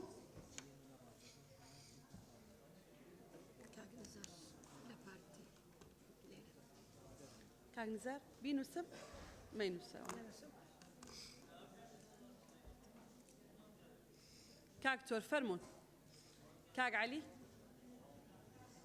دکتۆر محێدین ئەڵێ قسە ناکەم تا عەلی لە یابێ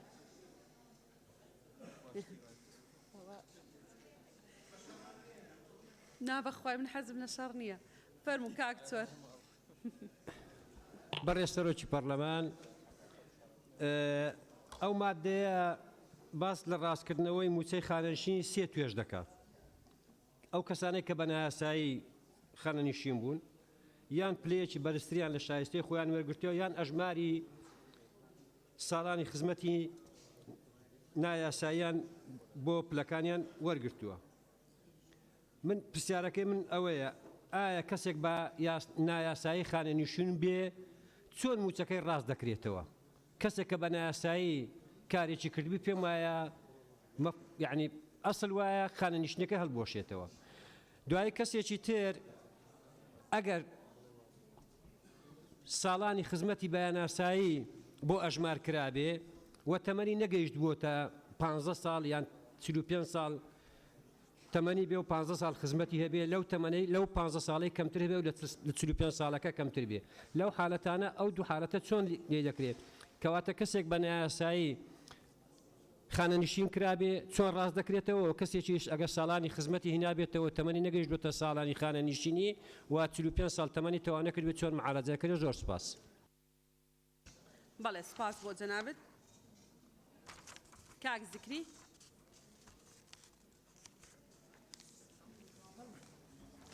فەرموو کاک بەڕێز سەرۆکی پەرلەمان مادەی 12 ڕاستکردنەوەی موچەی خانەنشینی سەرجەم ئەو کەسانەی کە بە شێوەیەکی نەیاسایی یان بە پلەی بەرزتر لە پلەی شایستەیەخو خانەنیش کراون دیارەوە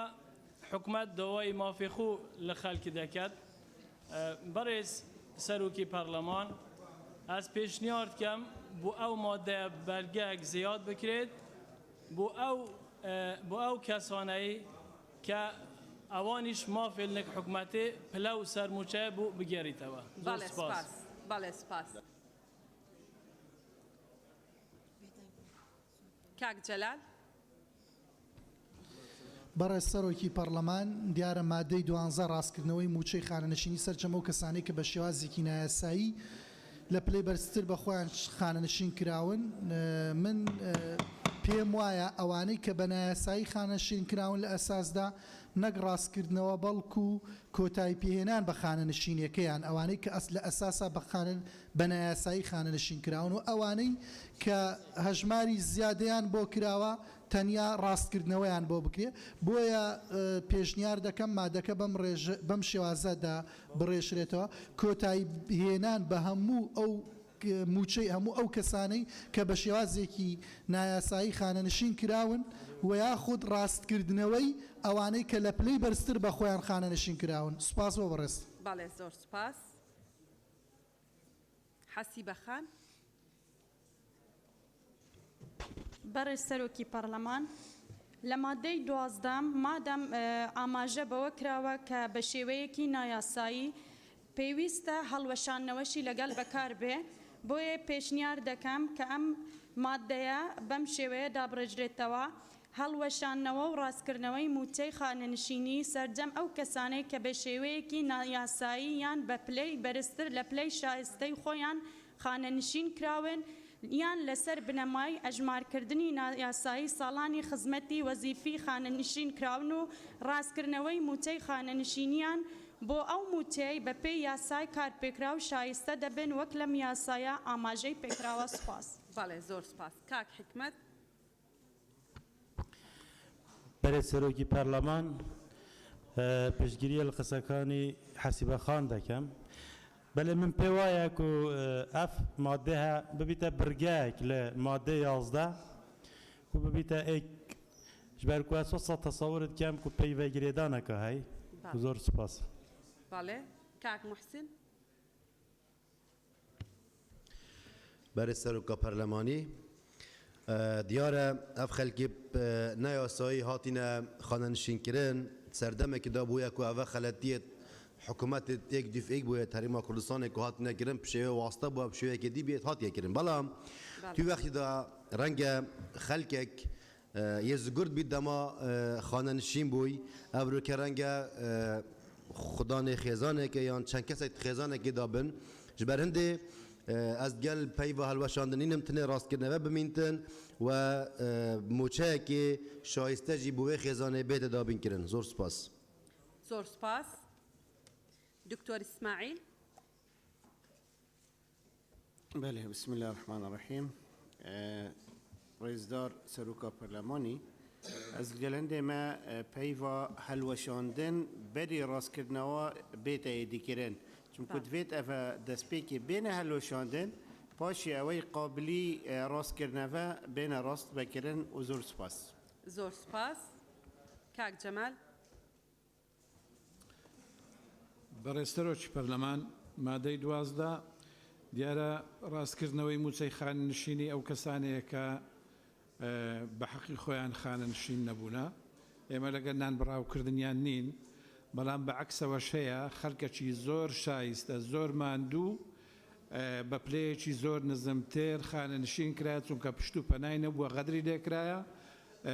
هیوادارم لەو مادەیە جێی بگرێتەوە حەقی ئەوانش بدرێتەوە. زۆر سپاس. سپاس بۆ جەنابەت. دکتۆرە شایان. دکتۆرە. بەڕێز سەرۆکی پەرلەمان شایان کاکە ساڵح. بەڕێزان بۆ ئەوەی دەرفەتێک هەبێ بۆ کەسانی تر و خاوەن توانای تر کە بێنە جێی ئەوانەی کە خانەنشین دەبن بۆیە پێشنیار دەکەم مادەی 12 بکرێتە 2 بڕگە و بەم شێوەیە دابڕێژرێتەوە. مادەی 12 ئەوانەی بە نایاسایی خانەنشین بوون یان ئەوانەی بە یاسایی خانەنشین بوون و بە گرێبەست گەڕاونەتەوە سەر ڕاژەی پێشوویان بەم شێوەی خوارەوە مامەڵەیان لەگەڵ دەکرێت. بڕگەی یەکەم هەروەکو مادەی 12 هەر خۆی بی. بڕگەی دووەم بەم شێوەیە بێت فەرمانبەر دوای خانەنشین بوون بە گرێبەست ناگەڕێتەوە سەر ڕاژەی پێشووی. سپاس. بەڵێ. کاک پێشەوە.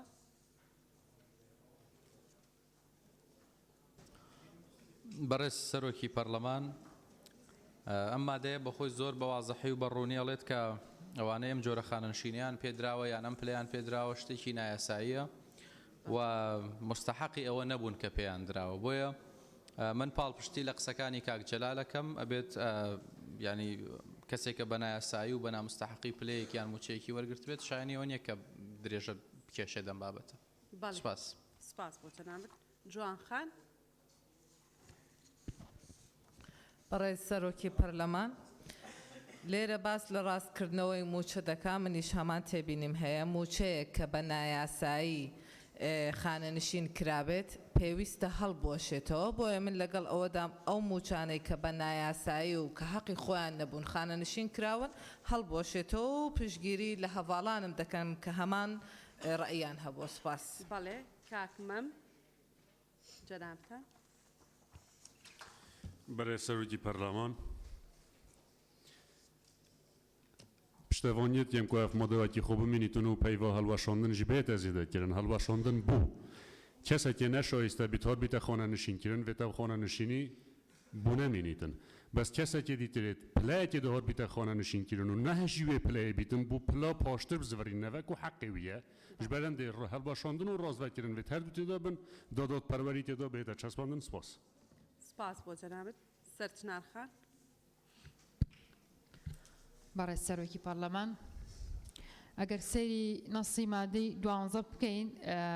لە سەرەتاوە ڕاستکردنەوەی تایە من ئەڵێم ڕاستکردنەوە و هەڵوەشانەوە بەس ڕاستکردنەوە بۆ کامیان و هەڵوەشانەوە بۆ کامیان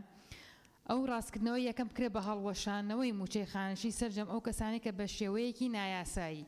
ئەمە ئەوە ئەگرێتەوە ئەمە بێ بە هەڵوەشانەوە ڕاستکردنەوە یەکەم کە ئەڵێ یان یعنیەچێ بۆ بە مۆزوعێکی تر ئەوەی بە پلەی بەرزتر لە پلەی شایستەی خۆیان خانشین کراون ئەوە ڕاست بکرێتەوە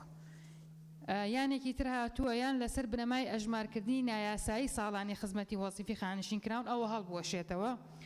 ئەمی تریاوە ڕاستکردنەوەی موچەی خانشینی بۆ ئەو موچەی بەپێی یاساکار پێکراوەکان شایستەی دەبن وەک لە یاسایەدا ئاماژەی پێکراوە بۆ شێوەی لێ بکرێت و سوپاس سپاس بۆ تۆ کاک عوسمان سێدەری بەڕێز سەرۆکی پەرلەمان دیارە ئەم مادەیە من پێشنیارێکم هەیە ئێمە هێزی بەرگریمان هەبووە لە سەردەمای شاخ و هەروەها ژنانی شاخیشمان هەبووە وەکو بەشێک لەو تێکۆشەرانەی کە لێرن لەوانەیە هاوسەرەکانیان ژنی شاخ بووبن بەڵام بەداخەوە لە یاسای 38 و لە یاسای 33 ناویان نهاتووە بۆیە من پێشنیار ئەەکەم کە ئەمانەش هێزی بەرگری هێزێکی ڕەسەن و ڕاستەقینە بوون پاڵپشتی هێزی پێشمەرگەی کوردستان بوون لە هەموو ناوچە ئازادکراوەکانی کوردستاندا ئیزافەیەک بکرێت بەدەر لە هێزی بەرگری و لە ژنانی شاخ زۆر سپاس کاک یاسین یاسین خدر بەڵێ سەرۆکی پەرلەمان من پشتگیری لە قسەکانی دکتۆر محیدین دەکەم کە ئەگەر کەسێک بە نایاسایی خانەنشین کرابێ چۆن دەبێ خانەنشین بکرێ من پشتگیری لە قسەکانی کاک دکتۆر و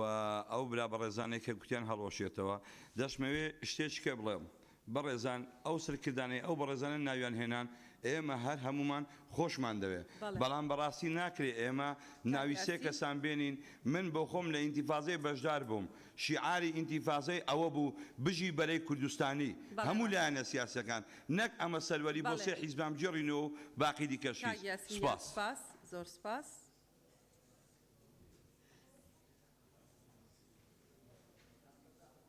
دکتۆر ڕێبوار بەڵێ دکتۆر ڕێبوار بەڕێز سەرۆکی پەرلەمان ئەلبەت مەبەستی سەرەکی لە پرۆژە یاسای چاکسازی بەدیکردنی دادپەروەریە و نەهێشتنی ئەو حاڵەتانەی کە بە ناڕەوا و بە نایاسایی هەبووە لە ماوەی ڕاوردوو پێم وایە مادەی 12 دەقی مادەی 12 حاڵەتێکی زۆر نایاساییە و معالەجەی بڵێن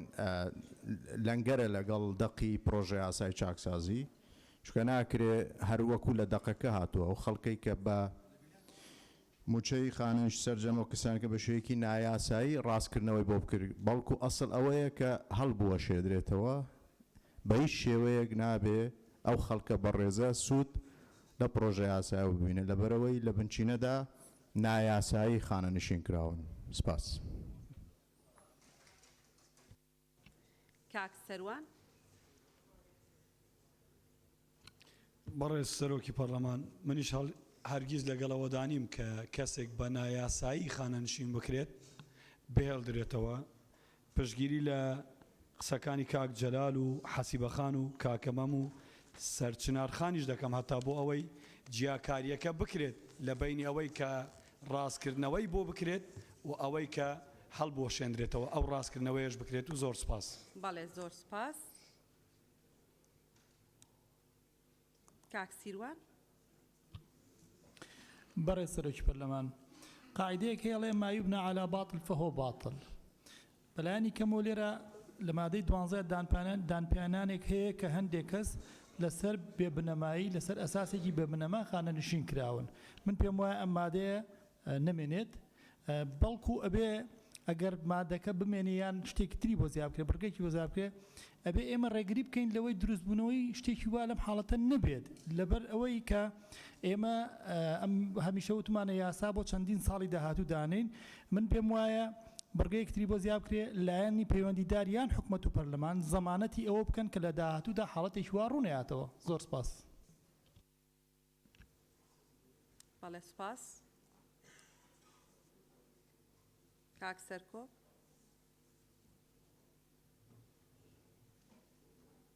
لێرە نییە؟ گوڵستان خان. بەڕێ سەرۆکی پەرلەمان منیش هەمان ڕام هەیە سەبارەت بە هەڵوەشانەوە و ڕاستکردنەوەی یعنی ئەوەی یەکەمیان هەڵوەشانەوەی موچەی خانەنشینی سەرجەم ئەو کەسانی کە بە شێوەی نایاساین، دواتریش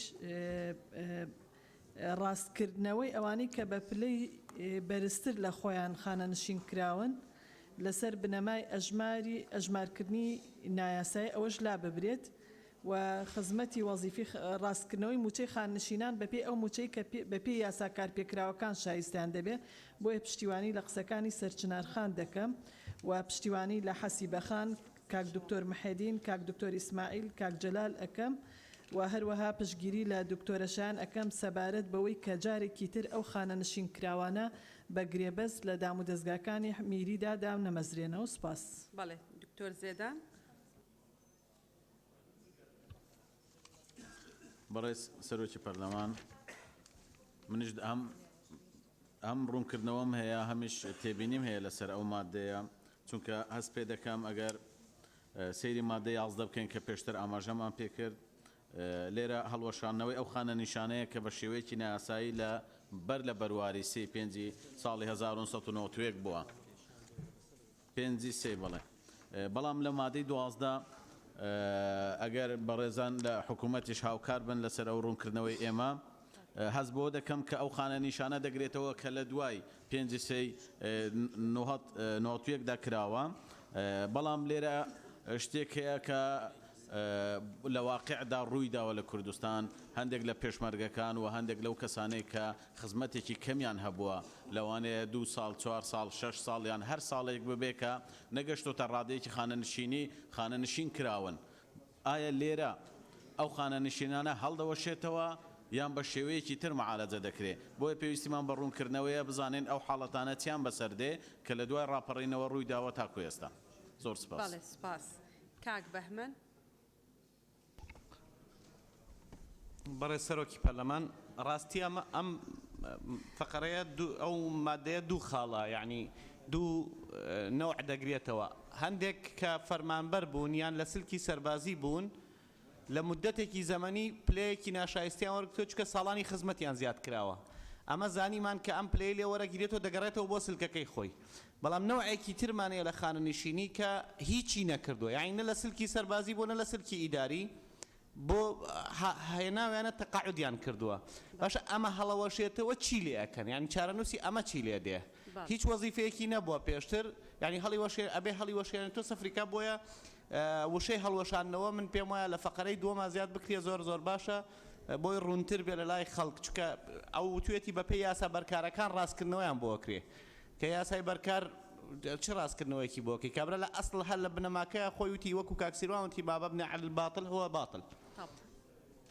زۆر سپاس. سپاس بۆ جەنابەت. ڕۆژان خان. بەناوی خی گەورە، بەڕێز سەرۆکی پەرلەمان ڕۆژان حەمەڕەش، بەڕای من لە بەشی حەوتەم هەر لە مادەی حەوت تا مادەی 11 باسی بوارەکانی خانەنشینی ئەکات و زۆر هەموو فئەکان دیاری کراوە. بەڕای من ئەم مادەیە زیادە، یا ئەگەر حکوومەت ڕوونکردنەوەیەکمان بداتێ ئایا ئەمانە کێن کە خانەنشینیان هەڵەوە شوێنرێتەوە کە لە مادەیە باسێکە، یا لە حاڵەتی مانەوەی ئەگەر مایەوە ئەم مادەیە بەم شێوەی لێ بکرێ هەڵوەشانەوەی موچەی خانەنشینی سەرجەم ئەو کەسانی کە بە شێوەیەکی نایاسایی خانەنشین کراون و ڕاستکردنەوەی خانەنشینی سەرجەم ئەو کەسانی بەرزتر لە پلەی شایستەی خۆیان خانەنشین کراون و هەتا دوایی مادەکە کۆتاییە و پشگیری هەموو ڕایانەکەم کە هەڵوەشانەوە و ڕاستکردنەوەکەیان تەثبیت کردووە. و سپاس. سپاس بۆ جەنابەت. کاک دابە. بەڕێز سەرۆکی پەرلەمان، دیارە منیش تێبینیم لەسەر وشەی ڕاستکردنەوە هەیە، بە تایبەتی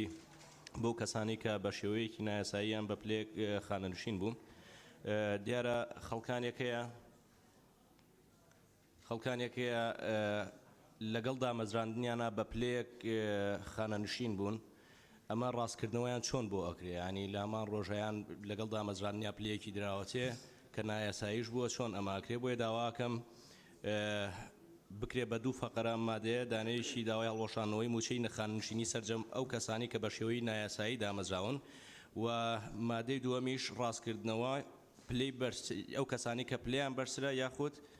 ئەوانەی کە ساڵانی خزمەتی وەزیفیان زیاتر نووسیوە و پرسیارێکشم بۆ بەڕێزان هەیە لە ئەنجومەنی وەزیران لێرە باس لەوە کە ڕاستکردنەوەی موچەی خانەنشینیان بۆ ئەو موچەی بە پێی یاسا کارپیرەکراوەکان شایستا بن لە کاتێکە ئەگەر بەدەربوو لەمانە خۆتە زانی ئەمە سێفی ئەن کە هەرسێکیان نایاساین چ لە بەرزکردنەوەیان چی دامەزراندنیان چی ئەوەی کە بە نایاسایی خزمەتی وەزیفیان هێناوە ئەگەر بەدەربوو لە یاسا بەرکارەکان ئەو کاتە ئەمانە چیان لێ بەسەریە سوپاس. سپاس بۆ جناب. دکتۆر شێرکۆ. بەڕێز سەرۆکی پەرلەمان پشتیوانی لەو بەڕێزانە یەکەم کە داوای زیادکردنی وشەی هەڵوەشانەوەیان لە پێش وشەی ڕاستکردنەوەی موچەی خانەنشینی کردووە. زۆر سپاس. سپاس بۆ جناب. کاکشوان. کاکشوان لێرە نییە؟ بەڵ. بەڕێز سەرۆکی پەرلەمان پاڵپشتی کاک بەهمەن و دکتۆر زەیدان دەکەم قسەکانی منیان کرد. سپاس. سپاس بۆ جناب. کاک عەلی حەمە ساڵح. بەڕێز سەرۆکی پەرلەمانی کوردستان وەڵا جگەل لە ڕێی خۆم هەندێک تەوزیحات گرنگە بۆ پێی کە ماوەیەک دەست و پەنجەمان لەگەڵم یاسا نەرم کردووە مادەی 11 و 12 تەواوکەریەکن دوای ئەو گفتوگۆیە و دوای موافقەی بەڕێز حکوومەتی هەرێمی کوردستان وەزیرەکان کە زۆریان پێ باش بوو لە مادەی 11 هەرکێ نایاسایی بێ هەڵەوەشێتەوە تەواو چونکە وتمان هەر پلەیەکی تایبەت و سەربازی هەر پلەیەکی تایبەت و سەربازی کە لە دەرەوەی ئیستحقاقی خۆیەتی هەڵەوەشێتەوە بۆیە لە مادەی 12 تەواوکەری مادەی 11ەیە مادەی 12 تەواوکەری مادەی 11ەیە ئەڵێ ئەوەی پلەیەکی ناشایستەی خۆی پێدراوە ئەخرێتە سەر بارە ئەسڵەکەی لێرە بەس وشەی نایاسایی لابرێ ئەمە فومەیەگا تەواوکەری بۆ نمونە یەکێک بەڕێوبەری گشتیە بە بریکاری وەزیر کراوە ئەکرێتەوە بەڕێوبەری گشتی یەکێک نەقیبە بە لیوا کراوە ئیستحقاقەکەی ئەکرێتەوە نەقیب ئەوەی کە هیچ مەرجێکی تیانە نە سەرباز بووە نە مدیر عام بووە نە موەزەف بووە یان ئەوانەی کە لە یەک ڕۆژە دامەزراون و هەمان ڕۆژخانە نشین کراون ئەوە لە مادەی 11 حەلمان کرد نامێنێ ئەم مادە پێوتێ مادەی تەواوکاری بۆ ئەوانەیە کە لە دەرەوەی پلەی خۆیان پلەیەکی زیاتریان وەرگرتووە هیوادارین ئەگەر تێگەشتەکەمان هەڵەبوو وەزیرەکان ڕاستی کەنەوە بۆی لە دەنگدان تەسیر نەکە. سپاس دەست خۆش بێ. ڕۆژان خان فەرموو. بەڕێز سەرۆکە پەرلەمانی دیف مادە 54 پێنجەم ئاخفتنەک هاتکردنی خەلەتیەک ئێک دیفێکێ بەرامبەر دەستگایەکی دەستوریەت هەرێمێ دیف مادە 55 خەلەتی ئێک دیفێکێ دیف مادە 55 پرگادو داخواست جناب تا بکەم تومار نەبتن و بێت لادن خەلەتی ئێک دیفێکێ وشێک نەشیا و بەرامبەر دەستگایەکی هەرێمێ هاتکردنێ ئین سادە هەیە لە توماردا هاتووە کردن نابێ بزانین باخۆی قسە بکە بە دیاریکراوی بە دیاریکراوی بڵێ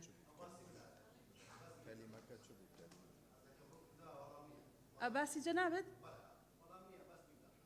ئاخر وەڵامە چۆن وەڵام نیە دەبێ خۆی قسە بەڕێز سەرۆکی پەرلەمان حکوومەتەکان کابینەکانی پێشوو هەر ئێمە بوون شانازی پێوە دەکەین بەڵام ئێمە وەکو ئەندام پەرلەمان لە سەنگەری خەڵکین ئەو خەڵکەی بە نایاسایی خانەنشین کراون خەتای خەڵک نییە خەتای حکوومەتەکانە وایە باشە ئێستا خەڵکێک بە نایاسایی خانەنشین کرابێتن ئەتۆ دێ خەڵک برسی دەکەی تەواو ڕێی خۆتە تەواو ڕێی خۆت حکومەت بۆ خۆشی ئەڵێ وانە بە نایاسایی کراون یعنی کاک محسن هەر مجرد هاتنی ئەم پرۆژە یاسایە لەلایەن حکوومەتی هەرێمی کوردستانەوە بۆ خۆی ئیقرارە بەوەی کە هەندێک حاڵەت هەنەوە ئەو شتانەش ئەوەنە نابێ بە هەستیاری وەرگرین بەڵێ کاک سەرکۆ لێرە نییە کاک شاخەوان لێرەی باش ببوورە کاک بەڕێز سەرۆکی پەرلەمان مادەی 12 دەڵێ ڕاستکردنەوەی موچەی خاننشینی سەرجەم ئەو کەسانی کە بە شێوەیەکی نایاساییان بە پلەی بەرزتر لە پلەی شایستەی خۆیان خانشین کراون یعنی تەنها پلەی بەرز جاری وایە هەیە ینی لە گۆڕانکاریە لە بەتایبەتی لەوەی کە لە ڕابردووە دوو ئیدارە هەبووە و دوو پلەی وەزیفی هەبووە ئایا ئەوانەی کە بە پلەی نزمیش خانشین کراوە دەتوانرێت لەم یاسای ڕاستکردنەوەی بۆ بکرێت داوا لە بەڕێزان لە ئەنجومەنی وەزیران دەکەین کە وەڵامی ئەو پرسیارەمان بنەوە. سپاس. بەڵێ سپاس. کاک شاخەوان. بەڕێز سەرۆکی پەرلەمان دیارە ئەوەی کە لە مادەی 12 هاتووە باسی خانەنشینی سەربازی نایاسایی ئەکا بەشی زۆری ئەم خانەنشینانە تقریبان بە پێی ئەوەی کە زانیاری هەیە و معلومات هەیە نزیکەی تقریبان ئەوەی کە خانەنشین کراوە بە فعلی بە ناوی خانەنشینی سەربازیوە تقریبان 170,000 خانەنشینی سەربازی لە هەرێمی کوردستان هەیە. ئەم 170,000 کەسە ئێستا موچەی خانەنشینی سەربازی وەرەگرن لەسەر میلاکی وەزارەتی پێشمەرگەن لە جوندی وەتیایەتی هەتاکو ئەگا بە پلەی لیوا بە لیوا خانەنشینە. جا بە بڕای من نەعەدالەتەکە لێرەیە یعنی ئەو نەعەدالەتی کە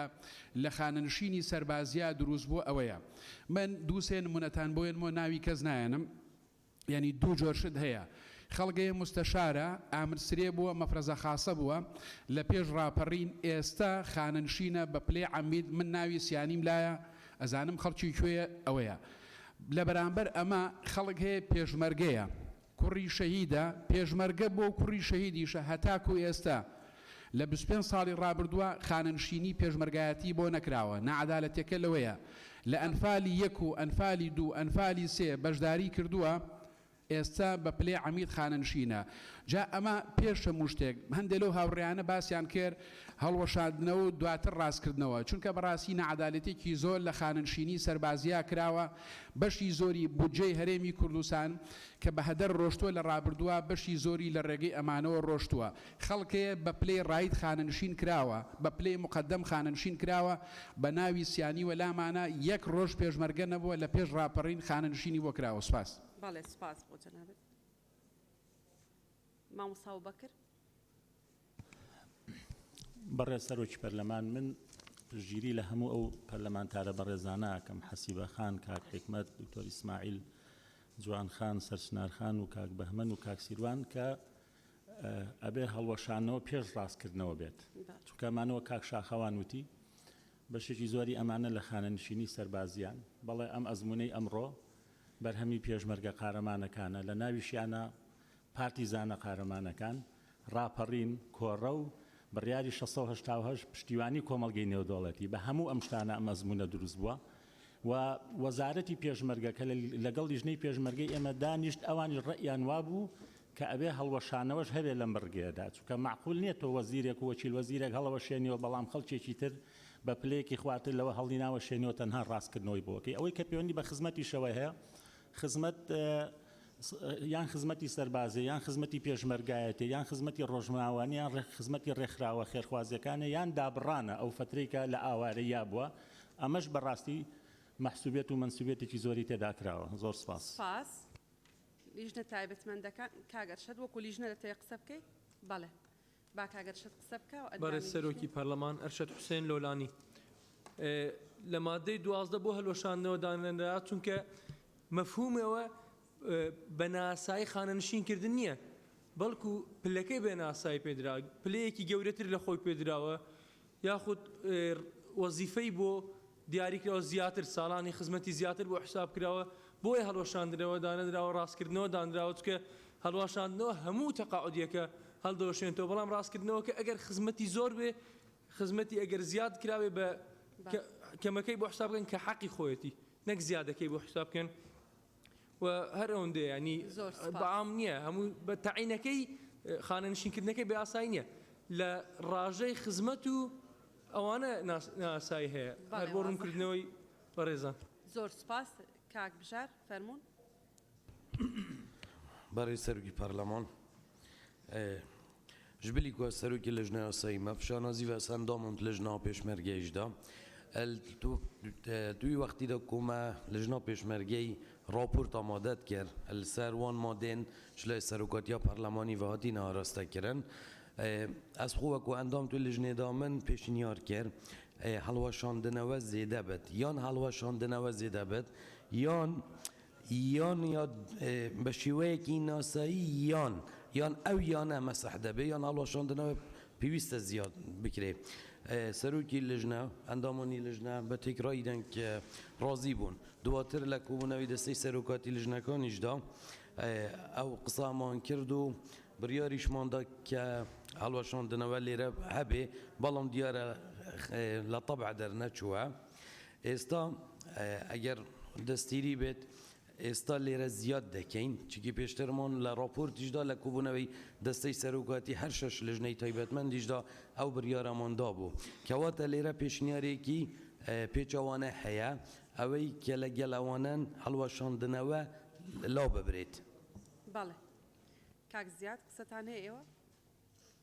بەڕە سەرۆکی پەرلەمان وڵات لە ڕاستیان من ویستم بزەبت هەرەوەیە ئەو وشەیە لە دوا کۆبوون و شابڕایی لێدرا نازانم بەڵام ئەوەی کە لەگەڵ مادەی 11 دوشتی جیاواز نوشکە مادەی 11 بە دەقیقی بۆ وەزیر و بریکاری وەزیر و ڕاوێژکار و بەڕێوەبەری گشتی هاتووە لەبەرەوە لێرا بێ وشەی بۆ زیاکرێتەوە زۆر سپاس بەڵێ بە شێشتم حکومەکانی کۆتایی بەڕێ سەرۆکی پەرلەمان بەشی هەشتم حکومەکانی کۆتایی مادەی 13 یەکەم دەبێت وەزیری پەیوەندیدار و سەرۆکی پەیوەندیداری لایەنی نەبەستراو بە وەزارەت و فەرمانبەری تایبەتمەند حکومەکانی ئەم یاسا جێبەجێ بکەن کاک بژار بەڵێ ئێمە دەبوو دەرفەت بە حکوومەتیش بدەین قسە بکە بگورە بەڵێ فەرمونون وەزیرە بەڕێزەکان بەڵ بە ئەوە تا دەرفەتیان دەدەینێ بەڕێز سەرۆکی پەرلەمان لەسەر پێشنیاری ئەندامانی بەڕێزی پەرلەمان مادەکەمان بەو شێوەیە داڕشتۆتەوە کە جێگای ڕەزامەندی و هەموو ئەو پێشنیارانە بێتن کە بەڕێزان تەڕحیان کرد. مادەی 12 هەڵوەشاندنەوەی موچەی خانەنشینی سەرجەم ئەو کەسانەی کە بە شێوەیەکی نایاسایی خانەنشین کراون و ڕاستکردنەوەی موچەی خانەنشینی سەرجەم ئەو کەسانەی کە بە پلەی بەرزتر لە پلەی شایستەی خۆیان خانەنشین کراون یان لەسەر بنەمای ئەژمارکردنی نایاسایی ساڵانی خزمەتی وەزیفی خانەنشین کراون و ڕاستکردنەوەی موچەی خانەنشینیان بۆ ئەو موچەی بە پێی یاسا کارپێکراوەکان شایستەی دەبن وەک لەم یاسایەدا ئاماژەی پێکراوە. بەڵێ زۆر سپاس. بەڕێز وەزیری دارایی قسەتان هەیە؟ بەڵێ. بەڵێ فەرموو. بەڕێز سەرۆکی پەرلەمان ئێمە لێرەدا کە باسیەوە کراوە بەڵام نقطەی نظامیە یعنی داوامان کرد ڕوونکردەوەمان باتێ لە ئەنجومەنی وەزیران ئێمە دوو سیستەمی جیاوازمان هەبوو دوایەوەی کە حکوومەت پێشەوەی حکوومەت یەکگرتنەوە هەبێت لە ناو ئیدارەی کوردستانە جیاوازی هەبووە لە نێوان وەزیفەکانە هەبووە لە دوای خانشینکردنە جیاوازی هەبووە لێرە تەنها ئەڵێ ئەوانەی کە پلان بەرزە خانشین کرێ ئایا ئەوانەی کە بۆ نمونە لە دوو ئیدارەی جیاوازەکە جیاوازی هەبووە لە پلەکانیان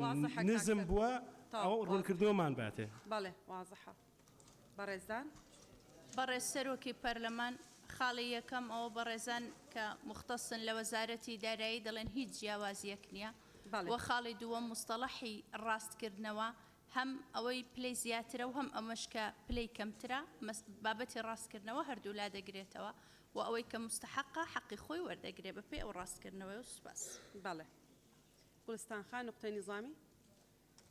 فەرموو. بەڕێز سەرۆکی پەرلەمان من ڕوونکردنەوەیەکمەوی سەبارەت بەوەی ئەوانەی کە خاوەن عشیرەتن بە ناوی دیوەخانانە پارێکیان بۆ خەڵک ئەکرێت ئەو پەیوەندی بە مادەیەوە نییە گوڵستان خان وەڵاوت مەگەر لەگەڵم یاسای چاکسازیەوەش ڕێک خینەوە بەڕاستی هیچ زانیاری لە مادەکانی دوایی پێشنیاریکە بەڵێ مادەی 13 ئێستا دکتۆر زێدان نقطەی نظامی بێ لەسەر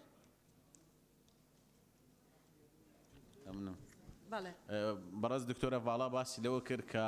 ئەوانەی خانەنشین کراون هەڵدەوەشێنەوە و ئەوانەی پلەشیان پێدراوە ڕاستکردنەوەیان بۆ دەکرێت بۆ نمونە ئەگەر کەسێک 6 ساڵ خزمەتی هەیە لە دوای ڕاپەڕین بەڵام بە هەر جۆرێک خانەنشین کراوە و کەسی دوام هەمان شت 6 ساڵی هەیە بەڵام بە پلەیەکی زۆر بەسیط بۆ بنەوە بە پێشمەرگە خانەشین کراوە کەسی یەکەم پلەدارە بە هەمان ساڵ کەسی دووەم پلەدار نییە بەڵام ئەویش خانەشین کراوە واتە ئێوە پلەدارەکە دەینەوە سەر پلەیەکی ئاسایی ڕاستکردنەوەی بۆ دەکەن بەڵام ئەوەی بێ پلەیە خانەنشین کراوە هەڵدەوەشێنەوە لەو حاڵەتە چۆن تەعامل دەکرێت بەڵێ دووبارێکەمەوە بۆ نمونە دوو پێشمەرگە خانەنشین بووینە یەکەمیان 6 ساڵ خزمەت هەردووچان 6 ساڵ خزمەتی دەوێت بەڵام کەسی یەکەم بە پلەوە خانەنشین کراوە پلەیەکی پێدراوە بە نەقیب کەسی دووەم بەبێ پلە خانەنشین کراوە بە پێشمەرگەیەکی ئاسایی ئێوە لە هەڵوەشاندنەوەکە پێشمەرگە ئاسایەکە هەڵدەوەشێنەوە ئەوەی تر پلەدارەکانیش ڕاستکردنەوەی بۆ دەکەن لەو حاڵەتەدا چۆن دەبێت کە ئەو دوانە هەردووچان وەکو یەکەن بە نایاسایی خانەنشین بوونە پلەدارە و بێ پلەداریش بەڵێ سپاس کاکتۆر جەنابی وەزیر بەڕێز سەرۆکی پەرلەمان ئەوەلەن خانەنشینان ئەوەی بە پێی یاسای پێشمەرگە هەر سێ یاسا ئیشارەتی پێدراوە لەناو ئەو پرۆژە یاسایی کە لەبەر دەستانە بە پێی یاسا خانەنشین کراوە ئەو تەمەنەی و ئەو خزمەتەی کە لەو یاسایە تەحدید کراوە پێشمەرگە ئاساییەکە بەوە خانەنشین کراوە بە پێی یاسای بەرکار کە خانەنشین کراوە هیچ کەسێک ناتوانێت ئەو حەقەی لێ بستێنێتەوە حقوقەکەی مەحفوظە ئەوەیشی کە لە خارجی یاسای بەرکار خانەنشین کراوە مەدەنی بی یان سەربازی بیتن خانەنشینیەکەی هەڵدەوەشێتەوە لە خارجی یاسا بەرکارەکان جا لە هەر پلەیەکی بەڵێ سپاس مادەی 11 بەڕێز سەرۆکی پەرلەمان بەشی هەشتم پرسیار بەڵێ باش نقطەی نظامیە بەڵێ بەڵێ بەرێ سەرۆکی پەرلەمان پرسیارێکم هەبوو لە جەنابی وەزیران هەنی لە حکوومەت لێرە هەڵوەشاندن و ڕاستکردنەوە هەیە بەڵام ئایا ئەگەر کەسێک حەقی بیت و تا ئێستا خانەنشین نەکرابێتن و لەبەر هەر هۆیەکی هەبیتن عیلاجێک لەوە دەکرێت یان زۆر سپاس بەڵێ سپاس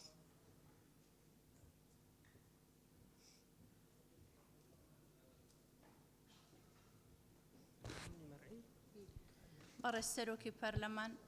قانونەکان وازحن هەر کەسێک بە پێی یاسای بەرکار حەقی تەقاعودی هەبی مافی خۆیەتی کە تەقاعود بکرێت بەڵێ سپاس فەرمون کاک بژار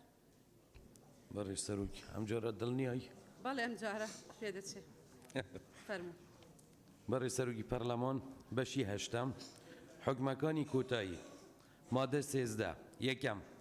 دەبێت وەزیری پەیوەندیدار و سەرۆکی پەیوەندیداری لایەنی نەبەستراو بە وەزارەت و فەرمانبەری تایبەتمەند حکومەکانی ئەم یاسا جێبەجێ بکەن دووەم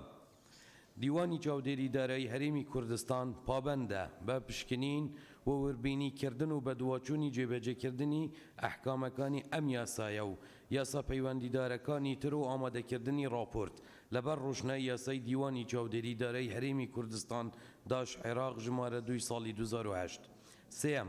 دەستەی دەستپاکی و داواکاری گشتی لە هەرێمی کوردستان داش عێراق بە پێی تایبەتمەندی پابەندبوون بە وەرگرتنی ڕێکاری یاسایی پێویست بۆ جێبەجێکردنی ئەحکامەکانی ئەم یاسایە بەڵێ زۆر سپاس بەڕێزان هەر ئەندامێکی بەڕێزی پەرلەمان دەوێت لەسەر مادەی 13 گفتوگۆ بکە بینوس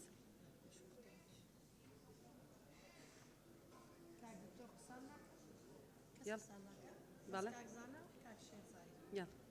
شیرین خان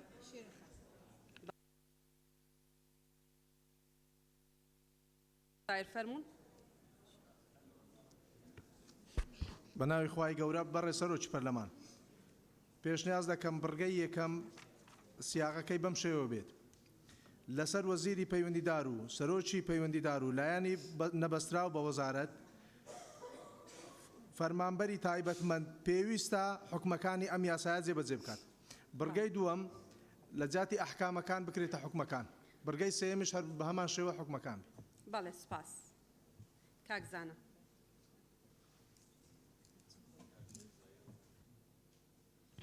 بەڕێز سەرۆکی پەرلەمان مادەی 13 بڕگەی یەکەم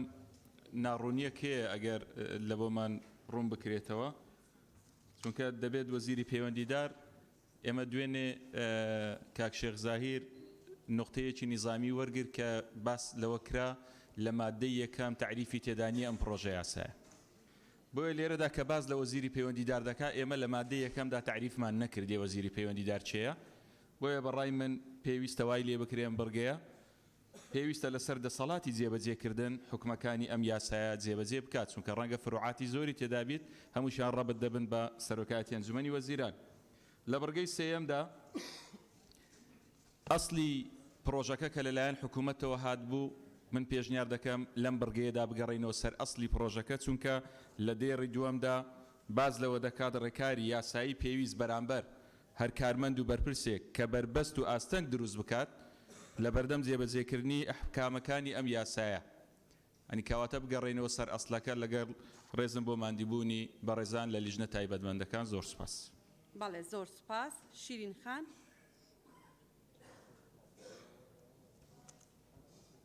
بەڵێ مایکەکەت کاک زانە کوژاوە. بەڵێ بەڕێ سەرۆکی پەرلەمان شیرین ئەمین لە مادەی سیانزەدا لە بڕگەی دووهەم و سێیەم ئاماژە بەوە دەکات کە دیوانی چاودێری دارایی و دەستەی دەستپاکی و فەرمانگەی داواکاری گشتی ڕا بسپێردرێن بۆ وردبینیکردن و چاودێریکردن و جێبەجێکردنی حکومەکانی ئەم یاسایە لەگەڵ ئەمەدا من پێشنیاز دەکەم کە ماوەیەک دیاری بکرێت کە لە 6 مانگ زیاتر نەبێت بۆ جێبەجێکردنی حکومەکانی ئەم یاسایە. زۆر سوپاس. حەسیبە خان.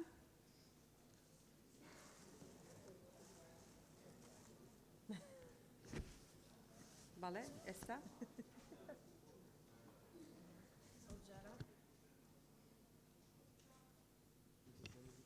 بەڕێ سەرۆکی پەرلەمان لە مادەی سێزدەهەم پشتگیری راپۆرتی لیژنەی هاوبەشەکەم تەنها وەک برای بەڕێزم دکتۆر زانا ئاماژەی پێدا لە خاڵی یەکەم لەبەر ئەوەی تعریفەکان نەکراوە داوا لە وەزیرە پەیوەنددارەکان دەکەین کە لێرە ئامادەن ڕوونکردنەوەیەک بدەن. سوپاس. بەڵێ زۆر سوپاس. بەڕێز وەزیری دارایی وەزیری هەرێم. بەڵێ باش باشە قسە بکە. فەرموو قسە بکە ئەگەر دەست ناومان نەنووسوی بیرمان چۆ فەرموو.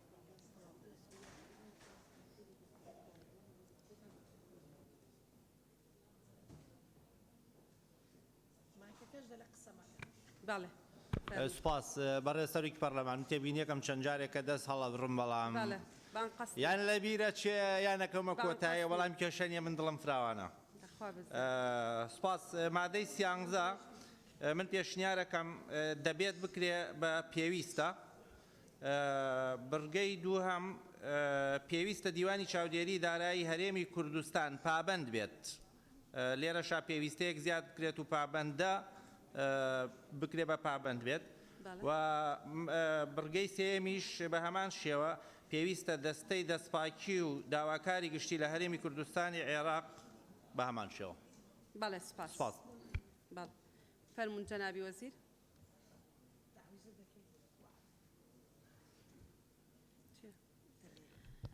بەڕێز سەرۆکی پەرلەمان هەرچەندە وەزیری پەیوەندیدار دیارە لەبەر ئەوەی فەسڵەکان هەمووی دیارە زۆربەی فەسڵەکان تەحدید کراوە هەر فەسڵی پەیوەستە بە وەزارەتێکی دیاری کراو بەڵام لەگەڵ ئەوەشدا دەکرێت لە بڕگەی یەکەم وەزیری پەیوەندیدار و سەرۆکی پەیوەندی داری لایەنی نەبەستراوە بە وەزارەت هەڵبژیرێ بکرێ بە دەسەڵاتی جێبەجێکردن. دەسەڵاتی جێبەجێکردن حکومەکانی ئەم یاسایە جێبەجێ بکەن پێویستە لەسەر دەست هەرچەندە لە ئەحکامی ختامی پێم وایە لە کۆتاییشدا هەیە مادەیەک زیاد کراوە بەڵام لێرانەش ئەگەر بکەنە بە دەسەڵاتی جێبەجێکردن هیچ کێشەیەک نابێتن. زۆر سوپاس. ئەو خاڵش کە پەیوەندیدارە بەوەی کە بەڕێز کاکزانە پێشنیاری کرد ئێمەش پێمان وایە کە بگەڕێنەوە بۆ ئەو دەقە حکومیە و ڕێکاری پێویست بەرامبەر هەر کارمەند و بەرپرسێک کە ئاستەنگ و بەربەست دروست بک بۆ جێبەجێکردنی ئەحکامەکانی ئەم یاسایە. بەڵێ سوپاس. مادەی 14.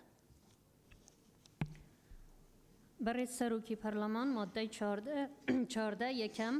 دامەزراندن لە هەر وەزیفەیەکی پلە باڵا لەناو کەوانەدا بەڕێوەبەری گشتی و ڕەوێژکار و سەروتر لە هەر سێ سەرۆکایەتیەکە و وەزارەتەکان و لایەنی نەبەسترا و بە وەزارەت ڕادەگیرێت مەگەر تەنها لەو کاتەی پلەی چوڵ هەبێت. دوام، خانەنشینکردنی فەرمانبەر بە پلەی بەڕێوەبەری گشتی و سەروتر کە پێکهاتەی ئیداری لە ئاستی بەڕێوەبەراتی گشتی و سەروتر بەڕێوە نابێت بە پێی ئەحکامەکانی هەردوو مادەی حەوتەم و هەشتەمی ئەم یاسایە دەبێت یان دەگوازرێتەوە بۆ شوێنێکی تر لە کاتی هەبوونی شوێنی وەزیفی بەتاڵ کە لەگەڵ ناونیشانی وەزیفی شایستەی خۆی دەگونجێت بە ڕازیبوونی ئەو شوێنەی بووی دەگوازرێتەوە. سێەم، حکومەکانی بڕگەی دووەمی ئەم مادەیە سەرۆکی یەکەی ئیدارەکانیش لەناو کەوانە پارێزگار قایم مەقام بەڕێوەبەری ناحیە دەگرێتەوە کە هیچ یەکەیەکی ئیداری بەڕێوە نابن. چوارم، مەرجەکانی دامەزراندن بە پلەی بەڕێوەبەری گشتی و بەرەو ژوور جگە لە مەرجەکانی فەرمانبەرایەتی وەزیفەی گشتی بە پەیڕەوێک دەستنیشان دەکرێت کە لەلایەن ئەنجومەنی وەزیرانەوە دەردەچێت کە تیایدا ڕەچاوی بڕوانامە و بسپۆڕی و ساڵانی خزمەت و شارەزایی و لێهاتوویی بکرێت. باڵێ زۆر سپاس. هەر بەڕێزێکی لەبارەی و مادەیەوە قسە بکە. دکتۆر محەدین بەدرێخان، کاک مەلا ناسر، کاک بەهجەت، دکتۆر ڕێبوار، کاک زارە، شێخ زاهیر، کاک نزار، کاک مەلاوێس. دکتۆر عوسمان لێرە، دکتۆر عوسمان و کاک ڕزگاریش.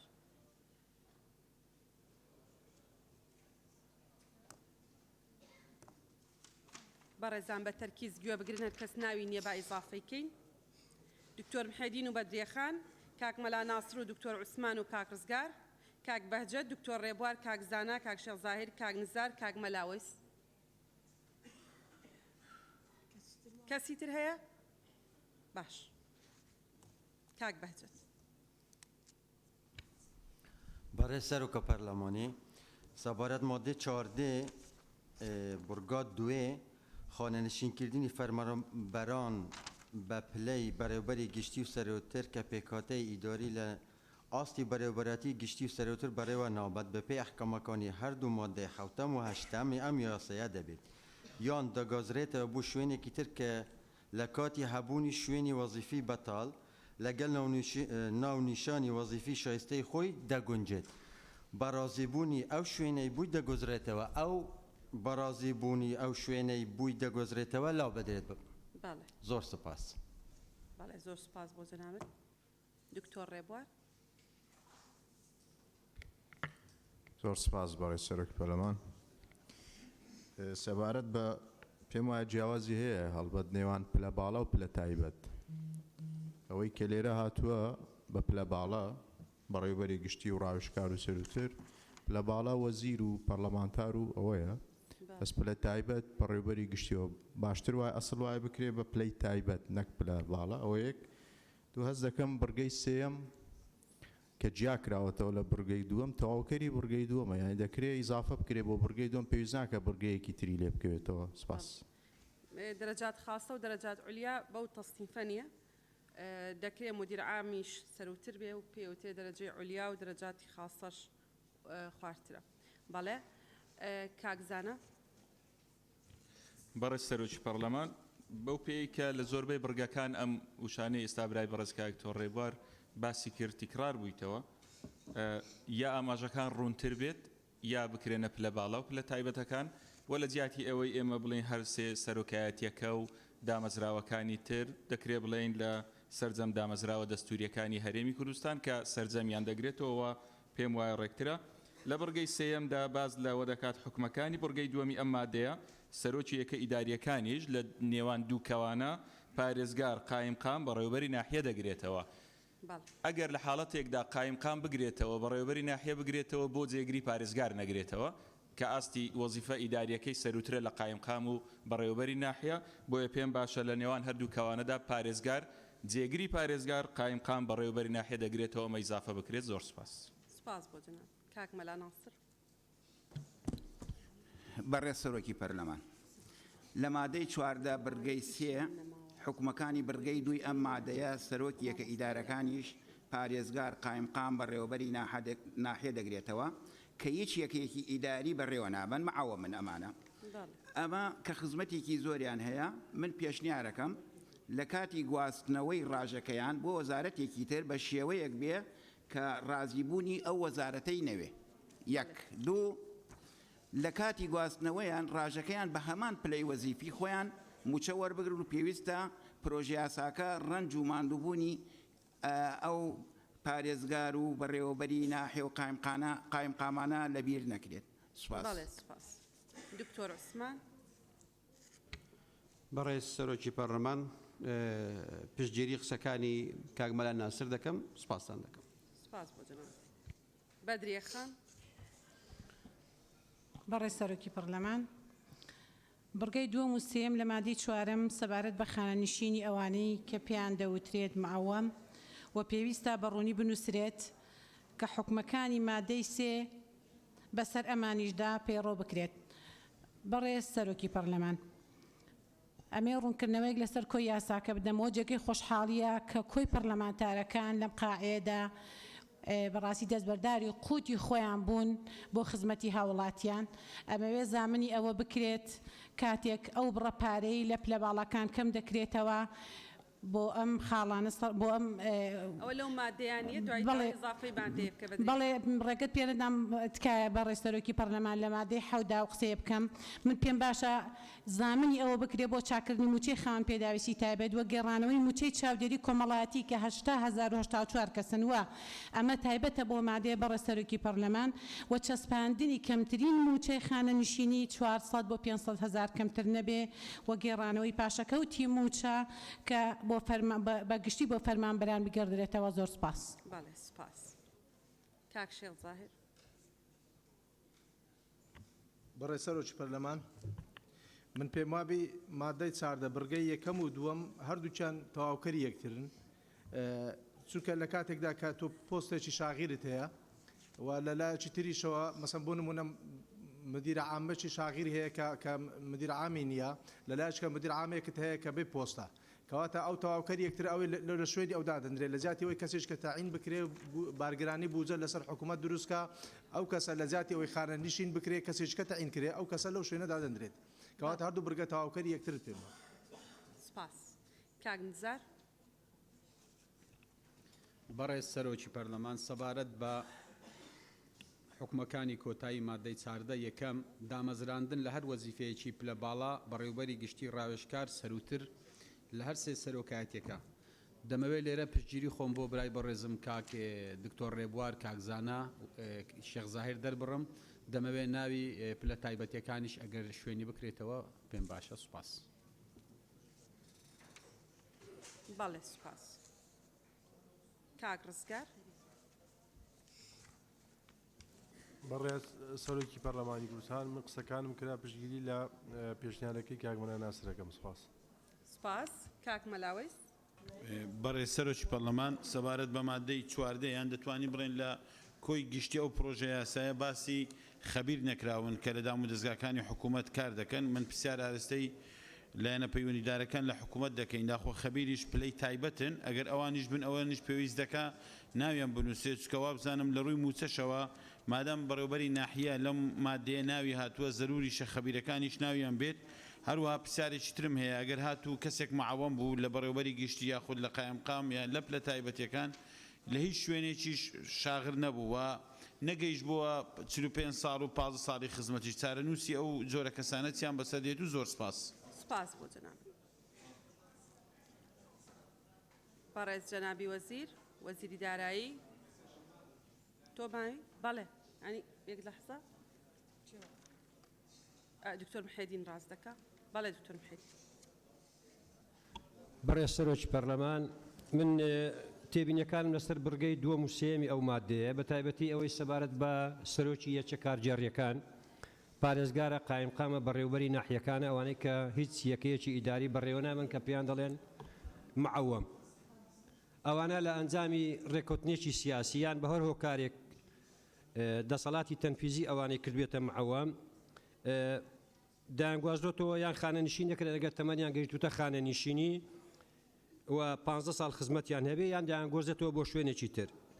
پێویستی بە مەرجی ڕازیبوونی ئەو شوێنە هەیە پێم وایە مەرجی ڕازیبوونی شوێنەکە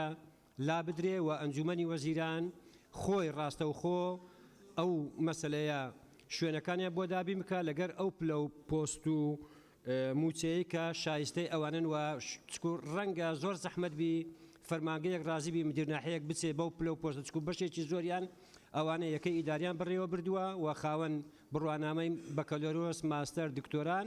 ڕەنگە شوێنەکان پێڕازیم بۆیە دەبێت ئەم پێم وایە ئەرکی ئەو ئەرکە ئەنجومەنی وەزیران لە ئەستۆی بگرێ شوێنەکانیان بۆ دواییکە کە بگونجێ لەگەر پلە و پۆستی ئەو بەڕێوەبەر و قایم و پارێزگارانەوە زۆر سپاس زۆر سپاس بەڕێزان ئەگەر ڕوونکردنەوەیەکتان هەیە بەڕێز سەرۆکی پەرلەمان لەسەر پێشنیازی بەڕێزان ئەندامانی پەرلەمان بەو شێوەیە مادەکەدا دەڕێژینەوە یەکەم دامەزراندن لە وەزیفەکانی بەڕێوەبەری گشتی و ڕاوێژکار و سەروتر لە دامەزراوە دەستوریەکانی هەرێمی کوردستان ڕادەگیرێت مەگەر تەنها لەو کاتەی پلەی چۆڵ هەبێت بڕگەی دووەم پێشنیازیان کرد کە بەڕازیبوونی ئەو شوێنەی بۆی دەگوازرێتەوە هەڵگیرێت ئێمە لە حکومەت هیچ مانعێکمان نییە کە ئەو فەقەڕەیە هەڵبگیرێ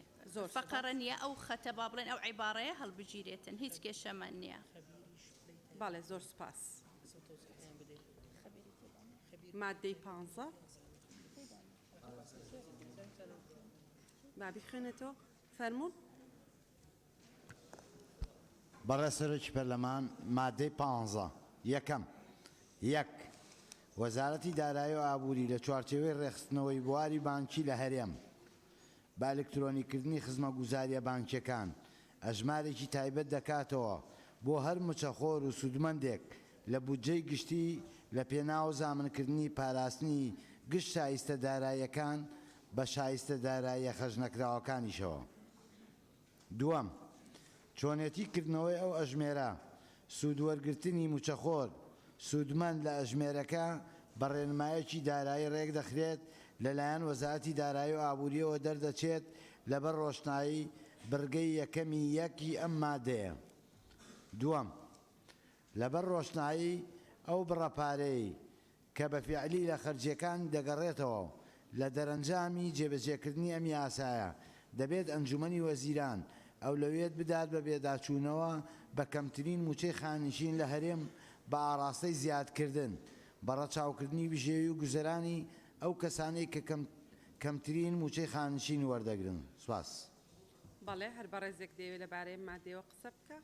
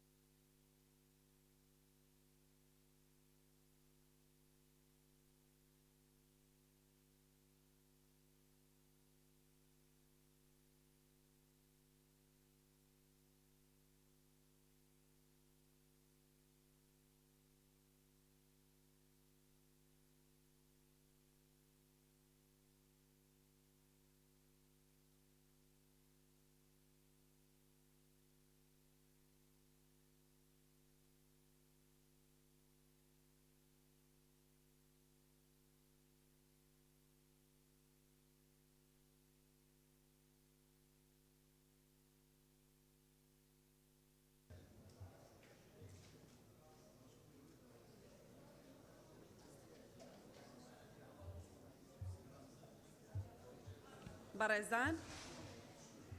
کاک محسین کاک مەم کاک مەلا ئیحسان کاک ئیدریس کاک بەهجەت حەسیبەخان کاک حکمت کاک پێشەوە کاک زانا ڕۆژان خان دکتۆر ڕێبوار مامۆستا جیهاد لیزا خان دکتۆر زێدان کاک بژار گولستان گولیزار دکتۆرە گەلارش نەمەی بەرە ئەو بەر هەلەیە حاڵە بکە جێ بکەرەوە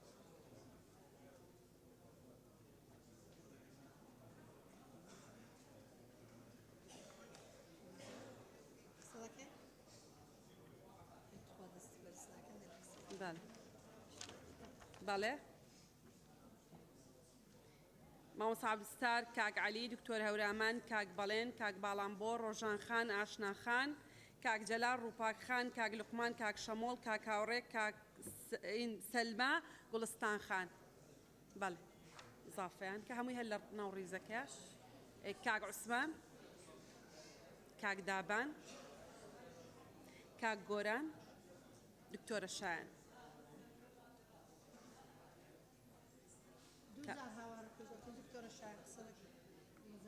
کاک عوسمان نووسی کاک گۆران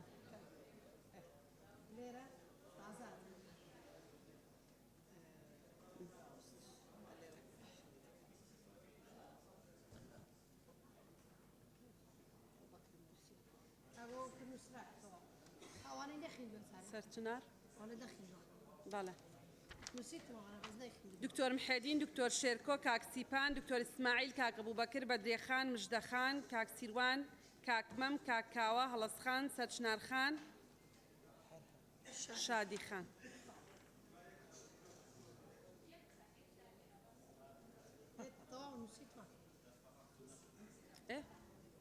باشە ئەم جارە لێوە دەست پێکم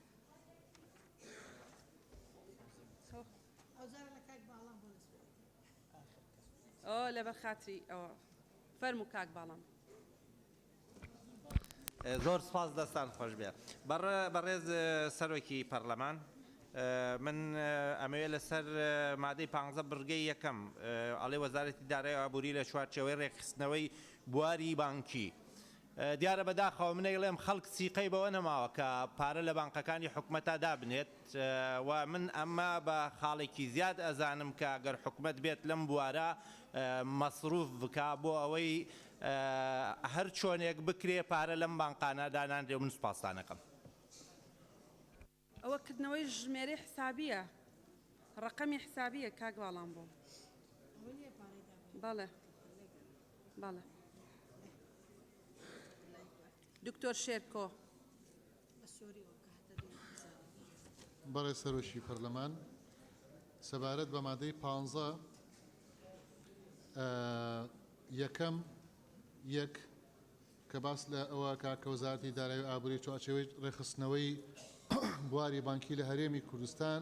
لە هەرێم و بە ئەلکترۆنیکردنی خزمەتگوزاریەکان ئەوەی بۆ ئێزافە بکرێت لە کۆتاییە کە بە تایبەت پلە بەرزکردنەوە و پاشەکەوتکردنی موچە واتە ئەوە ڕەچاو بکە واتە دووهەم کە باس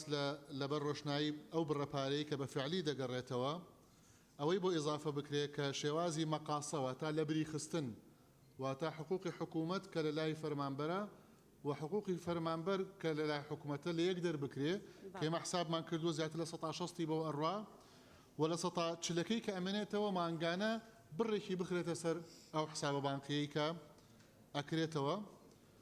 ئضافەتەن بۆ یعنی دووهەم ببێ بە خاڵێکی تر کە کەمترین خانەنشینی لە 400,000 دینار مانگانە کەمتر نەبێت و سێهەمی بۆ ئضافە بکرێ واتە یەکەم و دووهەم سێهەمی بۆ ئضافە بکرێ کە خانەنشینی بۆ کەم ئەندامان زیاد بکرێ و بۆیان بکرێت بە 250,000 دینار زۆر سپاس ڕووپاک خان بەڕێز سەرۆکی پەرلەمان دیارە ئەو مادەیە باسی ئەژمێری بانکی کردووە لە مادەیە کەم یەک من پێشنیار دەکەم ئەو موچە پاشەکەوتکراوانەی موچە خۆران بخرێتە سەر ئەو ئەژمێرە بانکیە بە سێ قۆناغ موچە خۆر بتوانێت ئەم پارەیە سەحەبکە واتە ڕای بکێشێ لە مەسلەی مقاسە لەبەر یەک خستن پشگیری لە قسەکانی دکتۆر شێرکۆ دەکەم و هەروەها لە بڕگەی دووەم کەمترین موچەی خانە نشینی کەمتر نەبێ لە 400,000 هاوشێوەی بەغدای لێ بکرێ لە بڕگەیەک زیاد بکرێ لە ئەنجامی جێبەجێکردنی ئەم یاسای هەر بڕەپارێکە دەگەڕێتەوە بۆ حکوومەت دەبێ بخرێتە سەر کەمترین موچەی خانە نشینی وەکو لە پێشتر ئاماژەم پێکرد کە لە 400,000 کەمتر نەبێ. زۆر سوپاس. باڵێ سوپاس. لیزا خان. بەڕێز سەرۆکی پەرلەمان پێشنیار دەکەم لەم مادەیەدا لە مادەی 15 فەقەرەیەک زیاد بکرێ سەبارەت بەو قەرزانەی کە هی کۆمەڵێک بازرگان و کۆمپانیان حکوومەت لە نێوان ساڵانی 2007 و 2011 داویەتی بەو کەسانە و ماوەی یاسایی دانەوەی ئەو قەرزانە شتێپارێوە هەروەها ئەو قەرزانە بەرامبەر بە هەندێک چۆن بڵێ بەرامبەر سوودی ساڵانە دراوە بەو کەسانە هەروەها بەرامبەر ڕەهندراوە و ماوەکەش بەسەر چۆنیان داوەتەوە پێشنیاز دەکەم کە لەم مادەیە زیاد بکرێ مدەیەکیان بۆ دابنرێ بۆ ئەو کەسانە کە ئەو پارەیە بگەڕێنەوە بۆ حکوومەت ماوەکەش 3 مانگ بێ هەروەها هەر بۆ بەرچاوڕوونی جەنابتان لە ئێستاە بە تایبەتی کە 31 دوانزەی ساڵی 2019 شتێپەڕی قەرزەکە ئێستا گەیشتووە بە زیاتر لە 800 میلیارد دینار بۆیە پێشنیاز دەکەم ئەو بەرگەیە زیاد بکرێ کە باس لە چاکسازیەکەین بە عەدالەتانە ئەو چاکسازیە بکرێت. زۆر سوپاس. سوپاس. مامۆستا جیاد. بەڕێز سەرۆکا پەرلەمانی قسەکانی من کرا و پشتگیری لیزاخانێ دەکەم و زۆر سپاس. باڵێ سوپاس. کاک محسن. بەڕێز سەرۆکا پەرلەمانی خاڵایەکی و دوێ vekirina hejmareka bankî bû fermanberên herêmê kareke zor zor baş e belam ne bes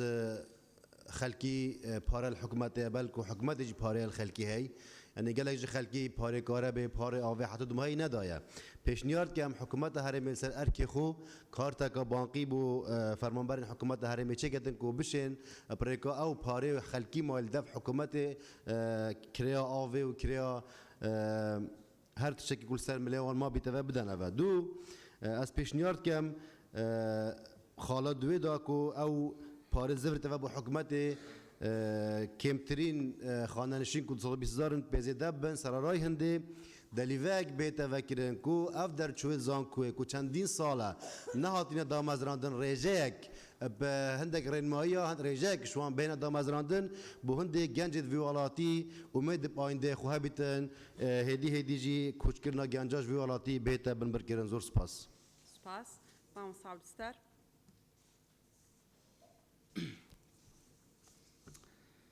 بەڕێز سەرۆکی پەرلەمان سەبارەت بە مادەی 15 خاڵی یەکەم لە بڕگەی یەکەمدا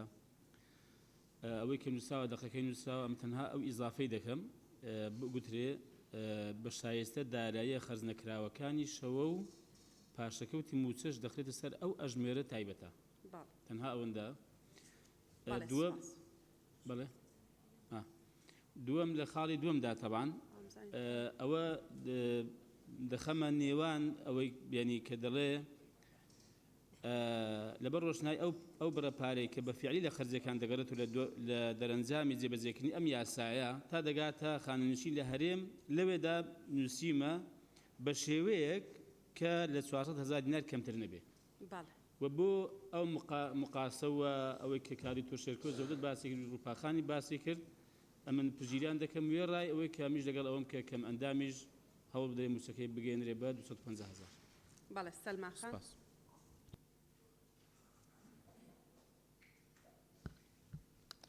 بەڕێز سەرۆکی پەرلەمان سەلما فاتح بێگومان ئەم مادەیەکێکە لەو مادە باشانەی کە لە ناو پرۆژە یاساکەدا هەیە ڕاستە ئەژمێری تایبەتیەکێکە لەو کارە باشانەی کە لە پرۆژە یاساکەدا زامنی موچە خۆران دەکاوە بە تایبەتیش ئەم بڕگەیە پێم وایە بۆ موچە پاشەکەوت کراوەکانە بەڵام ئەژمێری تایبەت ئەگەر ئێمە نەزانین بۆچی بەکاردێنرێ لە ئایندەدا ئەوە بێگومان باشترە ئەگەر بزانین و بە تایبەتی لەم مادەیە پشتیوانی قسەکانی کاک موحسین دەکەم کە پێویستەکە ئێمە بە یاسا دیاری بکەین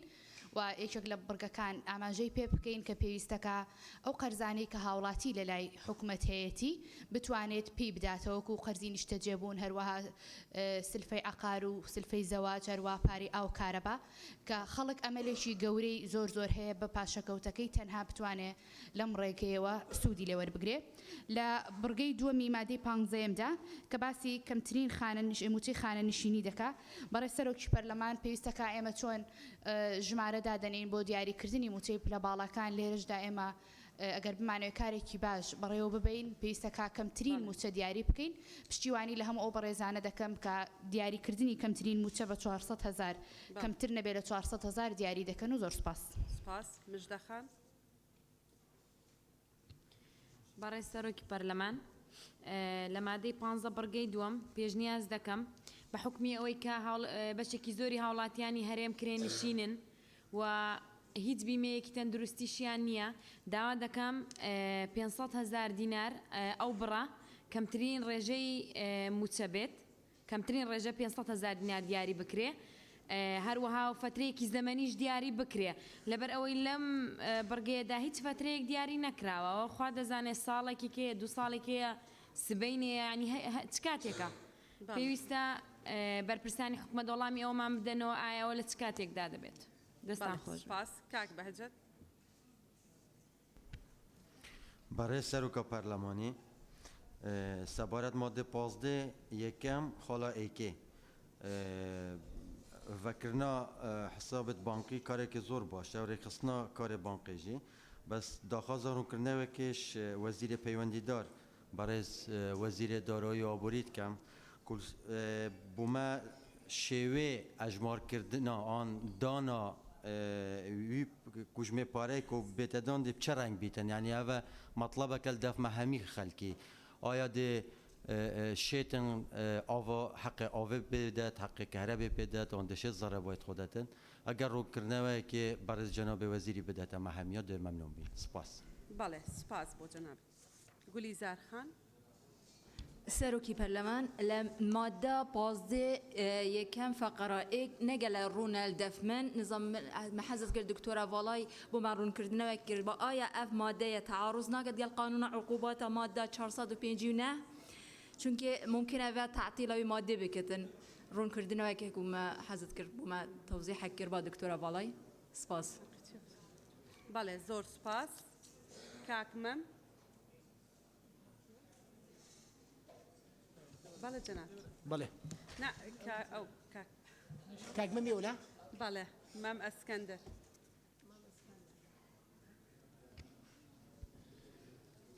برای سروکی پارلمان جایگیرتن آماده که ویرانگیر وی پروژه دو کاری دیگر گرینگی حکومت خود تغییر بر پرساتیا که یاسایی و تمام دم دا پشتراسی جیبو خلکی پیدا بیتن کو ایدی پاشته و توای موچه اوه کل دف حکمت ما اینا فوتید. من ویاوه به جمع خفنین مجلوی حوالات نگیرن پشگیری و پیشنیا را لیزا خانه جید کم سپاس. بله سپاس با برز کاک سیپان.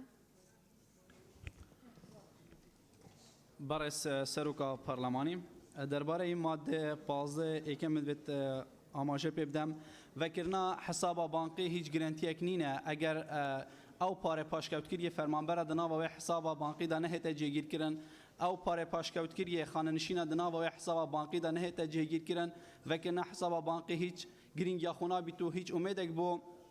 فرمانبر و خانه‌نشین هرما کورسای ناو گریتن جبوه که بشن او پاشکفت کل جلای حکومت و سالان در باز بوده لهات یبرین لبه تزوراندن لورا پشنیار کم اف خاله بی رنگی بید دیگل وکرنا جماره کا تایبت یا الکترونیا ورگرتنه یعنی حساب بانکیا کو بو فرمانبر و خانه‌نشین تهدا دیار کردن سرجم پاره پاشکفتگیری تهدا بهت دست نشان کردن هر وسا فرمانبر و خانه‌نشین بشن جوی پاره کو ده دست نشان کردن کو حقی وی دیجیتال سر حساباوی بشن پاره رسومات دولت بشوی کی گشتی پی بدن هەروەسا هەیوانەژی بشێن ڕێژەیەک ژووی پارێک و بهێتە دیاریکردن ئەوش دشێن لە ڕێنمایان ئەنجومەنی وەزیران بهێتە دیارکردن ڕێژەیەک ژووی پارێ پاشکەفتکردی پشتی و پاران ڕسوماتên دەولەتê پێتێنەدان هەیوانە بهێتە وەرگرتن لە خاڵا دوامداژی مادە 15 ئەوێ چەندێ پیشنیار بکەم ku ev parê ku ji encamê vê çaksaziya binavê vî projê dihête vegerandin ji bo hikûmetê kêmtirîn xanenişîniya medenî bibîte 500,000 dînar ji bo yekê xanenişîniyên Herêma Kurdistanê jî dilinya bin ku ji encamê evê çaksaziyê ew jî bûne beşek ji mifadar di nava vê projê çaksaziyê de û xelek dilinya bît ku projê çaksaziyê ji bo berjewandiya wê ew dêşêt berjewandiya wan fermanber evît ku ma şêtwanê dikêm bi hênzêdekirin û zor spas. سپاس بۆ جەناب. کاک دابان. بەڕێ سەرۆکی پەرلەمان لەسەر مادەی 15 ژمارەیەک من پرسیارێک لە بەڕێزان ئەنجومەنی وەزیرانەکەم ڕێخستنەوەی بواری بانکی لە هەرێمەوە بە ئەلکترۆنیکردنی خزمەت گوزاریەکان لێرە هیچ سەفێکی زەمەنی دیاری نەکراوە کە ئەمە بەشێکە لە یەڵە گشتەکانی کارنامەی کابینەی حکوومەت لە ماوەی چەندێکی ترا ئەماکرێ و مەبەست لە شایستەدارایە خەرج نەکراوەکان ئایا پاشەکەوتی موچەیە یان نا واگەر مەسەلە ینی ئەمە بۆ پاشەکەوتی موچەیە لێرە لەگەڵ ڕەئی ئەو برادرانەیەم کاک دکتۆر شێرکۆوان کە بتوانێ مقاسەی پێ بکرێ و سەبارەت بە خاڵی دووەم داواکارم کە لێرەشە کەمەندامان یان خاوەن پێداویستێ تایبەتەکانی ژێ بکرێتەوە سوپاس بۆ بەڕێزە. سپاس. بەڵێ. ناوی مادەکە بڵێ ئینجا. ڕقەمی مادەکە بڵێ کاگومێر ئینجا. بەڕێز سەرۆکی پەرلەمان بەپێی حکمی مادەسی برگەی پێنجەم لێژنە تایبەتمەندەکانی پەرلەمان لەسەر ئەو پرۆژەیە 6 لێژنە کۆبنەوەی کردی و ڕاپۆرتی ئێستا لە بەردەستمانە نزیکی 3 بەشی ئەندامانی پەرلەمانی کوردستان لەو ڕاپۆرتە بەشداریان کردیە کەمترین سەرنج لەسەر مادەی 15 کە ئێستا ئێمە گفتوگۆ لێسەر دەکەین. ئەو گفتوگۆ و سەرنج و تێبینیانی هەبوو لە لێژنە تایبەتمەندەکان کە کرایە ئێستاش 3 بەشی ئەندامانی پەرلەمان بەڕێزان ناوی خۆیان نووسیوە دیسان جارێکێک گفتوگۆی دەکەن ئەوەشمان لەبەرچاوبی ئەو مادەیە لە دوای گەیشتنی پرۆژەکە ئیزافە بووە بە ڕێککەوتنی لێژنەی تایبەتمەندی پەرلەمان لەگەڵ حکوومەت ئەو ڕێککەوتنە کرایە ئەو مادەیە بە ڕێککەوتن دابەش بووە ئەگەر پرۆژەکە لە حکوومەت هاتبووی کە لە ئەنجومەنی وەزیران بە کۆی دەنگ پەسەند کرا بەڵام ئەوە دوای پەسەندکردنەکەش جارێککە بە ڕێککەوتن ئەوە دانراوە بۆ بەرچاوڕوونیتان و زۆر سپاس. بەڵێ دروستە. دروستە بەشێکی زۆری ئەندامانی پەرلەمان واژۆیان لەسەر راپۆرتەکە هەیە خۆی زۆر باشتر لە لیژنە قسە بکرێ ڕەنگە ئینسان قسەکانی زیاتر لەگەڵ ڕەفیقەکانی گفتوگۆ بکە زیاتر شوێن بگرێ بەڵام ئێمە هیچ مادەیەکی پەیڕەویمان لە بەردەستان نییە بڵێ ئەگەر ئیمزای لەسەر راپۆرتێک کرد بۆی نییە قسە بکە بەڕاستی بریا مادەیەکی وا لە ناو پەیڕەوەکە هەبووە کاک عوسمان سێدەری گرنگەوەی پێچەوانەی ئەوە نەوترێ کە ئینسان واژۆی لەسەر سەرۆکی پەرلەمان دیارە بەرگەی یەکەم بەو شێوەیە کە کردنەوەی ڕقم حسابیەکە لەسەر حسابی حکوومەت بێ نەک لەسەر فەرمانبەران خۆیان و هەروەها فەرمانبەر بتوانێت لەو پارەی ئەو قەرزە کە بتوانێت پارەی ئاو کارەبا و هەروەها زەریبە قەرزە چووکەکانی تریش بتوانێت بداتەوە و هەروەها بۆ بەشی برگەی دووەمیش ئەوەی بۆ خانەنشینی کە باز دەکرێت کەمترین بکرێ بە 400,000 دینار و هەروەها دەرچوانی زانکۆ و پەیمانگەکانیش بتوانن سوودمەند بن لە بەشێکی و پشتیوانی لە قسەکانی لیزاخان و هەروەها سەلمەخانیش دەکەن. بەڵێ زۆر سپاس بەشێکی زۆری ئەو قسانە دووبارەن و بە گوێرەی پەیڕەوی ناوخۆ ئەندام نابێت قسەی ئەندامی پێشخۆی دووبارە بکاتەوە تەنها ئەتوانێ بڵێ لەو بابەتانەیە پشتگیریەکەم بۆ گەڕانەوەی وەخت بۆ پابندبوون بە پەیڕەوی ناوخۆش هەموو بەڕێزانەی باسی ئەو 400,000 دەکەن تەنها بەسە بڵێن لەو بابەتا پشتگیریەکەین کە باسی مەقاسە دەکەن بڵێن لە بابەتی مەقاسە پشتگیریەکەین وەخت زیاتر دەگەڕێتەوە وە جێبەجێکردنی دروستی پەیڕەویشە. کاک حکمەت. بەرە سەرۆکە پەرلەمانی وڵاو قەسەت مدڤاز بەحث بکەم هەمی ئاغلبات نەگوتن منجی پێ باشە هەم خەلکی قەرز الحکومەت هەی هم حکومت جیل خلکی های یعنی آلوگور که بتکرند و جماری یاره دا و پشگیریا لیزا خانه و کاک محسنید که مزور سپاس. بله سپاس. کاک عبدالسلام. برای سەرۆکی پەرلەمان قسەکانم کرا پشتگیری لە بۆچوونەکانی کاک جەلال محەممەد دەکەم. بەڵێ زۆر سپاس دکتۆر محێدین بەڕێز سەرۆکی پەرلەمان لەبارەی مقاسەکە من پشتگیری دکتۆر شێرکۆ دەکەم لەبارەی 400,000ەکەی کەمترین موچەی خانە نشینیان پشتگیری کاک عوسمان سێدەری و دکتۆر شێرکۆ دەکەم وها لەبارەی خاوەن پێداویستیە تایبەتەکانیش پشتگیری ئەوە دەکەم کە 250,000 دیناری و زۆر سپاس سپاس بۆ جەناب کاک عەلی حەمەد ساڵح بەناوی خۆی گەورە بەڕێز سەرۆکی پەرلەمانی کوردستان طبعا ئەم مادە مادەیەکی گرنگە من هەندێک سەرنج و تێبینی و ڕێخستنەوەم هەیە بۆ دەوڵەمەندکردنی مادەکە یەکەم کە ئەڵێ کۆی شایستەدارایەکانی فەرمانبەران لە ژمێرەیەکدا دیاریەکرێت کەواتە ئەمە قۆناغی یەکەم لە ژمێرەیەکدا پاشەکەوتی موچە بابە و ناوە بڵێن لە ژمێرەیەکدا دیاریەکە قۆناغی دووەم وەزارەتی دارایی ڕێنمایی دەردەکات بۆ شێوازی مامەڵەکردن لەگەڵ ئەو پارانەی لەم ژمێران واتە ئەو پارانەی لەو پاشەکەوتان کە ئێمە داواکارین و پێویستە ئەوەی کە فەرمانبەران بتوانێت ئەم پاشەکەوتە بەکار بهێنرێ بۆ دانەوەی قەرزەکەی خاڵی سێم من پێشنیازی جێگیرکردن یەکەم بەم فۆرمە پاش باشبوونی دۆخەکە و ڕێککەوتن لەگەڵ عێراقدا بەڕێژە واتە ئەو دوو پێشەکە پاش باشبوونی دۆخەکە و بەڕێکردن لەگەڵ عێراقدا بە شێوەی ڕێژەکی پاشەکەوتی فەرمانبەران بدرێتەوە خاڵی دیکە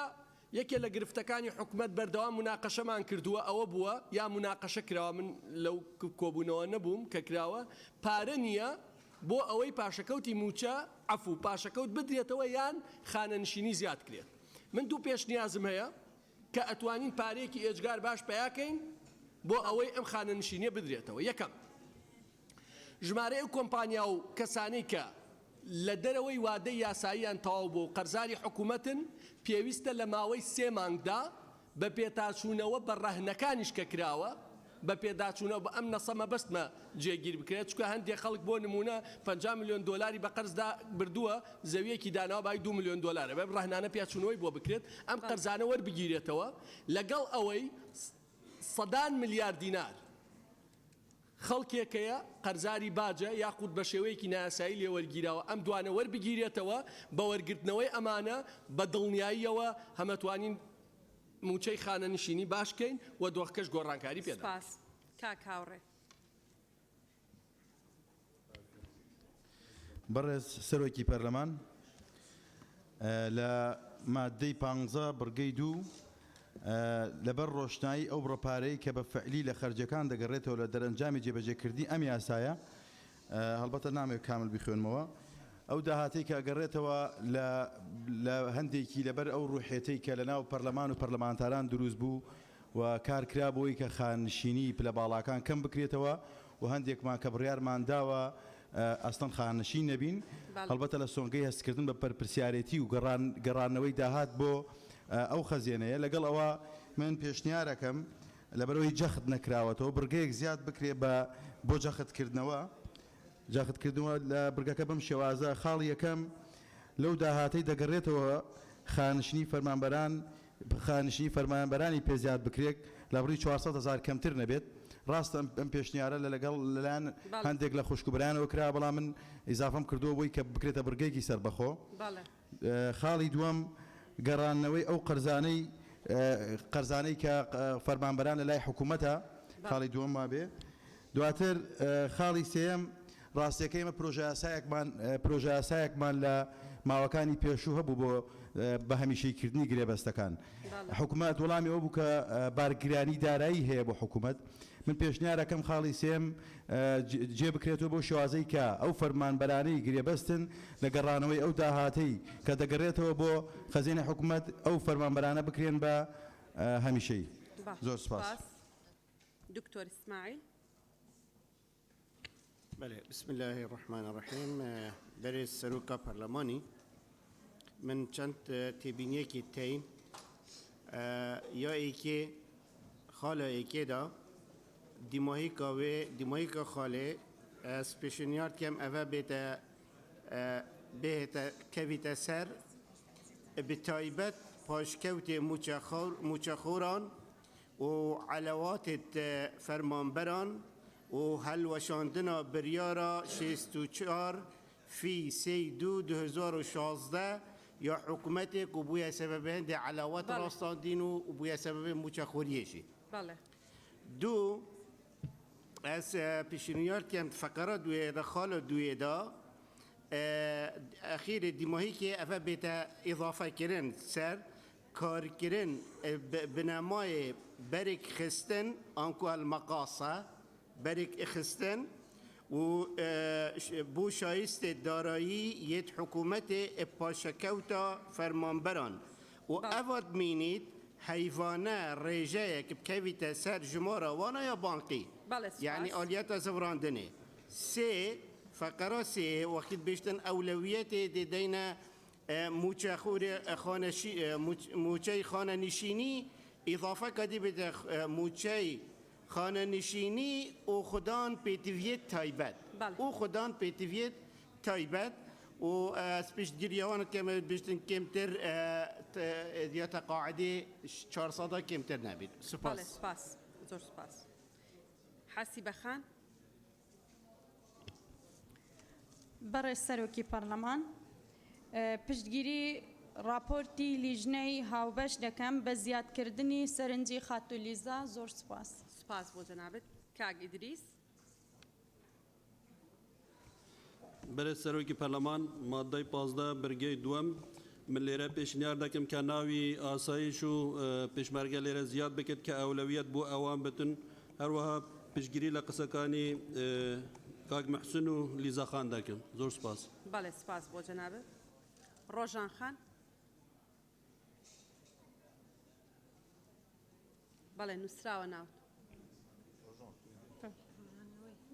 ڕۆژان برای سروکا پارلمانی روزانه ام روی موچه خوراد بنو بردوام اف بسیارش مدد کرنه سر پاشکفتی و موافقان آیم دلخوشگر جی الویر جه وید ویاسای دهات کرنه پیشنیارا من و تیبینیا من تنها سر وشا زامن کردنه ما برانبری وشا کردیا های گارانتی کتی ده بید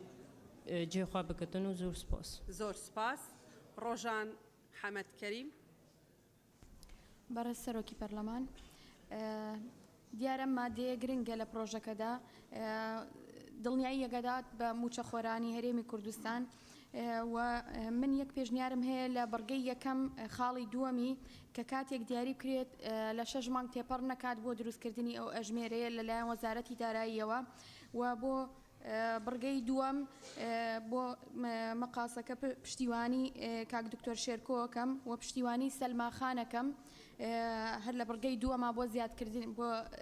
کەمترین موچەکە کە دیاری بکرێت و سەبارەت بە زیادکردنی بڕگەیەک پشتگیری لیزاخانەکەم زۆر سپاس سپاس کاک بەڵێن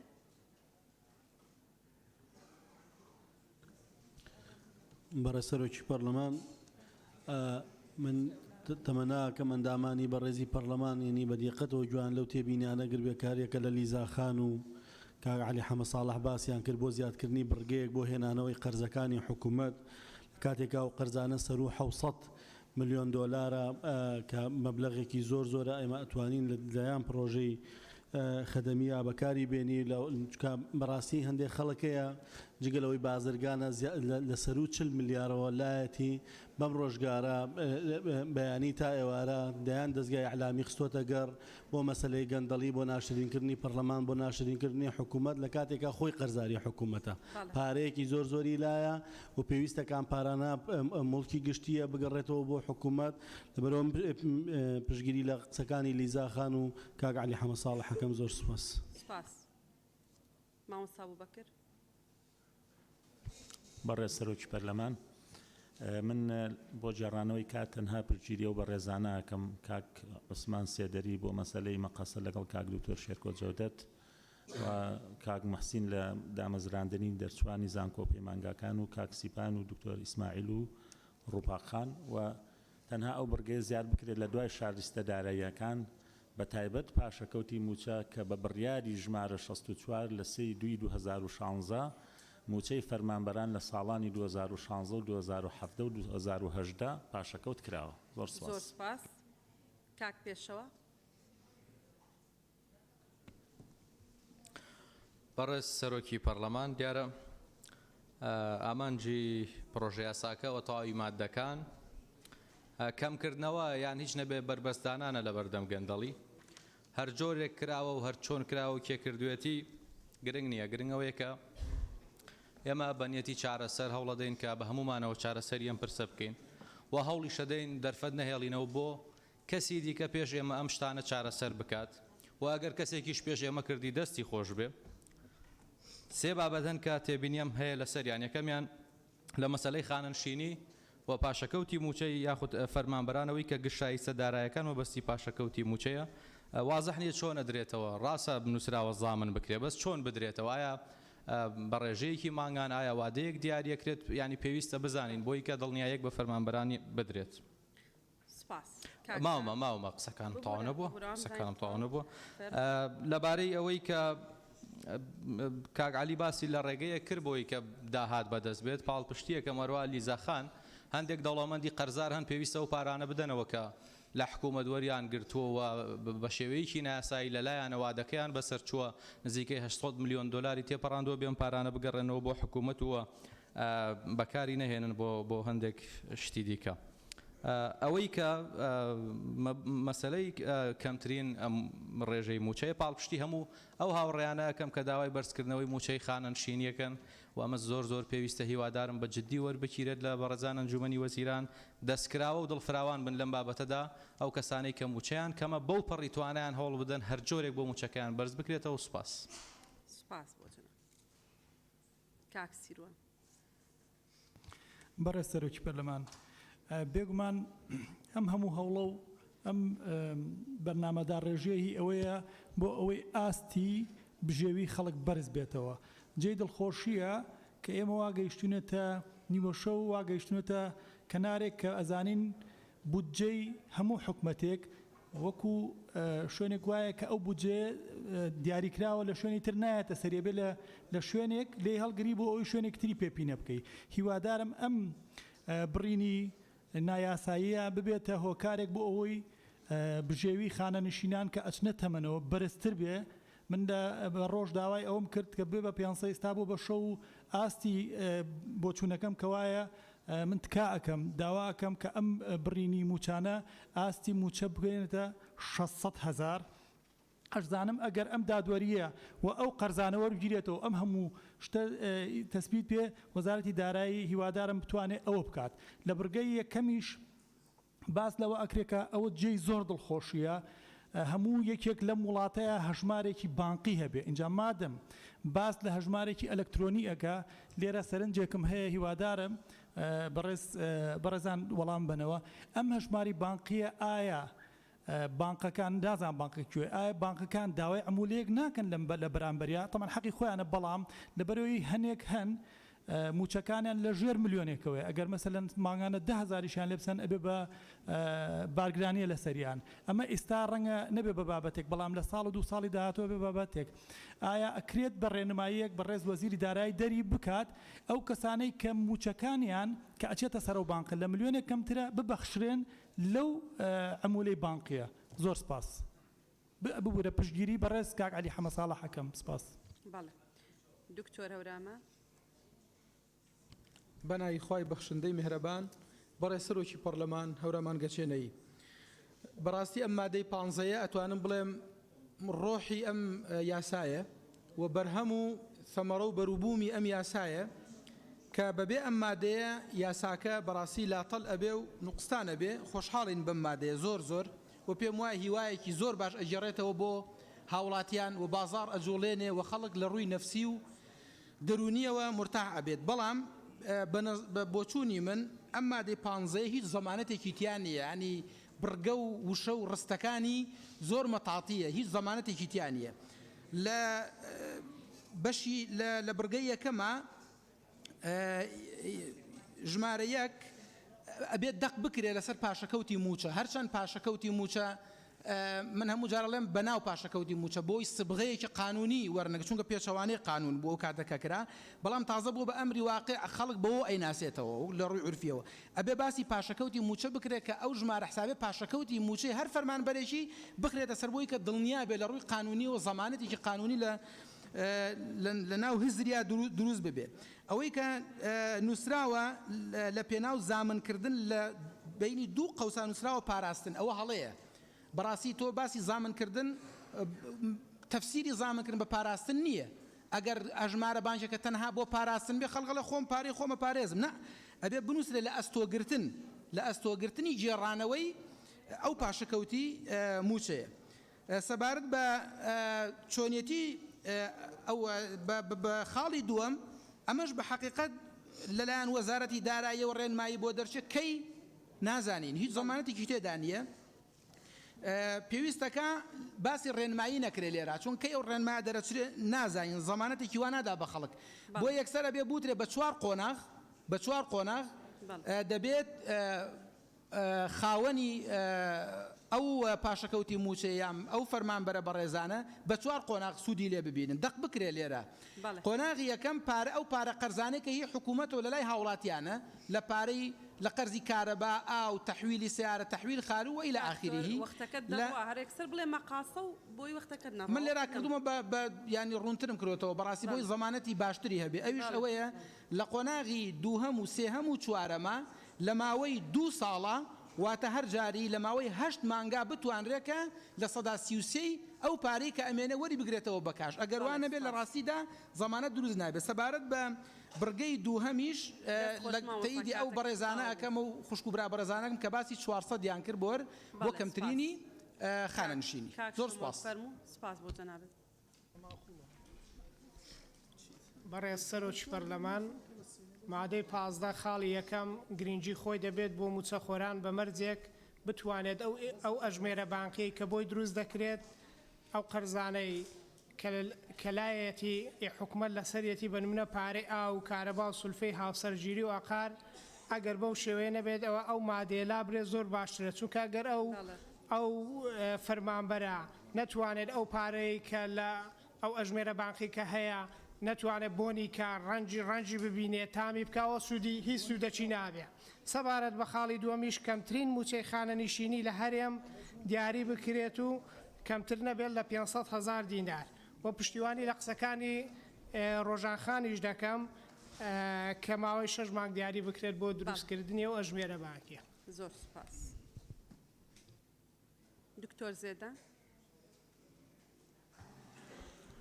بەڕێز سەرۆکی پەرلەمان قسەکانی منش کرایە بۆیە پشتگیری لە بەڕێزان لیزەخان و کاک محسین و کاک بەهجەت و کاک عەلی دەکەم کاک زانە بەڕێز سەرۆکی پەرلەمان تێبینیەکانی من یەکەم خاڵ لەسەر بڕی موچەی خانەنشینیەی فەرمانبەران کە دیارە جێگای دەستخۆشیە لەلایەن حکوومەتی هەرێمی کوردستان بە زیادکردنی ئەم مادەیە بۆ ئیزافەکردن لەسەر پرۆژه یاساکە لەسەر داواکاری پەرلەمانی کوردستان جێی تەقدیرە بەڵام دەبێت ڕوون بێت کە ئایا موچەی خانەنشینان لە چەندەوە دەست پێ دەکات پێمان باشە لە دەقی ئەم پرۆژه یاسایەدا ئاماژەی پێ بکرێەوە خاڵێکی تر هەیە داوا لە بەڕێز وەزیری دارایی دەکەین ڕووکردنەوەمان پێ بدات کەسێک ئێستا فەرمانبەرێک کە خانەنشین دەبێت کە لە کاتی وەزیفەدایە دەرماڵەی هاوسەرگیری وەردەگرێت کە خانەنشین بوو دەرماڵەی هاوسەرگیریەکەی لێ دەبڕدرێت ئەو بەڕێزە لە فەرمانگەکەدا خانەنشین بووە بەڵام لە ژیاندا مایە لە ماڵەوە بۆیە پێویست ناکە لەوێ دەرماڵەی خانەنشینی دەرماڵەی هاوسەرگیریەکەی لێ ببڕن ئەمە پێویستی بە ڕوونکردنەوە هەیە بەڕاستی خاڵی تر پژگیری لە لیزاخان دەکەم بۆ گەڕانەوەی قەرزەکانی حکوومەت لە لای خەڵک کە ئەمەش داهاتێکی دیکەیە دەگەڕێتەوە و ئامانجی ئەم یاسایە گەڕانەوەی داهات بۆ خەزێنەی حکوومەت مادام ئامانجمان گەڕانەوەی داهات و دادپەروەری بووە لە بڕی ئەو فەرمانبەرانەی کە بە نایاسایی دامەزراون یان ئەوانەی بە نایاسایی خانشین کراون یان ئەوانەی 2 موچە و 3 موچە و 4 موچەیان هەیە بە پرسی بایۆمەتری معالەجە دەکرێت ئەم شوێنانە فەراغ دەمینێنەوە حەقە حکوومەتی هەرێمی کوردستان دەرفەت بڕەخسێنی بۆ دەرچوانی زانکۆ پەیمانگاکان کە لە شوێنی ئەمانە دەرەجەی وەزیفیان پێ بدات و دابمەزرێن چونکە زۆربەی فەرمانەکانی حکوومەت نەقسیان هەیە و پێویستیان بە فەرمانبەرە و بۆ بابەتی کردنەوەی ئەژماری بانکی کارێکی زۆر گونجاوە بەڵام بۆ زامنکردنی بابەتەکە پشتگیری لە ڕای بەڕێزم کاک سیپان دەکەم زۆر سوپاس بەڵێ بەدرێ خان بەڕێز سەرۆکی پەرلەمان قسەکانی منیش کرا بەڵام ئەمێ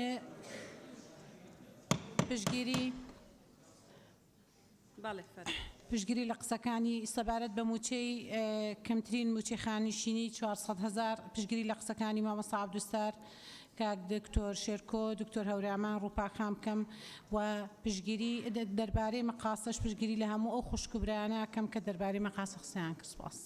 بەڵێ زۆر سپاس. ئاشنا خان. بەڵێ بەڕێز سەرۆکی پەرلەمان تا ڕادێ قسەکانی من کرا زۆر بەسەریایی دووبارەیەکەمەوە بۆ پشتگیری خۆم بۆ ئەو کەسانەی کە ئەو مەبەستی کە من وتومە بیڵێم دوو پاتیەکەمەوە کاک عەبدولستار کاک عەلی لیزاخان کاک بەڵێن تەیدی قسەکانیانەکەم. ڕاستیەکەی بەتایبەت لەسەر ئەوەی کە پێویستە ئەو بازرگانانی کە پارەی حکوومەتیان لایە بە گرنگ هێزانم مادەیەک ئیزافە بکرێ بە بەڕگەی سێم بەم شێوەیە بێت. سەرجەم ئەو کۆمپانیا و بەڵێندەرانەی کە پارەی حکوومەتیان لە ئەستۆیایە بە میکانیزمێک ناچار بکرێن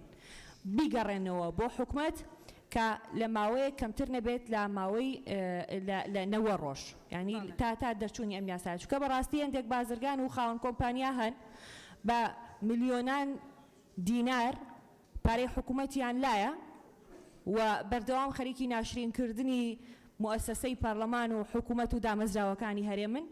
بۆیە پێویستە ئەمە بگەڕێتەوە و بخرێتە خزمەتی خاوەن پێداویستی تایبەت دەرچووی دانەمەزراو و هەموو فیئانەی تر کە پێشتر باس کراون دەبێت خزمەت بکرێن. زۆر سپاس. کاک لوقمان.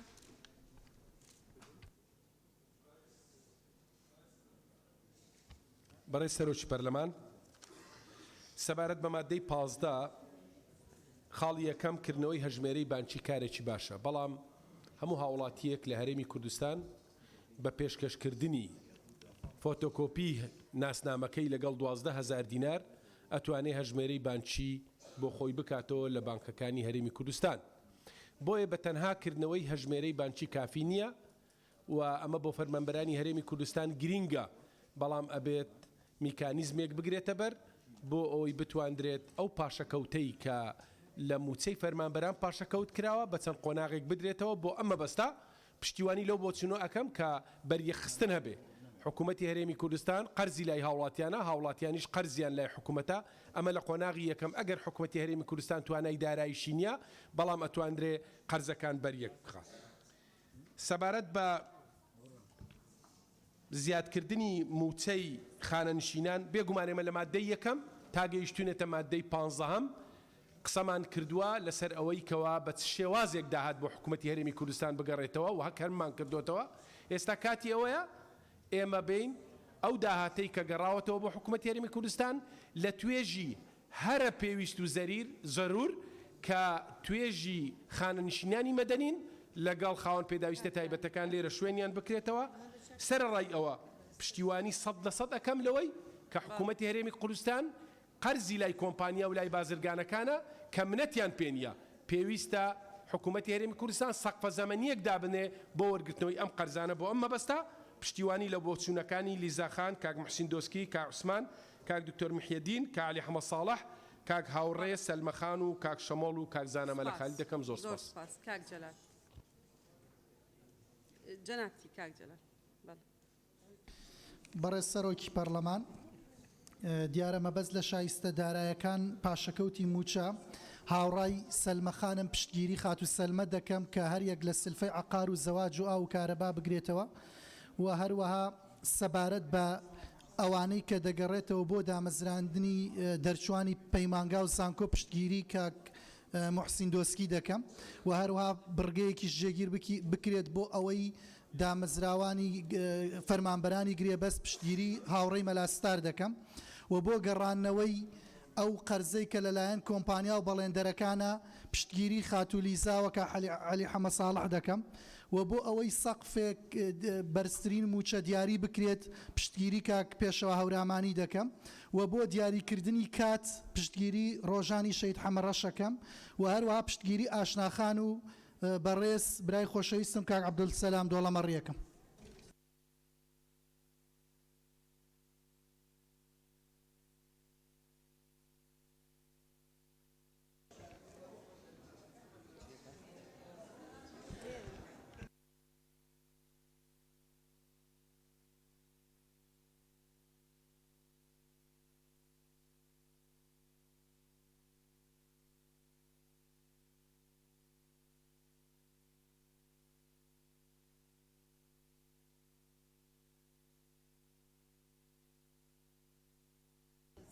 بەڵێ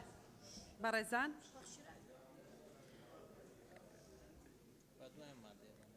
بەڵێ مادێ تەواو بێ کاک بژار برای سرگاه پارلمانی یا دیاره پشتی هلبژارتن پارلمان کردستانه هر روزا تشکیل کردن کابینانی یا حکمت هیوی سرگاه پارلمانی کنترل کردن قاعه ارکی جنابیته دیاره پشتی هلبژارتن پارلمان کردستان هر روزا کابینانی یا حکمت هیوی اومده که دف مچاخوران پیدا بوندی پاشکوت و بزفرته و مچاخور الملهری ما کردستان مراعات اوی ظروف اقتصادی و سیاسی کنیا یا کوب سر هرم دهاتی و حکومت هرم نشد پاره و نقد بدد جبرنده اوه يعني او انتظار نينا يا مچاخور چاورید کن هر کسک چه مچاخور بد یا نه مچاخور بد شد و چتا بانقی حسابه که بخوفه کد یا گرین که ود وی حسابه دا کو بشه تعامل الگل حکمت بکد اگر رخصت بد بس آماجه بخاله که بدم بری چند روزه مجموعه که موظفه تا دین هدف من شقیت و شقیت سکنی بریاره که هاتی دی بوینا تاپو کرن موظف یا فرمانبریت شقه که و تاپو کرن و شقه که سند بدت في حكومات نزيكي 3 مليون بيت فيت اموجا خورا و پاشکتو يلدف حكمته اگر اف سنده كوچ تكليف سر حكمته ناكد اف سنده بيبيت آدم بشت پاره خو پی بدت آف بدکارب حتی دومایی که بوی صحبته از پشگیریا وان همی حوالات کمش دکتر شیرکوی همی اندام پارلمانت پیشنیار کری پشگیریا لیزا خانه جید کم بو زیده کرنا برگه که هر روزا بو دیار کرنا وقتی جی از پشگیریا روزان حماره شد کم زور سپاس بله سپاس دکتر ریبوار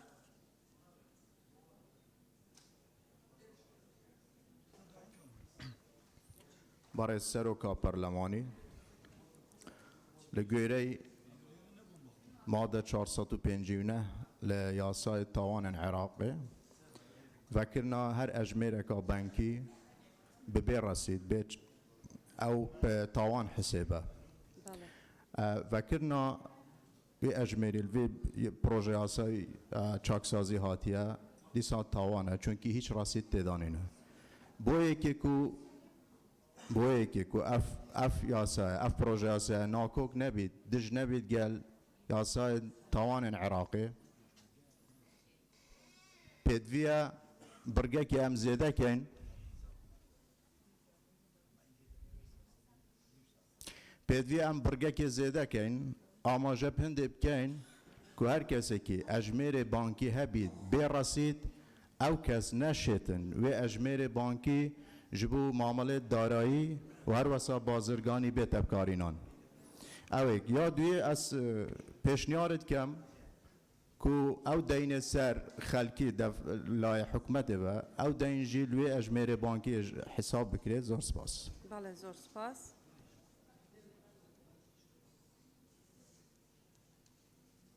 کاکمم برای سروشی پرلمان پشتگیری هەموو پەرلەمانتارە بەڕێزانە یەکەم کە داوایان کرد پاشەکەوتی موچە بە نەسی سەریح لە ناو بڕگەی یەکەما خاڵی یەکەما بێنرێت هەروەها پشتگیری هەموو ئەو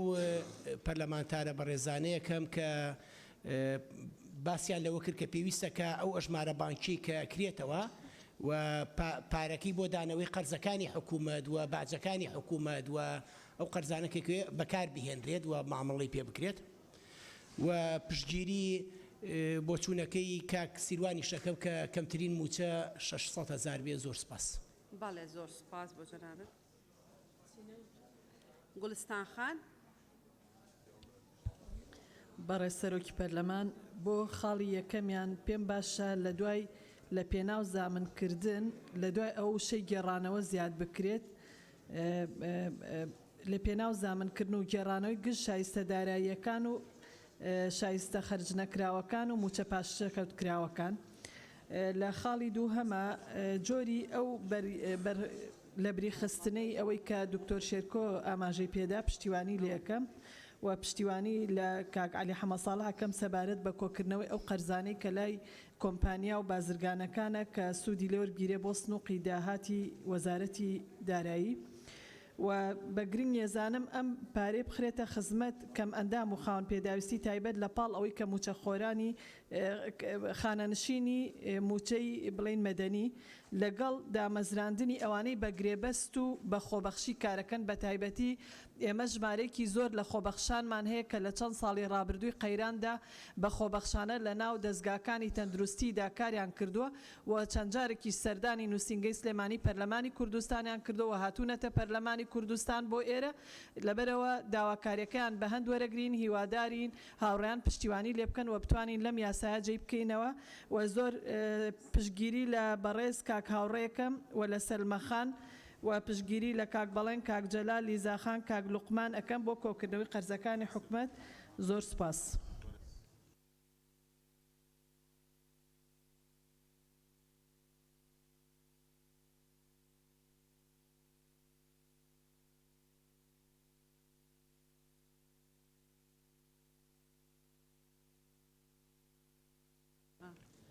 بەڵێ زۆر سپاس دکتۆرە شایان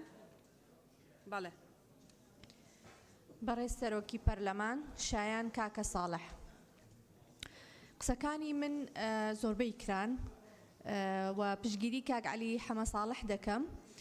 بە تایبەت لە ئەوەی کە ئیلزامکردنی کۆمپانیاکان بۆ دانەوەی قەرزەکانی حکوومەت و بە تایبەت ئەوانش کە لێخۆشببوونیان کراوە یانی تەنانەت ئەوانش کە ئەو کۆمپانیایانی کە لەلایەن حکوومەتەوە لێخۆشببوونیان لۆکرایە سەبارەت بە دانەوەی قەرزەکان ئیلزام بکرێن بە دانەوەی قەرزەکان و سپاس. بەڵێ سپاس بۆ جەنابەت کاک بژار برای سرگاه پارلمانی و قرمکردنەوە قانونی فكرنا حسابه بنقي طبعا ناي تفكرن دي في سياسة وتعليمات تار بنقي كيلا رصيدك بيت دانان أفا برين كهات يا بحث كرنا مقصدهم كوكو جاب دانا وكو معلومة قانونية أول قانون عقوبات ده يشتكي جالك يتجاوزه في بروجه وفي صعبته وبيش نيارة تمكين أو طوانا كجدا مستقلة إعطاء الصك بدون رصيد موضوع أكيدية أو كواتا بشتي فكرنا حسابه دفتر حساب أو شخص تلقيرت يوية صاقكي بنفيست بو كسكي ورصيد البنكي نبت أفت شور شوي وي طوانية شبرن دي دو تشتد جالك يجيك جدانا وزور سباس سپاس بۆ جەنابەت بەڵێ بەڵێ بەڵێ دکتۆرە گەلاوێش بەڕێز سەرۆکی پەرلەمان قسەکانمان زۆربەی کرا و مادەش گرنگی خۆی هەیە بەڵام ئێمە هەشتا وەزارەتی دارایی ڕێنماییەکانی دەرنەکردووە ئێمە نازانین چۆن دەبێ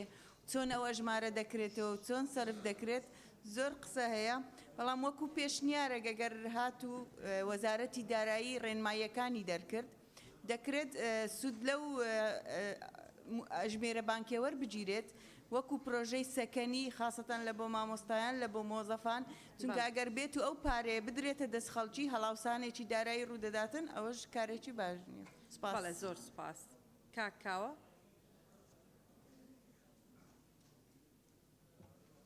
لێرە نییە هەڵەسخان برئيس سروكا برلماني هلس أحمد هلبتم جهشنا أحكام ختامي مادة بازا تانوكا ادفي بروجيا سيدا تجهنها تناكرنه بو كيمترين موچي خانه نشين كرنه هر وصا سقف و گراندنا پاشا کفتی و بحثی پلابرز کرنی جیت دانه هاتیا کرنه برهنده از پشتگیریا دکتر محی الدینی و دکتر شیرکو مامستا الدینی بدریا خان و لقمان و مامستا لقمان ببورا و کاک بجار و کاک مم سپاس بله سپاس کاک گوران بەڕێز سەرۆکی پەرلەمانی کوردستان من دەستخۆشی لەو بەڕێزانەکەم کە ئەم مادەیان ئیزافە کرد بۆ ناوم پرۆژەیە و هەروها بە دروستکردنی ئەمە ژمێرە بانکیە زۆر بە هەنگاوێکی گرنگ گەزانم یەک دوو تێبینیمە بوو لە لای ئاشناخان و خاتۆ گوڵستانەوە وترا بۆیە پشگیری لە بەڕێ هەردوو بەڕێزیانەکەم و لە بەڕێز کاک عەلی حەمە ساڵح و دەستان خۆش بێ. بەڵێ زۆر سپاس سەرچنارخان بەڕێز سەرۆکی پەرلەمان سەبارەت بە مادەی 15 بڕگەی یەکەمی کە باس لە ئەژماری بانکیەکە تەمان ئەم یاسای چاکسازیە یەکێک لە خاڵە جەوهریەکانی بۆ ئەوەیە کە موچەخۆران ئەو موچەیە کە 34 موچێکە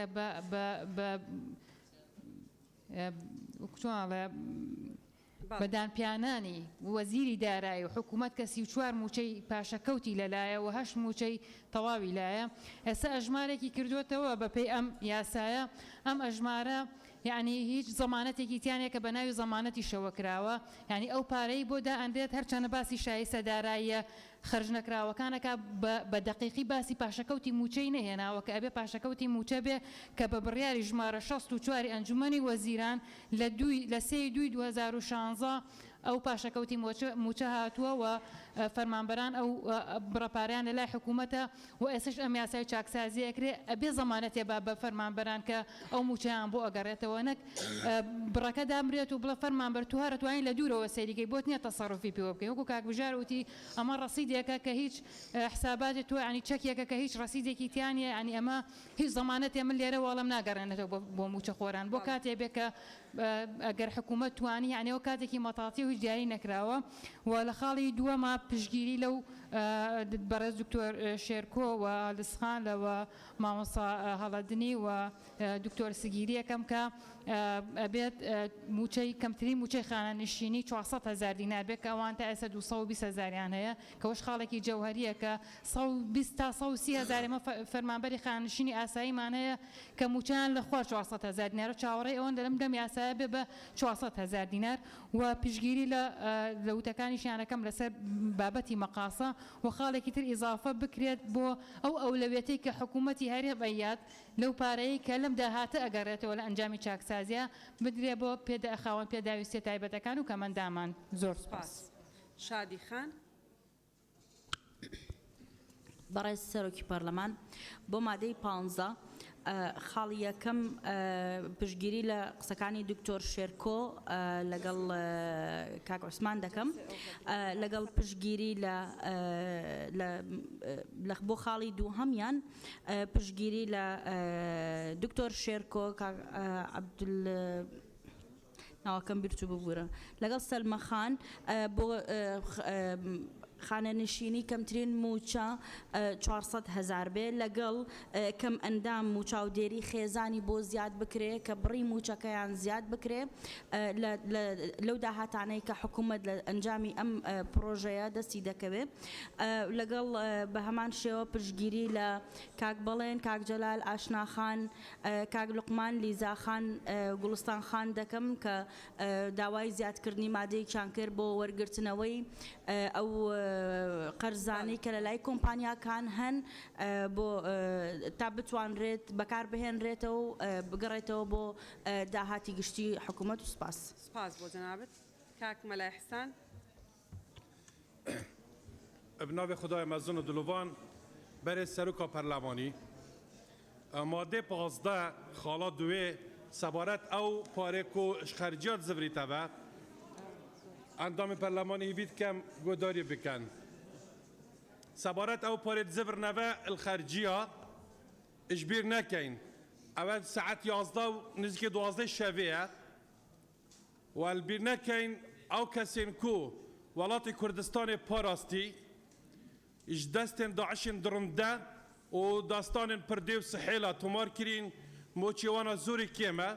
dîsa hêzên navxwe yê qaraman ku şev û roj metparêzin wan dam û dezgahê metparêzin jî xanenişîna wa kêm e hem moçê pêşmergeyê bê bête zêdekirin ji bin zêdeya xerciya zivritebe hem xanenişîna hêzên dezgahên emnî li piştgiriyê biraya xwe kak Idrîsê dikem. Yadîtirê piştgiriyê li piştniyara kak Behce dikem ku cenabê wezîrê darayî ڕۆنکردنەکێ بدەتەمە لەسەر ژمارە بانکی کە خەڵک دێشێتن چی کار پێ کەتەبە. زۆر سوپاس. زۆر سپاس. بەڕێزان ئەندامانی پەرلەمان هەموو قسەیان کردووە. پشوویەک وەرەگرین تەنها بۆ ماوەی 20 دقە لە 12 دەست پێ دەکەینەوە.